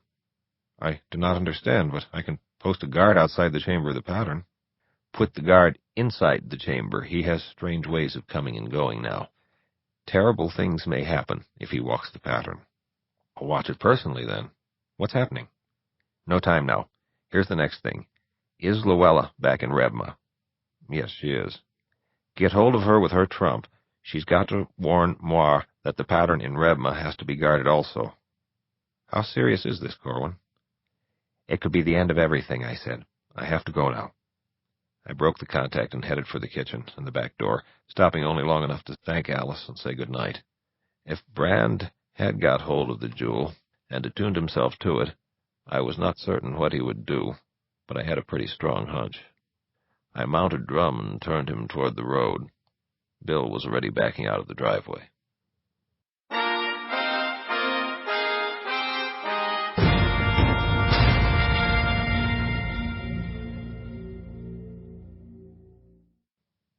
I cut through fields in many places where Bill had to follow the roads, so I was not all that far behind him. When I drew up, he was talking with Ed, who was gesturing toward the southwest. As I dismounted, Ed was studying Drum. Nice horse, that, he said. Thanks. You've been away? Yes. We shook hands. Good to see you again. I was just telling Bill that I don't really know how long that artist stayed around. I just figured he'd go away when it got dark, and I didn't pay too much attention. Now, if he was really looking for something of yours and knew about the compost heap, he could still be out there for all I know. I'll get my shotgun if you like and go with you. No, I said, thanks. I think I know who it was. The gun will not be necessary. We'll just walk over and do a little poking around. Okay, he said. Let me come along and give you a hand. You don't have to do that, I said. How about your horse, then? Let's say I give him a drink and something to eat, clean him up a bit. I'm sure he'd be grateful. I know I would. What's his name? Drum. He approached Drum and began making friends with him. Okay, he said, I'll be back in the barn for a while. If you need me for anything, just holler. Thanks. I got the tools out of Bill's car, and he carried the electric lantern, leading me off to the southwest, where Ed had been pointing earlier. As we crossed the field, I followed the beam of Bill's light, searching for the heap. When I saw what might be the remains of one, I drew a deep breath, involuntarily. Someone must have been at it, the way the clods were strewn about. The mass would not have been dumped from a truck to fall in such a dispersed fashion. Still, the fact that someone had looked did not mean he had located what he'd been seeking. What do you think? Bill said. I don't know, I told him, lowering the tools to the ground and approaching the largest aggregate in sight. Give me some light here. I scanned what remained of the heap, then fetched a rake and began taking it apart. I broke each clod and spread it upon the ground, running the tines through it. After a time, Bill set the lantern at a good angle and moved to help me. I've got a funny feeling, he said. So do I. That we may be too late. We kept pulverizing and spreading, pulverizing and spreading. I felt the tingle of a familiar presence. I straightened and waited. Contact came moments later. Corwin? Here, Gerard. What'd you say? Said Bill. I raised my hand to silence him and gave my attention to Gerard. He stood in shadow at the bright beginning of the pattern, leaning upon his great blade. You were right, he said. Brand did show up here just a moment ago. I'm not sure how he got in. He stepped out of the shadows off to the left there, he gestured. He looked at me for a moment, then turned around and walked back. He did not answer when I hailed him, so I turned up the lantern, but he was nowhere in sight. He just disappeared. What do you want me to do now? Was he wearing the Jewel of Judgment? I could not tell. I only had sight of him for a moment, in this bad light. Are they watching the pattern in Rebma now? Yes, Lowell has alerted them. Good. Stay on guard, then. I'll be in touch again. All right, Corwin. About what happened earlier. Forget it. Thanks. That Ganelon's one tough fellow. Indeed, I said. Stay awake. His image faded as I released the contact, but a strange thing happened then. The sense of contact, the path, remained with me, objectless, open, like a switched-on radio, not tuned to anything. Bill was looking at me peculiarly. Carl, what's happening? I don't know. Wait a minute. Suddenly, there was contact again, though not with Gerard. She must have been trying to reach me while my attention was diverted. Corwin, it is important. Go ahead, Phi. You will not find what you are looking for there. Brand has it. I was beginning to suspect as much. We have to stop him. I do not know how much you know. Neither do I anymore, I said, but I have the pattern in amber and the one in Revma under guard. Gerard just told me that Brand appeared at the one in amber, but was scared off. She nodded her small, fine-featured face. Her red tresses were unusually disarrayed. She looked tired. I am aware of this, she said. I have him under surveillance, but you have forgotten another possibility. No, I said, according to my calculations, Tir-na-Nog should not be attainable yet. That is not what I was referring to. He is headed for the primal pattern itself. To attune the jewel? The first time through, she said. To walk it, he'd have to pass through the damaged area. I gather that's more than a little difficult. So you do know about it, she said. Good, that saves time. The dark area would not trouble him the way it would another of us. He has come to terms with that darkness. We must stop him, now. Do you know any shortcuts to that place? Yes. Come to me. I will take you there. Just a minute. I want Drum with me. What for? No telling. That's why I want him. Very well. Then bring me through. We can as easily depart from there as from here. I extended my hand. In a moment I held hers. She stepped forward. Lord, said Bill, drawing back. You were giving me doubts about your sanity, Carl. Now it's mine I wonder about. She's on one of the cards, too, isn't she? Yes, Bill. This is my sister, Fiona. Fiona, this is Bill Roth, a very good friend. I extended her hand and smiled, and I left them there while I went back to fetch Drum. A few minutes later I led him forth. Bill, I said, I'm sorry to have wasted your time. My brother has the thing. We're going after him now. Thanks for helping me. I shook his hand. He said, Corwin? I smiled. Yes, that is my name. We've been talking, your sister and I. Not much I could learn in a few minutes, but I know it is dangerous, so good luck. I still want the whole story one day. Thanks, I said. I'll try and see that you get it. I mounted, leaned down, and drew Fiona up before me. Good night, Mr. Roth, she said. Then to me, start riding slowly across the field. I did. Brand says you are the one who stabbed him, I said, as soon as we'd gone far enough to feel alone. That's right. Why? To avoid all this. I talked with him for a long while. He claimed it was originally you, Blaze, and himself, together in a scheme to seize power. That is correct. He told me he had approached Kane, trying to win him to your side, but that Kane would have none of it, that Kane had passed the word along to Eric and Julian, and this led to their forming their own group to block your way to the throne. That is basically correct. Kane had ambitions of his own, long-term ones, but ambitions nevertheless.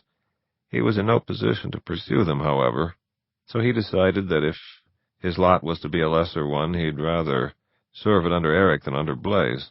I can see his point, too. He also claimed that the three of you had a deal going with the powers at the end of the Black Road, in the Courts of Chaos. Yes, she said, we did. You used the past tense. For myself and for Blaze, yes. That is not the way Brand tells it. He wouldn't. He said you and Blaze wanted to continue exploiting that alliance, but that he'd had a change of heart. Because of this, he claims you turned on him and imprisoned him in that tower. Why didn't we just kill him? I give up, tell me.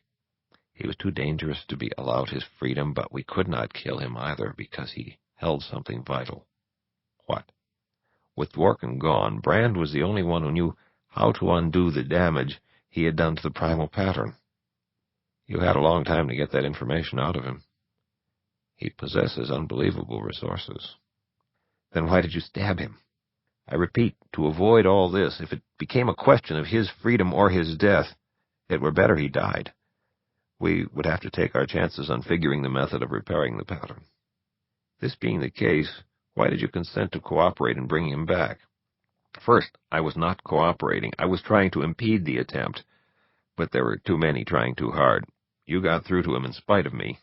Second, I had to be on hand to try to kill him in the event you succeeded. Too bad things worked out the way they did. You say that you and Blaze had second thoughts about the alliance, but that Brand did not. Yes. How did your second thoughts affect your desire for the throne? We thought we could manage it without any additional outside help. I see. Do you believe me? I'm afraid that I'm beginning to. Turn here. I entered a cleft in a hillside. The way was narrow and very dark, with only a small band of stars above us. Fiona had been manipulating shadow while we had talked, leading us from Edsfield downward into a misty, moor-like place, then up again to a clear and rocky trail among mountains. Now, as we moved through the dark defile, I felt her working with shadow again. The air was cool, but not cold. The blackness to our left and our right was absolute, giving the illusion of enormous depths, rather than nearby rock cloaked in shadow. This impression was reinforced, I suddenly realized, by the fact that Drum's hoofbeats were not producing any echoes, after-sounds, overtones. "What can I do to gain your trust?" she said. "That's asking quite a bit." She laughed. "Let me rephrase it. What can I do to convince you I'm telling the truth?" "Just answer one question." "What?" "Who shot out my tires?" She laughed again. "You've figured it out, haven't you?" "Maybe. You tell me." "Brand," she said. "He had failed in his effort to destroy your memory, so he decided he had better do a more thorough job. The version I had of the story was that Blaze had done the shooting and left me in the lake, that Brand had arrived in time to drag me out and save my life. In fact, the police report seemed to indicate something to that effect." "Who called the police?" she asked. "They had it listed as an anonymous call, but Blaze called them. He couldn't reach you in time to save you once he realized what was happening. He hoped that they could. Fortunately, they did." "What do you mean?" "Brand did not drag you out of the wreck. You did it yourself. He waited around to be certain you were dead, and you surfaced and pulled yourself ashore. He went down and was checking you over to decide whether you would die if he just left you there, or whether he should throw you back in again. The police arrived about then, and he had to clear out. We caught up with him shortly afterward and were able to subdue him and imprison him in the tower. That took a lot of doing. Later, I contacted Eric and told him what had happened. He then ordered Flora to put you in the other place and see that you were held until after his coronation." "It fits," I said. "Thanks." "What does it fit?"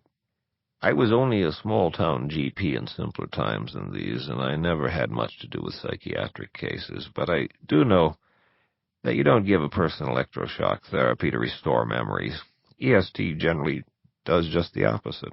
It destroys some of the short-term ones. My suspicions began to stir when I learned that that was what Brand had done to me. So I came up with my own hypothesis. The auto-wreck did not restore my memories, and neither did the EST. I had finally begun recovering them naturally, not as the result of any particular trauma.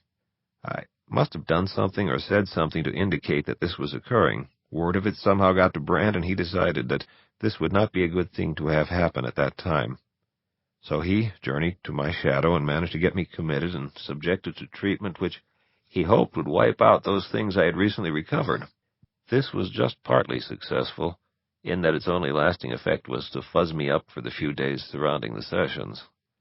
The accident may have contributed too, but when I escaped from Porter and lived through his attempt to kill me, the process of recovery continued after I regained consciousness in Greenwood and left the place. I was remembering more and more when I was staying at Flora's. The recovery was accelerated by randoms taking me to Rebma, where I walked the pattern. If this had not occurred, however, I am convinced now that it would all have come back anyway. It might have taken somewhat longer, but I had broken through, and the remembering was an ongoing process, coming faster and faster near the end. So I concluded that Brand was trying to sabotage me, and that is what fits the things you just told me. The band of stars had narrowed, and it finally vanished above us. We advanced through what seemed a totally black tunnel now, with perhaps the tiniest flickering of light a great distance ahead of us. "Yes," she said in the darkness before me, "you guessed correctly. Brand was afraid of you. He claimed he had seen your return, one night in Ternanogth, to the undoing of all our plans. I paid him no heed at the time, for I was not even aware you still lived. It must have been then that he set out to find you. Whether he divined your whereabouts by some arcane means or simply saw it in Eric's mind, I do not know. Probably the latter. He is occasionally capable of such a feat. However he located you, you now know the rest. It was Flora's presence in that place, and her strange liaison with Eric that first made him suspicious, or so he said. Not that it matters now.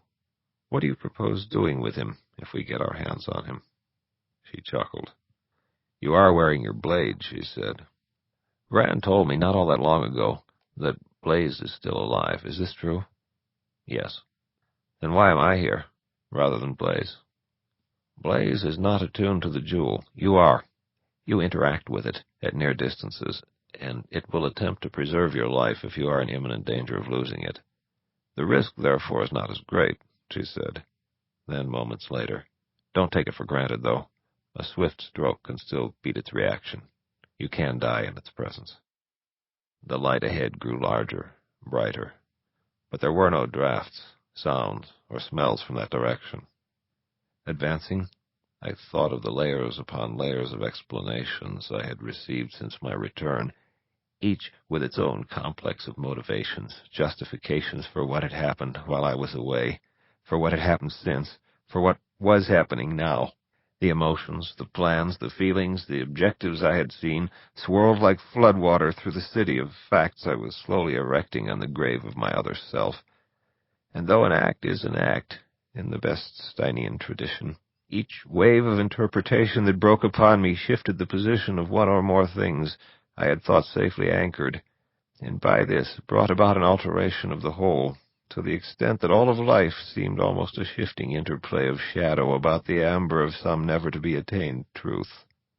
Still, I could not deny that I knew more now than I had several years earlier, that I was closer to the heart of matters than I had been before, that the entire action in which I had been caught up upon my return seemed now to be sweeping toward some final resolution. And what did I want? A chance to find out what was right and a chance to act on it. I laughed. Who was ever granted the first, let alone the second of these? A workable approximation of truth, then. That would be enough. And a chance to swing my blade a few times in the right direction. The highest compensation I could receive from a 1 o'clock world for the changes wrought since noon. I laughed again and made sure my blade was loose in the sheath. Brand said that Blaze had raised another army, I began. Later, she said, later. There is no more time. And she was right. The light had grown large, become a circular opening. It had approached at a rate out of proportion to our advance, as though the tunnel itself were contracting. It seemed to be daylight that was rushing in through what I chose to regard as the cave mouth. All right, I said, and moments later we reached the opening and passed through it. I blinked my eyes as we emerged. To my left was the sea, which seemed to merge with the same colored sky. The golden sun which floated hung above, within it, bounced beams of brilliance from all directions. Behind me, now, there was nothing but rock. Our passage to this place had vanished without a sign. Not too far below and before me, perhaps 100 feet distant, lay the primal pattern. A figure was negotiating the second of its outer arcs, his attention so confined by this activity that he had apparently not yet noted our presence. A flash of red as he took a turn, the jewel, hanging now from his neck as it had hung from mine, from Eric's, from Dad's. The figure, of course, was Brand's. I dismounted. I looked up at Fiona, small and distraught, and I placed Drum's reins in her hand. Any advice, other than to go after him? I whispered. She shook her head. Turning then, I drew Grayswander and strode forward. Good luck, she said softly. As I walked toward the pattern, I saw the long chain leading from the cave mouth to the now still form of the griffin, Wixer. Wixer's head lay on the ground several paces to the left of its body. Body and head both leaked a normal-colored blood upon the stone. As I approached the beginning of the pattern, I did a quick calculation. Brand had already taken several turns about the general spiral of the design. He was approximately 2.5 laps into it. If we were only separated by one winding, I could reach him with my blade once I achieved a position paralleling his own. The going, however, got rougher the further one penetrated the design. Consequently, Brand was moving at a steadily decreasing pace, so it would be close. I did not have to catch him. I just had to pick up a lap and a half and obtain a position across from him. I placed my foot upon the pattern and moved forward as fast as I was able. The blue sparks began about my feet as I rushed through the first curve against the rising resistance. The sparks grew quickly. My hair was beginning to rise when I hit the first veil, and the crackling of the sparks was quite audible now. I pushed on against the pressure of the veil, wondering whether Brand had noticed me yet, unable to afford the distraction of a glance in his direction just then. I met the resistance with increased force, and several steps later I was through the veil and moving more easily again. I looked up. Brand was just emerging from the terrible second veil, blue sparks as high as his waist. He was grinning a grin of resolve and triumph as he pulled free and took a clear step forward. Then he saw me. The grin went away, and he hesitated, a point in my favor. You never stop on the pattern if you can help it. If you do, it costs a lot of extra energy to get moving again. "You're too late," he called out. I did not answer him. I just kept going. Blue fires fell from the pattern tracery along Grace Wander's length. "You will not make it through the black," he said. I kept going. The dark area was just ahead of me now. I was glad that it had not occurred over one of the more difficult portions of the pattern this time around. Brand moved forward and slowly began his movement toward the grand curve. If I could catch him there, it would be no contest. He would not have the strength or the speed to defend himself. As I approached the damaged portion of the pattern, I recalled the means by which Ganelon and I had cut the Black Road on our flight from Avalon. I had succeeded in breaking the power of the road by holding the image of the pattern in my mind as we had gone across. Now, of course, I had the pattern itself all around me, and the distance was not nearly so great. While my first thought had been that Brand was simply trying to rattle me with his threat, it occurred to me that the force of the dark place might well be much stronger here at its source. As I came up to it, Grace Wander blazed with a sudden intensity which outshone its previous light. On an impulse, I touched its point to the edge of the blackness at the place where the pattern ended. Grace Wander clove to the blackness and could not be raised above it. I continued forward, and my blade sliced the area before me, sliding ahead in what seemed an approximation of the original tracery. I followed. The sun seemed to darken as I trod the dark ground. I was suddenly conscious of my heartbeat, and perspiration formed on my brow. A grayish cast fell over everything. The world seemed to dim, the pattern to fade. It seemed it would be easy to step amiss in this place, and I was not certain whether the result would be the same as a misstep within the intact portions of the pattern. I did not want to find out. I kept my eyes low, following the line Grace Wander was inscribing before me, the blade's blue fire now the only thing of color left to the world. Right foot. Left foot. Then suddenly I was out of it, and Grace Wander swung free in my hand once again. The fires partly diminished, whether by contrast with the re-illuminated prospect, or for some other reason I did not know. Looking about, I saw that Brand was approaching the grand curve. As for me, I was working my way toward the second veil. We would both be involved in the strenuous efforts these entailed in a few more minutes. The grand curve is more difficult, more prolonged than the second veil, however. I should be free and moving more quickly again before he worked his way through his barrier. Then I would have to cross the damaged area another time. He might be free by then, but he would be moving more slowly than I would, for he would be into the area where the going becomes even more difficult. A steady static arose with each step that I took, and a tingling sensation permeated my entire body. The sparks rose to mid-thigh as I moved. It was like striding through a field of electric wheat. My hair was at least partly risen by then. I could feel it stirring. I glanced back once to see Fiona, still mounted, unmoving, watching. I pressed ahead to the second veil. Angles. Short, sharp turns. The force rose and rose against me, so that all of my attention, all of my strength was now occupied in striving against it. There came again that familiar sense of timelessness, as though this was all I had ever done, all that I ever would do, and will. A focusing of desire, to such an intensity that everything else was excluded. Brand, Fiona, Amber, my own identity. The sparks rose to even greater heights as I struggled, turned, labored, each step requiring more effort than the previous one. I pushed through, right into the black area again. Reflexively, I moved Grace Wander down and ahead once more.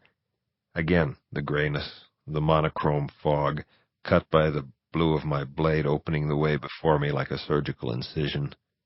When I emerged into normal light, I sought Brand. He was still in the western quadrant, struggling with the grand curve, about 2/3 of the way through it. If I pushed hard, I might be able to catch him just as he was coming out of it. I threw all of my strength into moving as quickly as possible. As I made it to the north end of the pattern and into the curve leading back, it struck me suddenly what I was about to do. I was rushing to spill more blood upon the pattern. If it came to a simple choice between further damage to the pattern and Brand's destroying it utterly, then I knew what I had to do. Yet I felt there had to be another way. Yes. I slowed my pace just a trifle. It was going to be a matter of timing.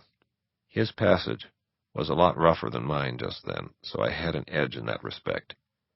My entire new strategy involved arranging our encounter at just the right point. Ironically, at that moment, I recalled Brand's concern for his rug. The problem of keeping this place clean was a lot trickier, though. He was nearing the end of the grand curve, and I paced him while calculating the distance to the blackness. I had decided to let him do his bleeding over the area which had already been damaged. The only disadvantage I seemed to possess was that I would be situated to Brand's right. To minimize the benefit this would give him when we crossed blades, I would have to remain somewhat to the rear. Brand struggled and advanced, all of his movements in slow motion. I struggled too, but not as hard. I kept the pace. I wondered as I went about the jewel, about the affinity we had shared since the attunement. I could feel its presence there to my left and ahead, even though I could not see it now upon Brand's breast. Would it really act to save me across that distance should Brand gain the upper hand in our coming conflict? Feeling its presence, I could almost believe that it would. It had torn me from one assailant and found somehow within my mind a traditional place of safety, my own bed, and had transported me there. Feeling it now, almost seeing the way before Brand through it, I felt some assurance that it would attempt to function on my behalf once again. Recalling Fiona's words, however, I was determined not to rely on it. I considered its other functions, speculated upon my ability to operate it without contact. Brand had almost completed the grand curve. I reached out from some level of my being and made contact with the jewel. Laying my will upon it, I called for a storm of the red tornado variety which had destroyed Iago. I did not know whether I could control that particular phenomenon in this particular place, but I called for it nevertheless and directed it toward Brand. Nothing happened immediately, though I felt the jewel functioning to achieve something. Brand came to the end, offered a final exertion, and passed from the grand curve. I was right there behind him. He knew it, too, somehow. His blade was out the instant the pressure was off. He gained a couple of feet faster than I thought he would, got his left foot ahead of him, turned his body, and met my gaze over the lines of our blades. "Damned if you didn't make it," he said, touching the tip of my blade with his own. "You would never have gotten here this soon if it weren't for that bitch on the horse, though." "Nice way to talk about our sister," I said, fainting and watching him move to parry. We were hampered in that neither of us could lunge without departing the pattern. I was further hampered in not wanting to make him bleed, yet. I faked a stop thrust, and he drew back, sliding his left foot along the design to his rear. He withdrew his right, then, stamped it, and tried a head cut without preliminaries. Damn it! I parried and then riposted by pure reflex. I did not want to catch him with the chest cut I had thrown back at him, but the tip of Grace Wander traced an arc beneath his sternum. I heard a humming in the air above us. I could not afford to take my eyes off Brand, though. He glanced downward and back some more. Good. A red line now decorated his shirt front, where my cut had taken him. So far the material seemed to be absorbing it. I stamped, feinted, thrust, parried, stopped thrust, bound and unbound, everything I could think of to keep him retreating. I had the psychological edge on him in that I had the greater reach, and we both knew I could do more things with it, more quickly. Brand was nearing the dark area, just a few more paces. I heard a sound like a single bell chime, followed by a great roaring. A shadow suddenly fell upon us, as though a cloud had just occluded the sun. Brand glanced up. I think I could have gotten him just then, but he was still a couple of feet too far from the target area. He recovered immediately and glared at me. "Damn you, Corwin, that's yours, isn't it?" he cried, and then he attacked, discarding what caution he still possessed.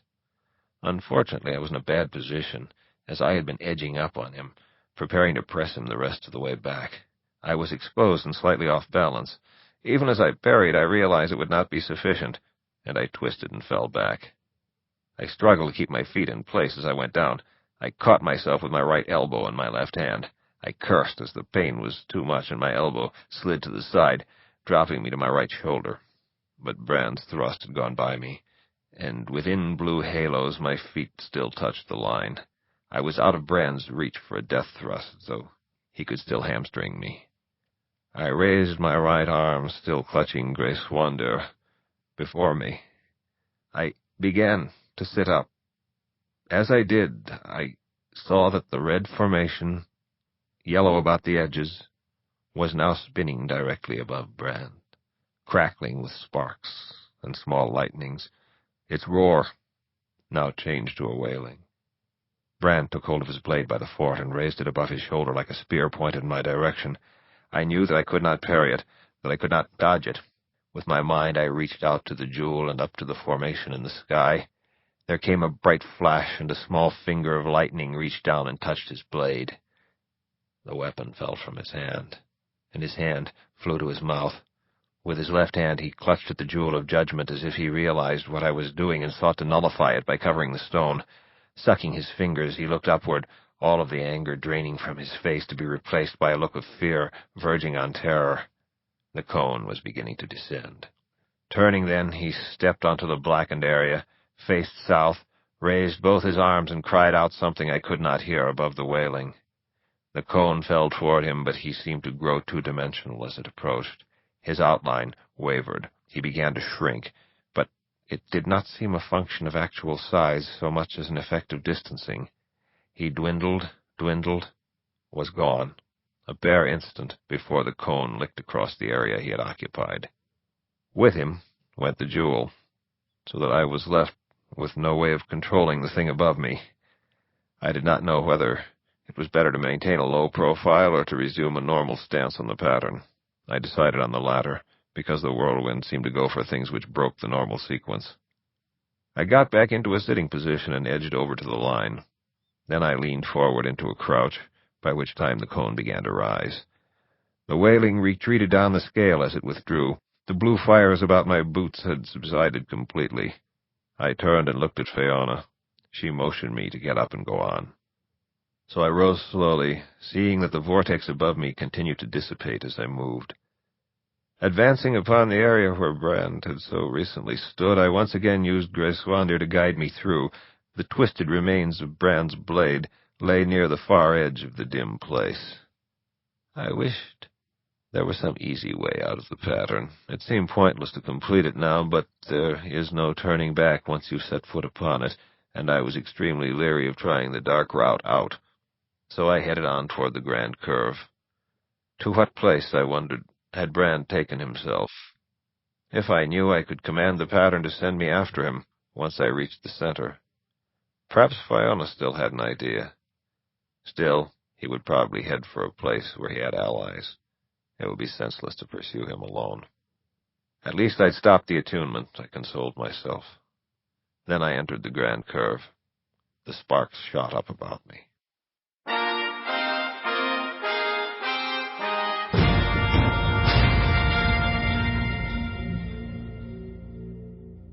End Disc 4.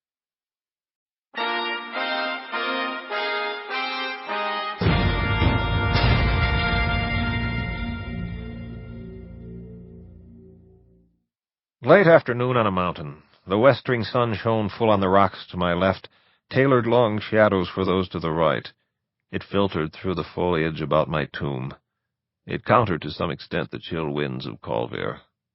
I released Random's hand and turned to regard the man who sat on the bench before the mausoleum.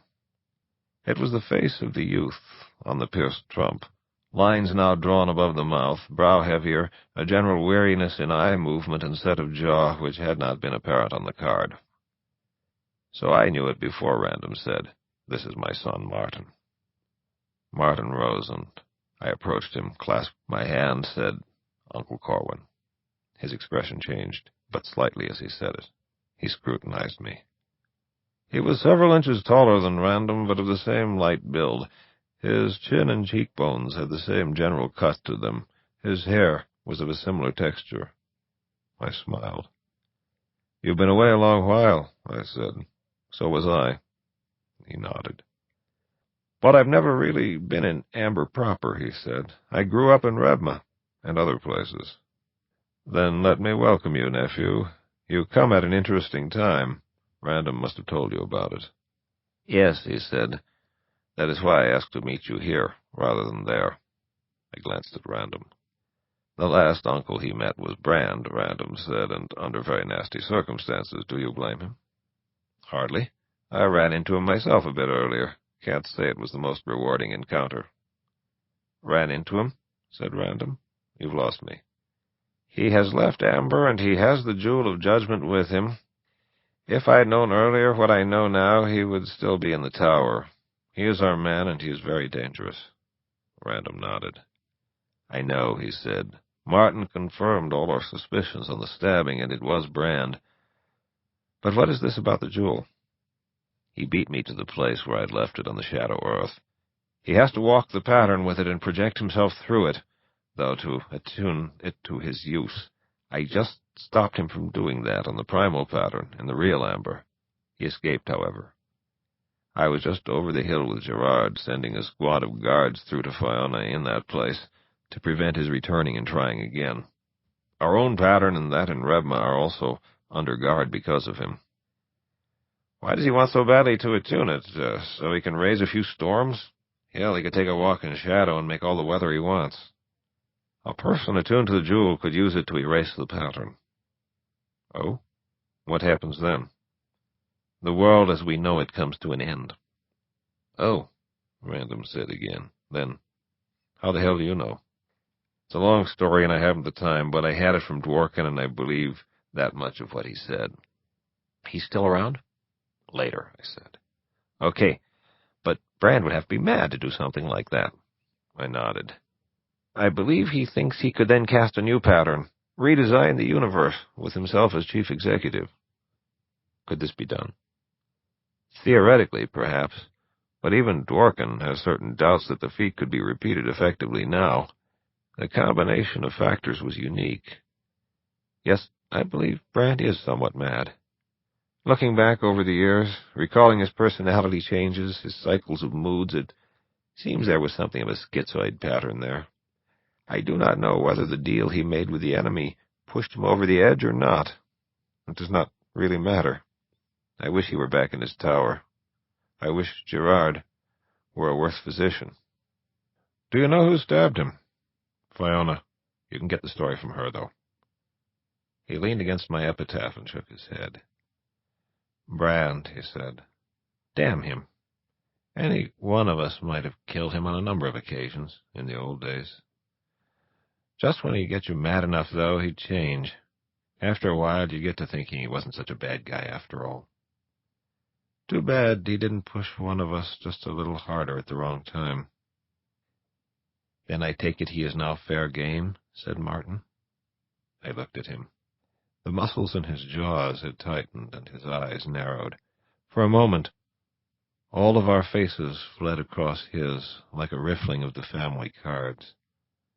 All of our egoism, hatred, envy, pride, and abuse seemed to flow by in that instant, and he had not even set foot in Amber yet. Something snapped inside me, and I reached out and seized him by the shoulders. "You have good reason to hate him," I said, "and the answer to your question is yes. The hunting season is open. I see no way to deal with him other than to destroy him. I hated him myself for so long as he remained an abstraction. But now, it is different. Yes, he must be killed. But do not let that hatred be your baptism into our company. There's been too much of it among us. I look at your face. I don't know. I'm sorry, Martin. Too much is going on right now. You are young. I've seen more things. Some of them bother me. Differently. That's all. I released my grip and stepped back. Tell me about yourself, I said. I was afraid of Amber for a long while, he began, and I guess I still am. Ever since he attacked me, I've been wondering whether Brand might catch up with me again. I've been looking over my shoulder for years. I've been afraid of all of you, I suppose. I knew most of you as pictures and cards, with bad reputations attached. I told Random, Dad, that I did not want to meet you all at once, and he suggested that I see you first. Neither of us realized at the time that you would be particularly interested in certain things that I know. After I mentioned them, though, Dad said I had to see you as soon as possible. He's been telling me all about what's been going on, and, you see, I know something about it. I had a feeling that you might, when a certain name cropped up not too long ago. The Tessies, Random said. The same. It is difficult deciding where to start, Martin said. I know that you grew up in Rebma, walked the pattern, and then used your power over Shadow to visit Benedict in Avalon, I said. Benedict told you more about Amber, and Shadow taught you to use the trumps, coached you in weaponry. Later, you departed to walk in Shadow by yourself. And I know what Brand did to you. That is the sum of my knowledge. He nodded, stared off into the west. After I left Benedict's, I traveled for years in Shadow, he said. Those were the happiest times I have known. Adventure, excitement, new things to see, to do. In the back of my mind, I always had it that one day, when I was smarter and tougher, more experienced, I would journey to Amber and meet my other relatives. Then Brand caught up with me. I was camped on a little hillside, just resting from a long ride and taking my lunch, on my way to visit my friends the Tessies. Brand contacted me then. I had reached Benedict with his trump when he was teaching me how to use them, and other times, when I had traveled. He had even transported me through occasionally, so I knew what it felt like, knew what it was all about. This felt the same way, and for a moment I thought that somehow it was Benedict calling me. But no, it was Brand. He was standing in the midst of what seemed to be the pattern. I was curious. I did not know how he had reached me. So far as I knew, there was no trump for me. He talked for a minute, I forget what he said, and when everything was firm and clear, he stabbed me. I pushed him and pulled away then. He held the contact somehow. It was hard for me to break it. And when I did, he tried to reach me again, but I was able to block him. Benedict had taught me that. He tried again several times, but I kept blocking. Finally, he stopped. I was near to the Tessies. I managed to get onto my horse and make it to their place. I thought I was going to die because I'd never been hurt that badly before. But after a time, I began to recover. Then I grew afraid once again, afraid that Brand would find me and finish what he had begun. Why didn't you contact Benedict, I asked him, and tell him what had happened, tell him of your fears? I thought of that, he said, and I also thought of the possibility that Brand believed he had succeeded, that I was indeed dead. I did not know what sort of power struggle was going on in Amber, but I decided that the attempt on my life was probably part of such a thing. Benedict had told me enough about the family that this was one of the first things to come to mind. So I decided that perhaps it would be better to remain dead. I left the Tessies before I was completely recovered and rode off to lose myself in Shadow. I happened upon a strange thing then, he continued, a thing I had never before encountered, but which now seemed virtually omnipresent. In nearly all of the shadows through which I passed, there was a peculiar black road existing in some form or other. I did not understand it, but since it was the only thing I had come across which seemed to traverse Shadow itself, my curiosity was aroused. I resolved to follow it and learn more about it. It was dangerous. I learned very quickly not to tread the thing. Strange shapes seemed to travel it at night. Natural creatures which ventured upon it sickened and died. So I was careful. I went no nearer than was necessary to keep it in sight. I followed it through many places. I quickly learned that everywhere it ran there was death, desolation, or trouble nearby. I did not know what to make of it. I was still weak from my wound, he went on, and I made the mistake of pressing myself, of riding too far, too fast, in a day's time. That evening I fell ill, and I lay shivering in my blanket through the night and much of the next day. I was into and out of delirium during this time, so I do not know exactly when she appeared. She seemed like part of my dream much of the while. A young girl, pretty. She took care of me while I recovered. Her name was Dara. We talked interminably. It was very pleasant, having someone to talk with like that. I must have told her my whole life story. Then she told me something of herself. She was not a native of the area in which I had collapsed. She said that she had traveled there through shadow. She could not yet walk through it as we do, though she felt she could learn to do this as she claimed descent from the House of Amber through Benedict. In fact, she wanted very badly to learn how it was done. Her means of travel then was the Black Road itself. She was immune to its noxious effects, she said, because she was also related to the dwellers at its farther end, in the courts of chaos. She wanted to learn our ways, though, so I did my best to instruct her in those things that I did know. I told her of the pattern, even sketched it for her. I showed her my trumps. Benedict had given me a deck to show her the appearance of her other relatives. She was particularly interested in yours. I begin to understand, I said. Go on. She told me that Amber, in the fullness of its corruption and presumption, had upset a kind of metaphysical balance between itself and the courts of chaos. Her people now had the job of redressing the matter by laying waste to Amber. Their own place is not a shadow of Amber, but a solid entity in its own right. In the meantime, all of the intervening shadows are suffering because of the Black Road. My knowledge of Amber being what it was, I could only listen. At first I accepted everything that she said. Brand, to me, certainly fit her description of evil in Amber, but when I mentioned him, she said no. He was some sort of hero back where she hied from. She was uncertain as to the particulars, but it did not trouble her all that much. It was then that I realized how oversure she seemed about everything. There was a ring of the fanatic when she talked. Almost unwillingly I found myself trying to defend Amber. I thought of Luella, and of Benedict, and of Gerard, whom I had met a few times. She was eager to learn of Benedict, I discovered. That proved the soft spot in her armor. Here I could speak with some knowledge, and here she was willing to believe the good things I had to say. So, I do not know what the ultimate effect of all this talk was, except that she seemed somewhat less sure of herself near the end. The end? I said. What do you mean? How long was she with you? Almost a week, he replied. She had said she would take care of me until I was recovered, and she did. Actually, she remained several days longer. She said that was just to be sure, but I think it was really that she wanted to continue our conversations. Finally, though, she said that she had to be moving on. I asked her to stay with me, but she said no. I offered to go with her, but she said no to that, too. She must have realized that I planned to follow her then, because she slipped away during the night. I could not ride the Black Road, and I had no idea what shadow she would travel to next on her way to Amber. When I awoke in the morning and realized she had gone, I thought for a time of visiting Amber myself, but I was still afraid. Perhaps some of the things she had said had reinforced my own fears. Whatever, I decided to remain in shadow, and so I traveled on, seeing things, trying to learn things, until Random found me and told me he wanted me to come home. He brought me here first, though, to meet you, because he wanted you to hear my story before any of the others. He said that you knew Dara, that you wanted to learn more about her. I hope that I've helped. Yes, I said. Thank you. I understand that she did finally walk the pattern. Yes, she succeeded in that. And afterward declared herself an enemy of Amber. That, too. I hope, he said, that she comes to no harm from all this. She was kind to me. She seems quite able to take care of herself, I said.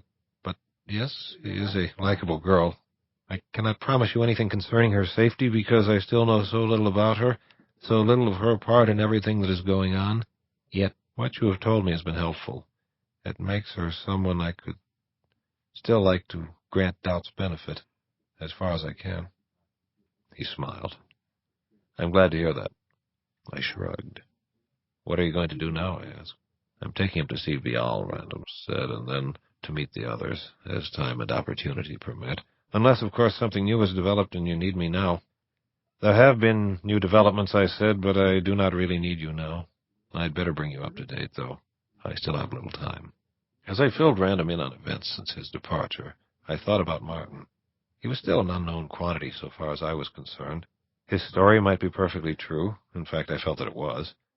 On the other hand, I had a feeling that it was not complete, that he was intentionally leaving something out. Maybe something harmless. Then again, maybe not. He had no real reason to love us. Quite the contrary. And Random could be bringing home a Trojan horse. Probably, though, it was nothing like that. It is just that I never trust anyone if there is an alternative available. Still, nothing that I was telling Random could really be used against us, and I strongly doubted that Martin could do us much damage if that was his intention. No, more likely he was being as cagey as the rest of us, and for pretty much the same reasons, fear and self-preservation. On a sudden inspiration, I asked him, "Did you ever run into Dara again after that?" He flushed. "No," he said, too quickly. "Just that time, that's all." "I see," I said, and Random was too good a poker player not to have noticed, so I had just bought us a piece of instant insurance at the small price of putting a father on guard against his long-lost son. I quickly shifted our talk back to Brand. It was while we were comparing notes on psychopathology that I felt a tiny tingle in the sense of presence, which heralds a trump contact. I raised my hands and turned aside. In a moment, the contact was clear, and Gainlon and I regarded each other. "Corwin," he said, "I decided it was time to check. By now you have the jewel, Brand has the jewel, or you are both still looking. Which one is it?" "Brand has the jewel," I said. "More's the pity," he said. "Tell me about it." So I did. "Then Gerard had the story right," he said. "He's already told you all this?" "Not in such detail," Gainlon replied, "and I wanted to be sure I was getting it straight. I just finished speaking with him." He glanced upward. "It would seem you had best be moving, then, if my memories of Moonrise serve me right." I nodded. "Yes, I will be heading for the stairway shortly. It is not all that far from here." "Good. Now here is what you must be ready to do." "I know what I have to do," I said. "I have to get up to Ternanok before Brand does and block his way to the pattern. Failing that, I have to chase him through it again." "That is not the way to go about it," he said. "You have a better idea?" "Yes, I do. You have your trumps with you?" "Yes." "Good. First, you would not be able to get up there in time to block his way to the pattern." "Why not?" "You have to make the ascension, then you have to walk to the palace and make your way down to the pattern. That takes time, even in Ternanok, especially in Ternanok, where time tends to play tricks anyway. For all you know, you may have a hidden death wish slowing you down. I don't know. Whatever the case, he would have commenced walking the pattern by the time you arrived. It may well be that he would be too far into it for you to reach him this time. He'll probably be tired. That should slow him some. No, put yourself in his place. If you were Brand, wouldn't you have headed for some shadow where the time flow was different? Instead of an afternoon, he could well have taken several days to rest up for this evening's ordeal. It is safest to assume that he will come in good shape." "You're right," I said. "I can't count on it." "Okay. An alternative I had entertained, but would rather not try if it could be avoided, would be to kill him at a distance. Take along a crossbow or one of our rifles and simply shoot him in the midst of the pattern. The thing that bothers me about it is the effect of our blood on the pattern. It may be that it's only the primal pattern that suffers from it, but I don't know." "That's right, you do not know," he said. "Also, I would not want you to rely on normal weapons up there. That is a peculiar place. You said yourself it is like a strange piece of shadow drifting in the sky. While you figured how to make a rifle fire in amber, the same rules may not apply up there." "It is a risk," I acknowledged. "As for the crossbow, supposing a sudden gust of wind deflected the bolt each time you shot one?" "I'm afraid I do not follow you." "The jewel. He walked it part of the way through the primal pattern, and he has had some time to experiment with it since then. Do you think it possible that he's partly attuned to it now?" "I do not know. I'm not at all sure how the process works." "I just wanted to point out that if it does work that way, he may be able to use it to defend himself. The jewel may even have other properties you're not aware of. So what I am saying is that I would not want you to count on being able to kill him at a distance, and I would not even want you to rely on being able to pull the trick you did with the jewel again, not if he may have gained some measure of control over it.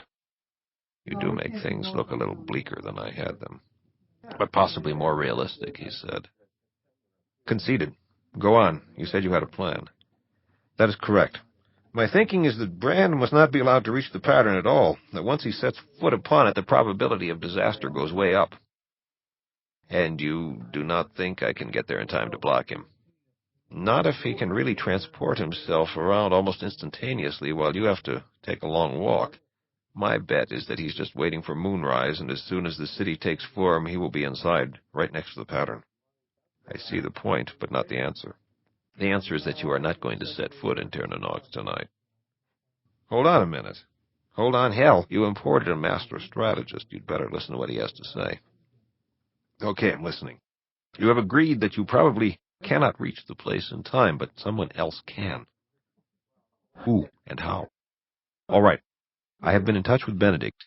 He has returned. At this moment, he is in amber down in the chamber of the pattern. By now, he should have finished walking it and be standing there at its center, waiting. You proceed to the foot of the stairs to the Sky City. There, you await the rising of the moon. As soon as Tirnanog takes form, you will contact Benedict via his trump.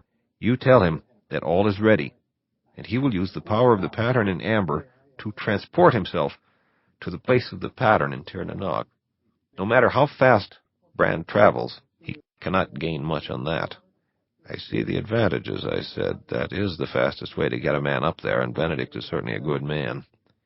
He should have no trouble dealing with Brand. Do you really think Brand will make no other preparations? Ganelon said. From everything I've heard about the man, he's smart, even if he is daft. He just may anticipate something like this. Possibly. Any idea what he might do? He made a sweeping gesture with one hand, slapped his neck, and smiled. A bug, he said, pardon me. Pesky little things. You still think? I think you'd better remain in contact with Benedict the entire time he's up there. That is what I think. If Brand gets the upper hand, you may need to pull Benedict back immediately to save his life. Of course, but then we would have lost a round. Admitted, but not the game. Even with the jewel fully attuned, he would have to get to the primal pattern to do his real damage with it, and you have that under guard.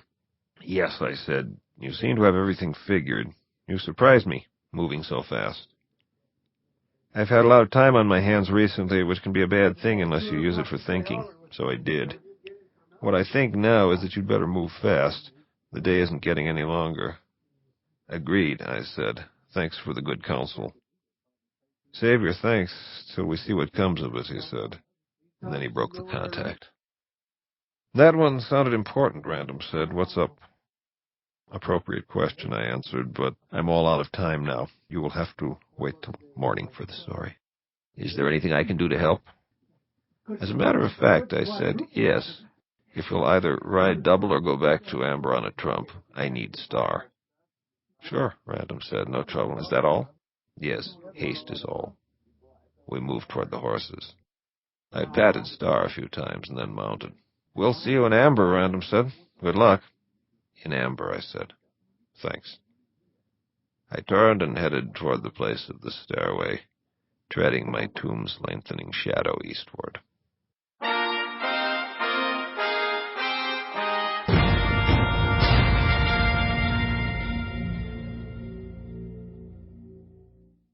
On the highest ridge of Colver, there is a formation which resembles 3 steps. I sat on the lowest of these and waited for more to occur above me.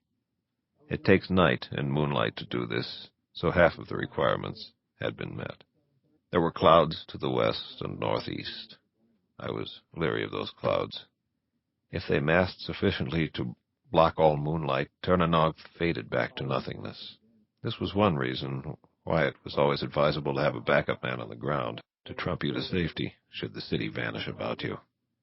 The sky overhead was clear, however, and filled with familiar stars.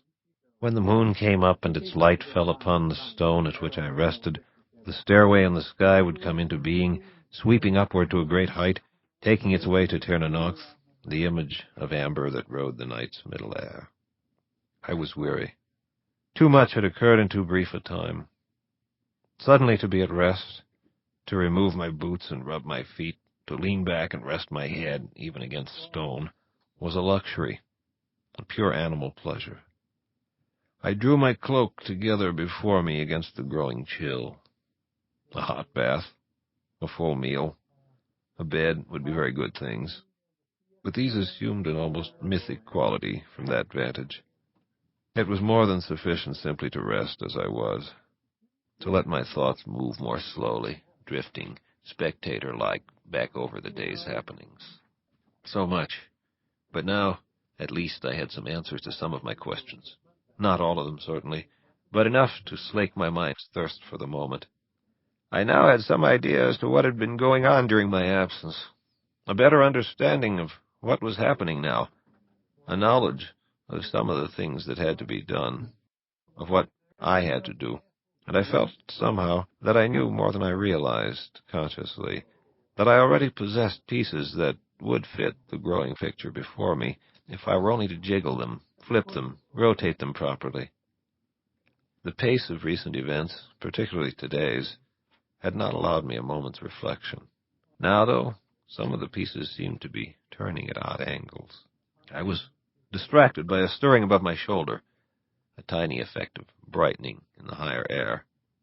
Turning, then standing, I regarded the horizon. A preliminary glow had occurred out over the sea at the point where the moon would ascend.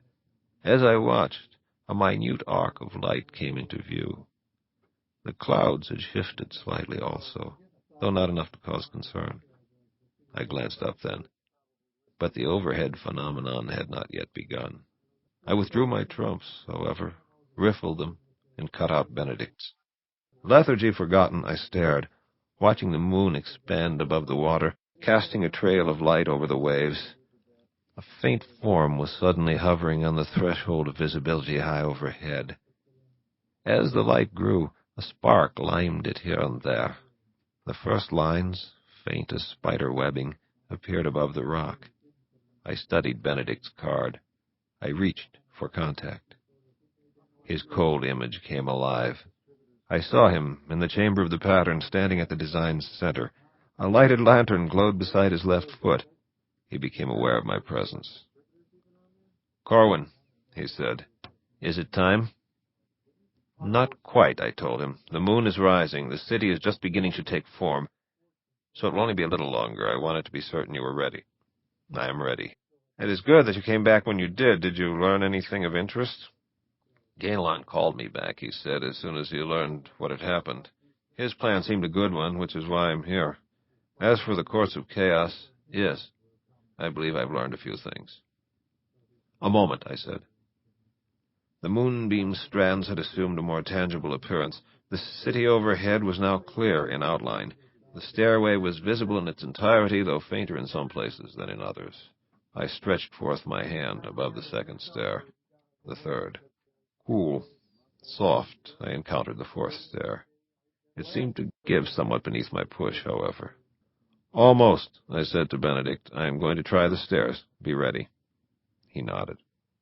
I mounted the stone stairs, 1, 2, 3. I raised my foot then and lowered it upon the fourth ghostly one. It yielded gently to my weight. I was afraid to raise my other foot, so I waited, watching the moon. I breathed the cool air as the brightness increased, as the path in the waters widened. Glancing upward, I saw Tirnanog lose something of its transparency. The stars behind it grew dimmer. As this occurred, the stair became firm beneath my foot. All resiliency went out of it. I felt that it might bear my full weight. Casting my gaze along its length, I now saw it in its entirety. Here translucent, there transparent, sparkling, but continuous, all the way up to the silent city that drifted above the sea. I raised my other foot and stood on the fourth stair. If I had the mind, a few more steps would send me along that celestial escalator into the place of dreams made real, walking neuroses and dubious prophecy, into a moonlit city of ambiguous wish-fulfillment, twisted time, and pallid beauty. I stepped back down and glanced at the moon, now balanced on the world's wet rim. I regarded Benedict's trump in its silvery glow. "The stair is solid. The moon is up," I said. "All right. I'm going." I watched him there at the center of the pattern. He raised the lantern in his left hand and for a moment stood unmoving. An instant later he was gone, and so was the pattern. Another instant, and he stood within a similar chamber, this time outside the pattern, next to the point where it begins. He raised the lantern high and looked all around the room. He was alone. He turned, walked to the wall, set the lantern beside it. His shadow stretched toward the pattern, changed shape as he turned on his heel, moved back to his first position. This pattern, I noted, glowed with a paler light than the one in amber, silvery white, without the hint of blue, with which I was familiar. Its configuration was the same, but the ghost city played strange tricks with perspective. There were distortions, narrowings, widenings, which seemed to shift for no particular reason across its surface, as though I viewed the entire tableau through an irregular lens rather than Benedict's trump. I retreated down the stairs, settled once again on the lowest step. I continued to observe. Benedict loosened his blade in its scabbard. "You know about the possible effect of blood on the pattern?" I asked. "Yes," Gainelon told me. "Did you ever suspect any of this?" "I never trusted Brand," he told me. "What of your journey to the Courts of Chaos? What did you learn?" "Later, Corwin. He could come any time now." "I hope no distracting visions show up," I said, recalling my own journey to Tirnanog and his own part in my final adventure there. He shrugged. "One gives them power by paying them heed. My attention is reserved for one matter tonight." He turned through a full circle, regarding every part of the chamber, halted when he had finished. "I wonder if he knows you're there," I said. "Perhaps. It does not matter." I nodded. If Brand did not show up, we had gained a day. The guards would ward the other patterns. Fiona would have a chance to demonstrate her own skill in matters arcane by locating Brand for us. We would then pursue him. She and Blaze had been able to stop him once before. Could she do it alone now? Or would we have to find Blaze and try to persuade him to help? Had Brand found Blaze? What the hell did Brand want that kind of power for, anyhow? A desire for the throne I could understand, yet the man was mad. Leave it at that. Too bad, but that's the way it was. Heredity or environment, I wondered dryly. We were all of us, to some degree, mad after his fashion. To be honest, it had to be a form of madness, to have so much and to strive so bitterly for just a little more, for a bit of an edge over the others. He carried this tendency to its extreme, that is all. He was a caricature of this mania in all of us. In this sense, did it really matter which of us was the traitor? Yes, it did. He was the one who had acted. Mad or not, he had gone too far. He had done things Eric, Julian, and I would not have done. Blaze and Fiona had finally backed away from his thickening plot. Gerard and Benedict were a notch above the rest of us. Moral, mature, whatever, for they had exempted themselves from the zero-sum power game. Random had changed quite a bit in recent years. Could it be that the children of the unicorn took ages in which to mature, that it was slowly happening to the rest of us but had somehow passed Brand by? Or could it be that by his actions Brand was causing it in the rest of us? Like most such questions, the benefit of these was in the asking, not the answering. We were enough like Brand that I knew a particular species of fear nothing else could so provoke. But yes, it did matter. Whatever the reason, he was the one who had acted. The moon was higher now, its vision superimposed upon my inward viewing of the chamber of the pattern. The clouds continued to shift, to boil nearer the moon. I thought of advising Benedict, but it would serve no other end than distraction.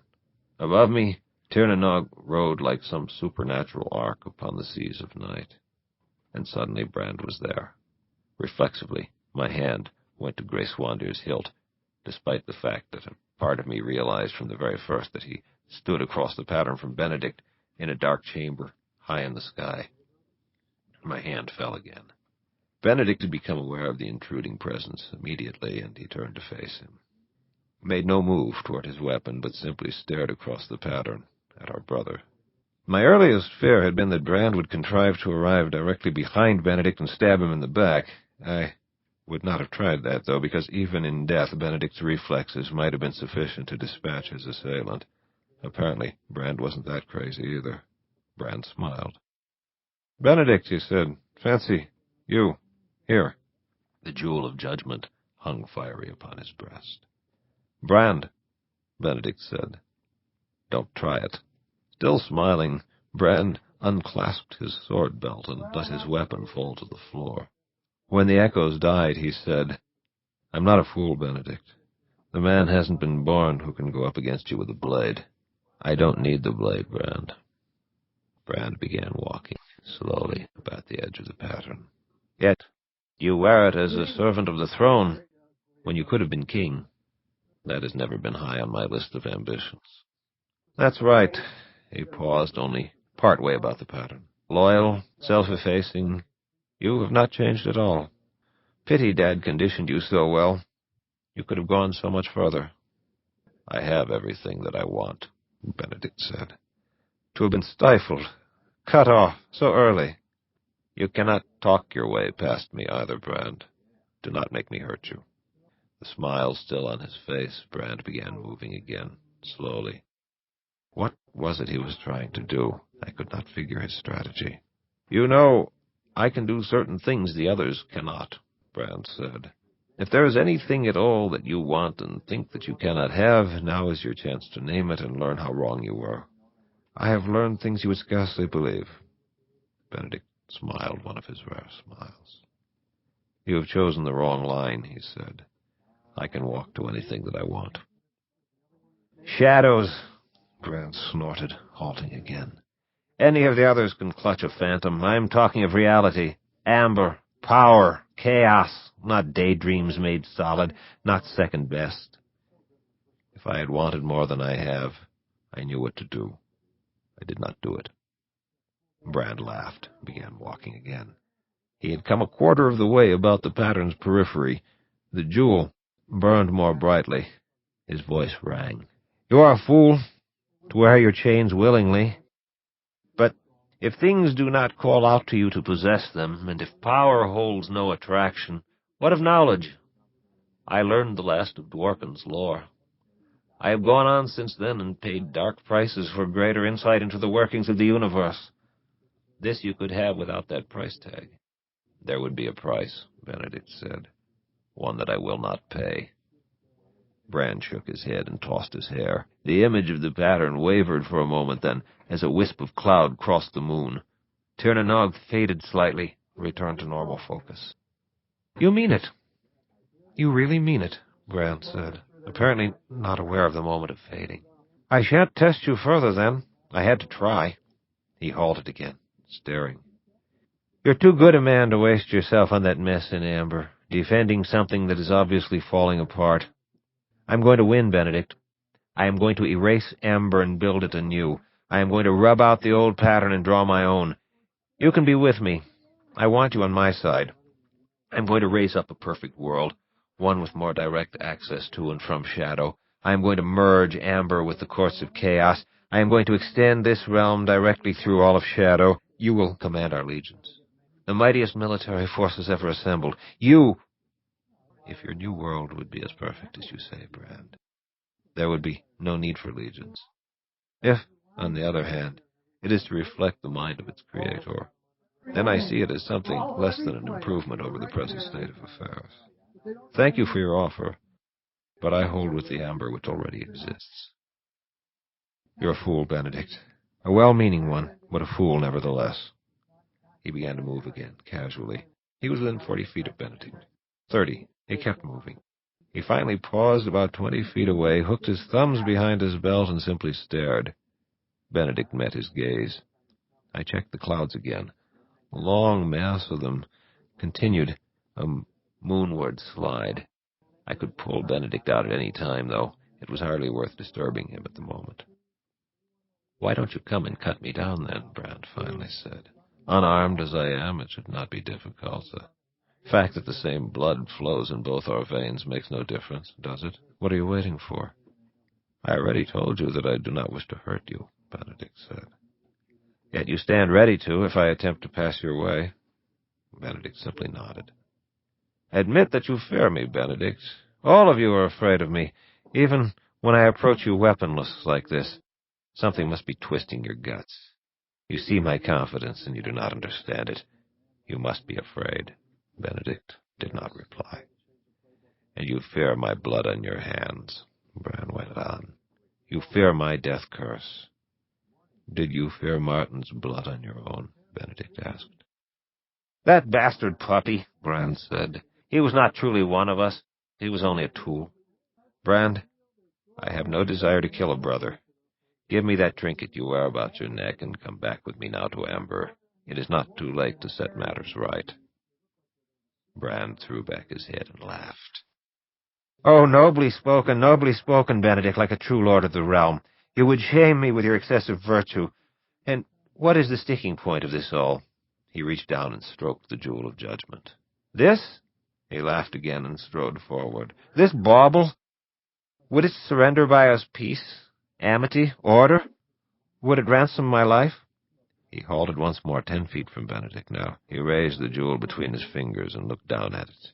Do you realize the full powers of this thing? He asked. Enough of that, Benedict began, and his voice cracked in his throat. Brand hurriedly took another step forward. The jewel was bright before him. Benedict's hand had begun to move toward his blade, but it did not reach it. He stood stiffly now, as if suddenly transformed into a statue. Then I began to understand, but by then it was too late.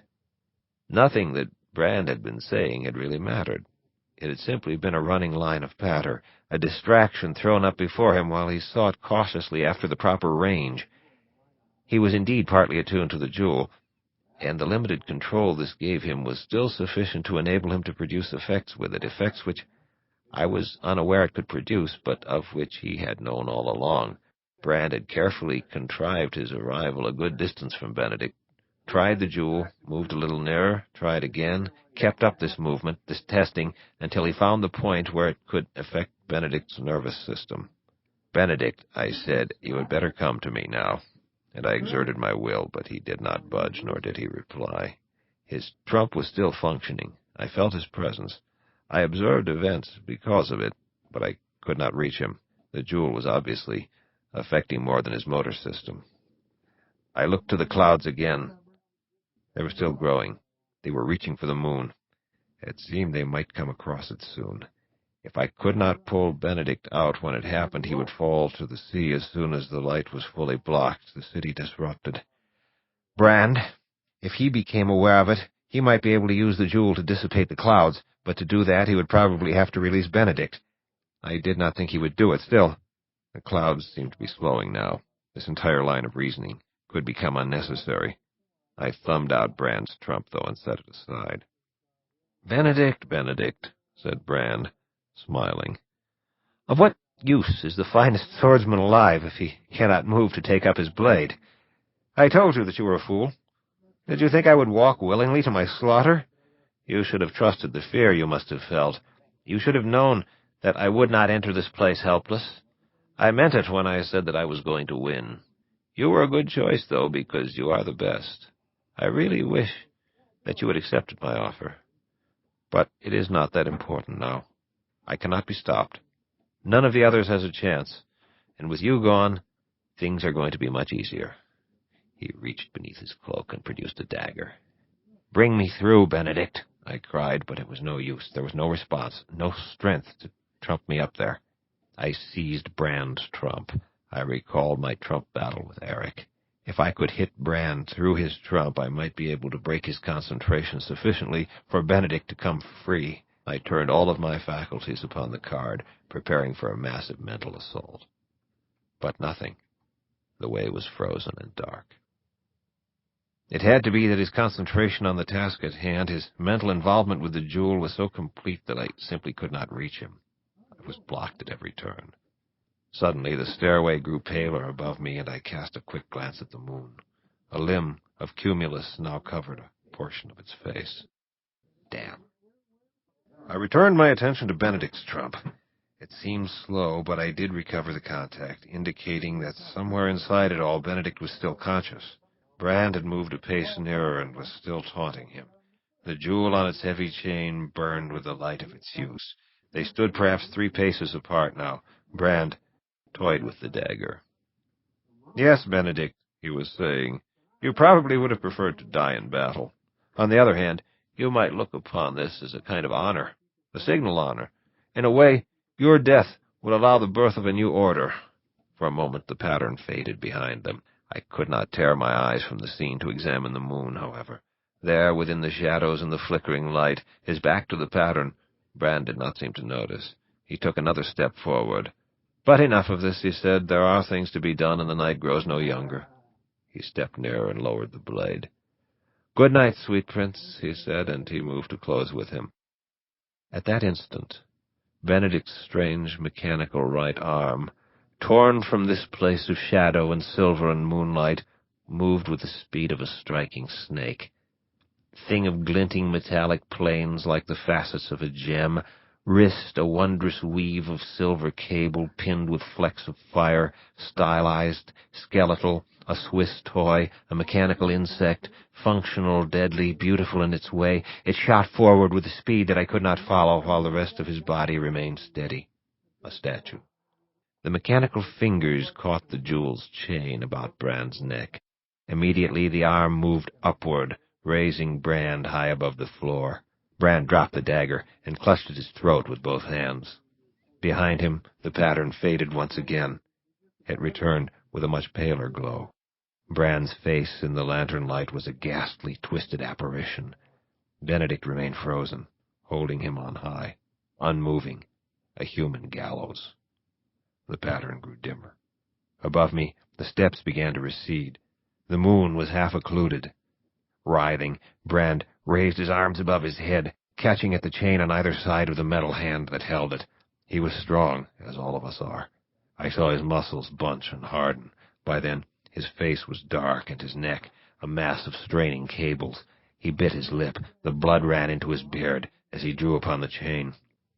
With a sharp snap followed by a rattling, the chain parted, and Brand fell to the floor, gasping.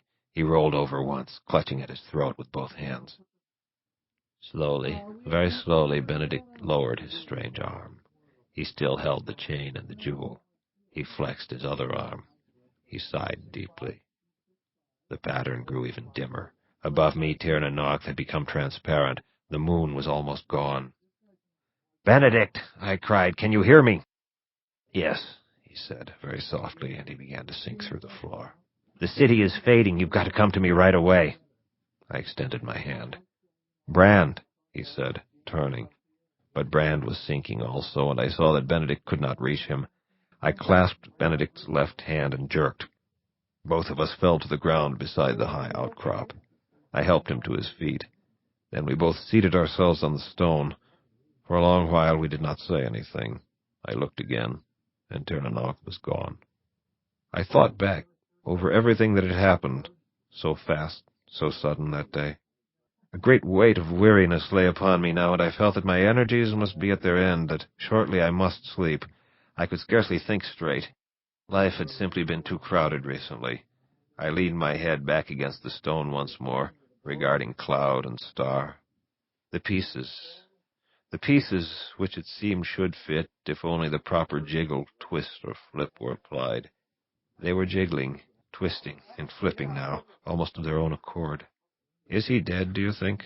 Benedict asked, pulling me back from a half-dream of emerging forms. "Probably," I said. "He was in bad shape when things fell apart." "It was a long way down. He might have had time to work some escape along the lines of his arrival." "Right now it does not really matter," I said. "You've drawn his fangs." Benedict grunted. He was still holding the jewel, a much dimmer red than it had been so recently. "True," he finally said. "The pattern is safe now. I wish that sometime, long ago, something had not been said that was said, or something done that was not done. Something, had we known, which might have let him grow differently, something which would have seen him become another man than the bitter, bent thing I saw up there. It is best now if he is dead, but it is a waste of something that might have been. I did not answer him. What he had said might or might not be right. It did not matter. Brand might have been borderline psychotic, whatever that means. And then again, maybe not. There's always a reason. Whenever anything has been mucked up, whenever anything outrageous happens, there is a reason for it. You still have a mucked-up, outrageous situation on your hands. However, explaining it does not alleviate it one bit. If someone does something really rotten, there is a reason for it. Learn it if you care, and you learn why he is a son of a bitch. The fact is, the thing that remains, though. Brand had acted. It changed nothing to run a posthumous psychoanalysis. Acts and their consequences are the things by which our fellows judge us. Anything else, and all that you get is a cheap feeling of moral superiority by thinking how you would have done something nicer if it had been you. So, as for the rest, leave it to heaven. I'm not qualified. We had best get back to Amber, Benedict said. There are a great number of things that must be done. Wait, I said. Why? I've been thinking. When I did not elaborate, he finally said, And? I riffled slowly through my trumps, replacing Brand's. Haven't you wondered yet about the new arm you wear? I asked. Of course, you brought it from Ternanoth under unusual circumstances. It fits. It works. It proved itself tonight. Exactly. Isn't the last a lot of weight to dump on pure coincidence? The one weapon that gave you a chance up there against the jewel, and it just happened to be a part of you. And you just happened to be the person who was up there to use it. Trace things back and trace them forward again. Isn't there an extraordinary, no, preposterous chain of coincidences involved? When you put it that way, he said. I do, and you must realize as well as I do that there has to be more to it than that. All right, say that. But how? How was it done? I have no idea, I said, withdrawing the card I had not looked upon in a long, long while, feeling its coldness beneath my fingertips. But the method is not important. You asked the wrong question. What should I have asked? Not how, but who? You think that a human agency arranged that entire chain of events up through the recovery of the jewel? I don't know about that. What's human? But I do think that someone we both know has returned and is behind it all. All right. Who? I showed him the trump that I held. Dad? That is ridiculous. He must be dead. It's been so long. You know, he could have engineered it. He's that devious. We never understood all of his powers. Benedict rose to his feet. He stretched. He shook his head. I think you've been out in the cold too long, Corwin. Let's go home now. Without testing my guess? Come on. This is hardly sporting. Sit down and give me a minute. Let's try his trump. He would have contacted someone by now. I don't think so. In fact, come on, humor me. What have we got to lose? All right, why not? He sat down beside me. I held the trump where both of us could make it out. We stared at it. I relaxed my mind. I reached for contact. It came almost immediately. He was smiling as he regarded us. Good evening. That was a fine piece of work, Gainalon said. I am pleased that you brought back my trinket. I'll be needing it soon.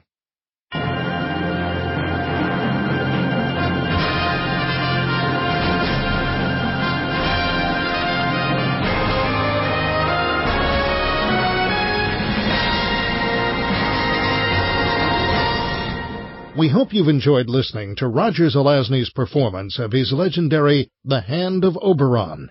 This unabridged production was produced by Kurt Mueller and Addison Fisher from the recovered original lost recordings, which were digitally restored by Ron DeShazo. All rights reserved, 2011. The saga continues with The Courts of Chaos, the fifth book in Roger Zelazny's classic Amber series. Please inquire at www.speakingvolumes.us to obtain copies of all the unabridged remastered audios in this classic series, and of other fine audio works. I'm Bob Barnes, and we thank you for listening.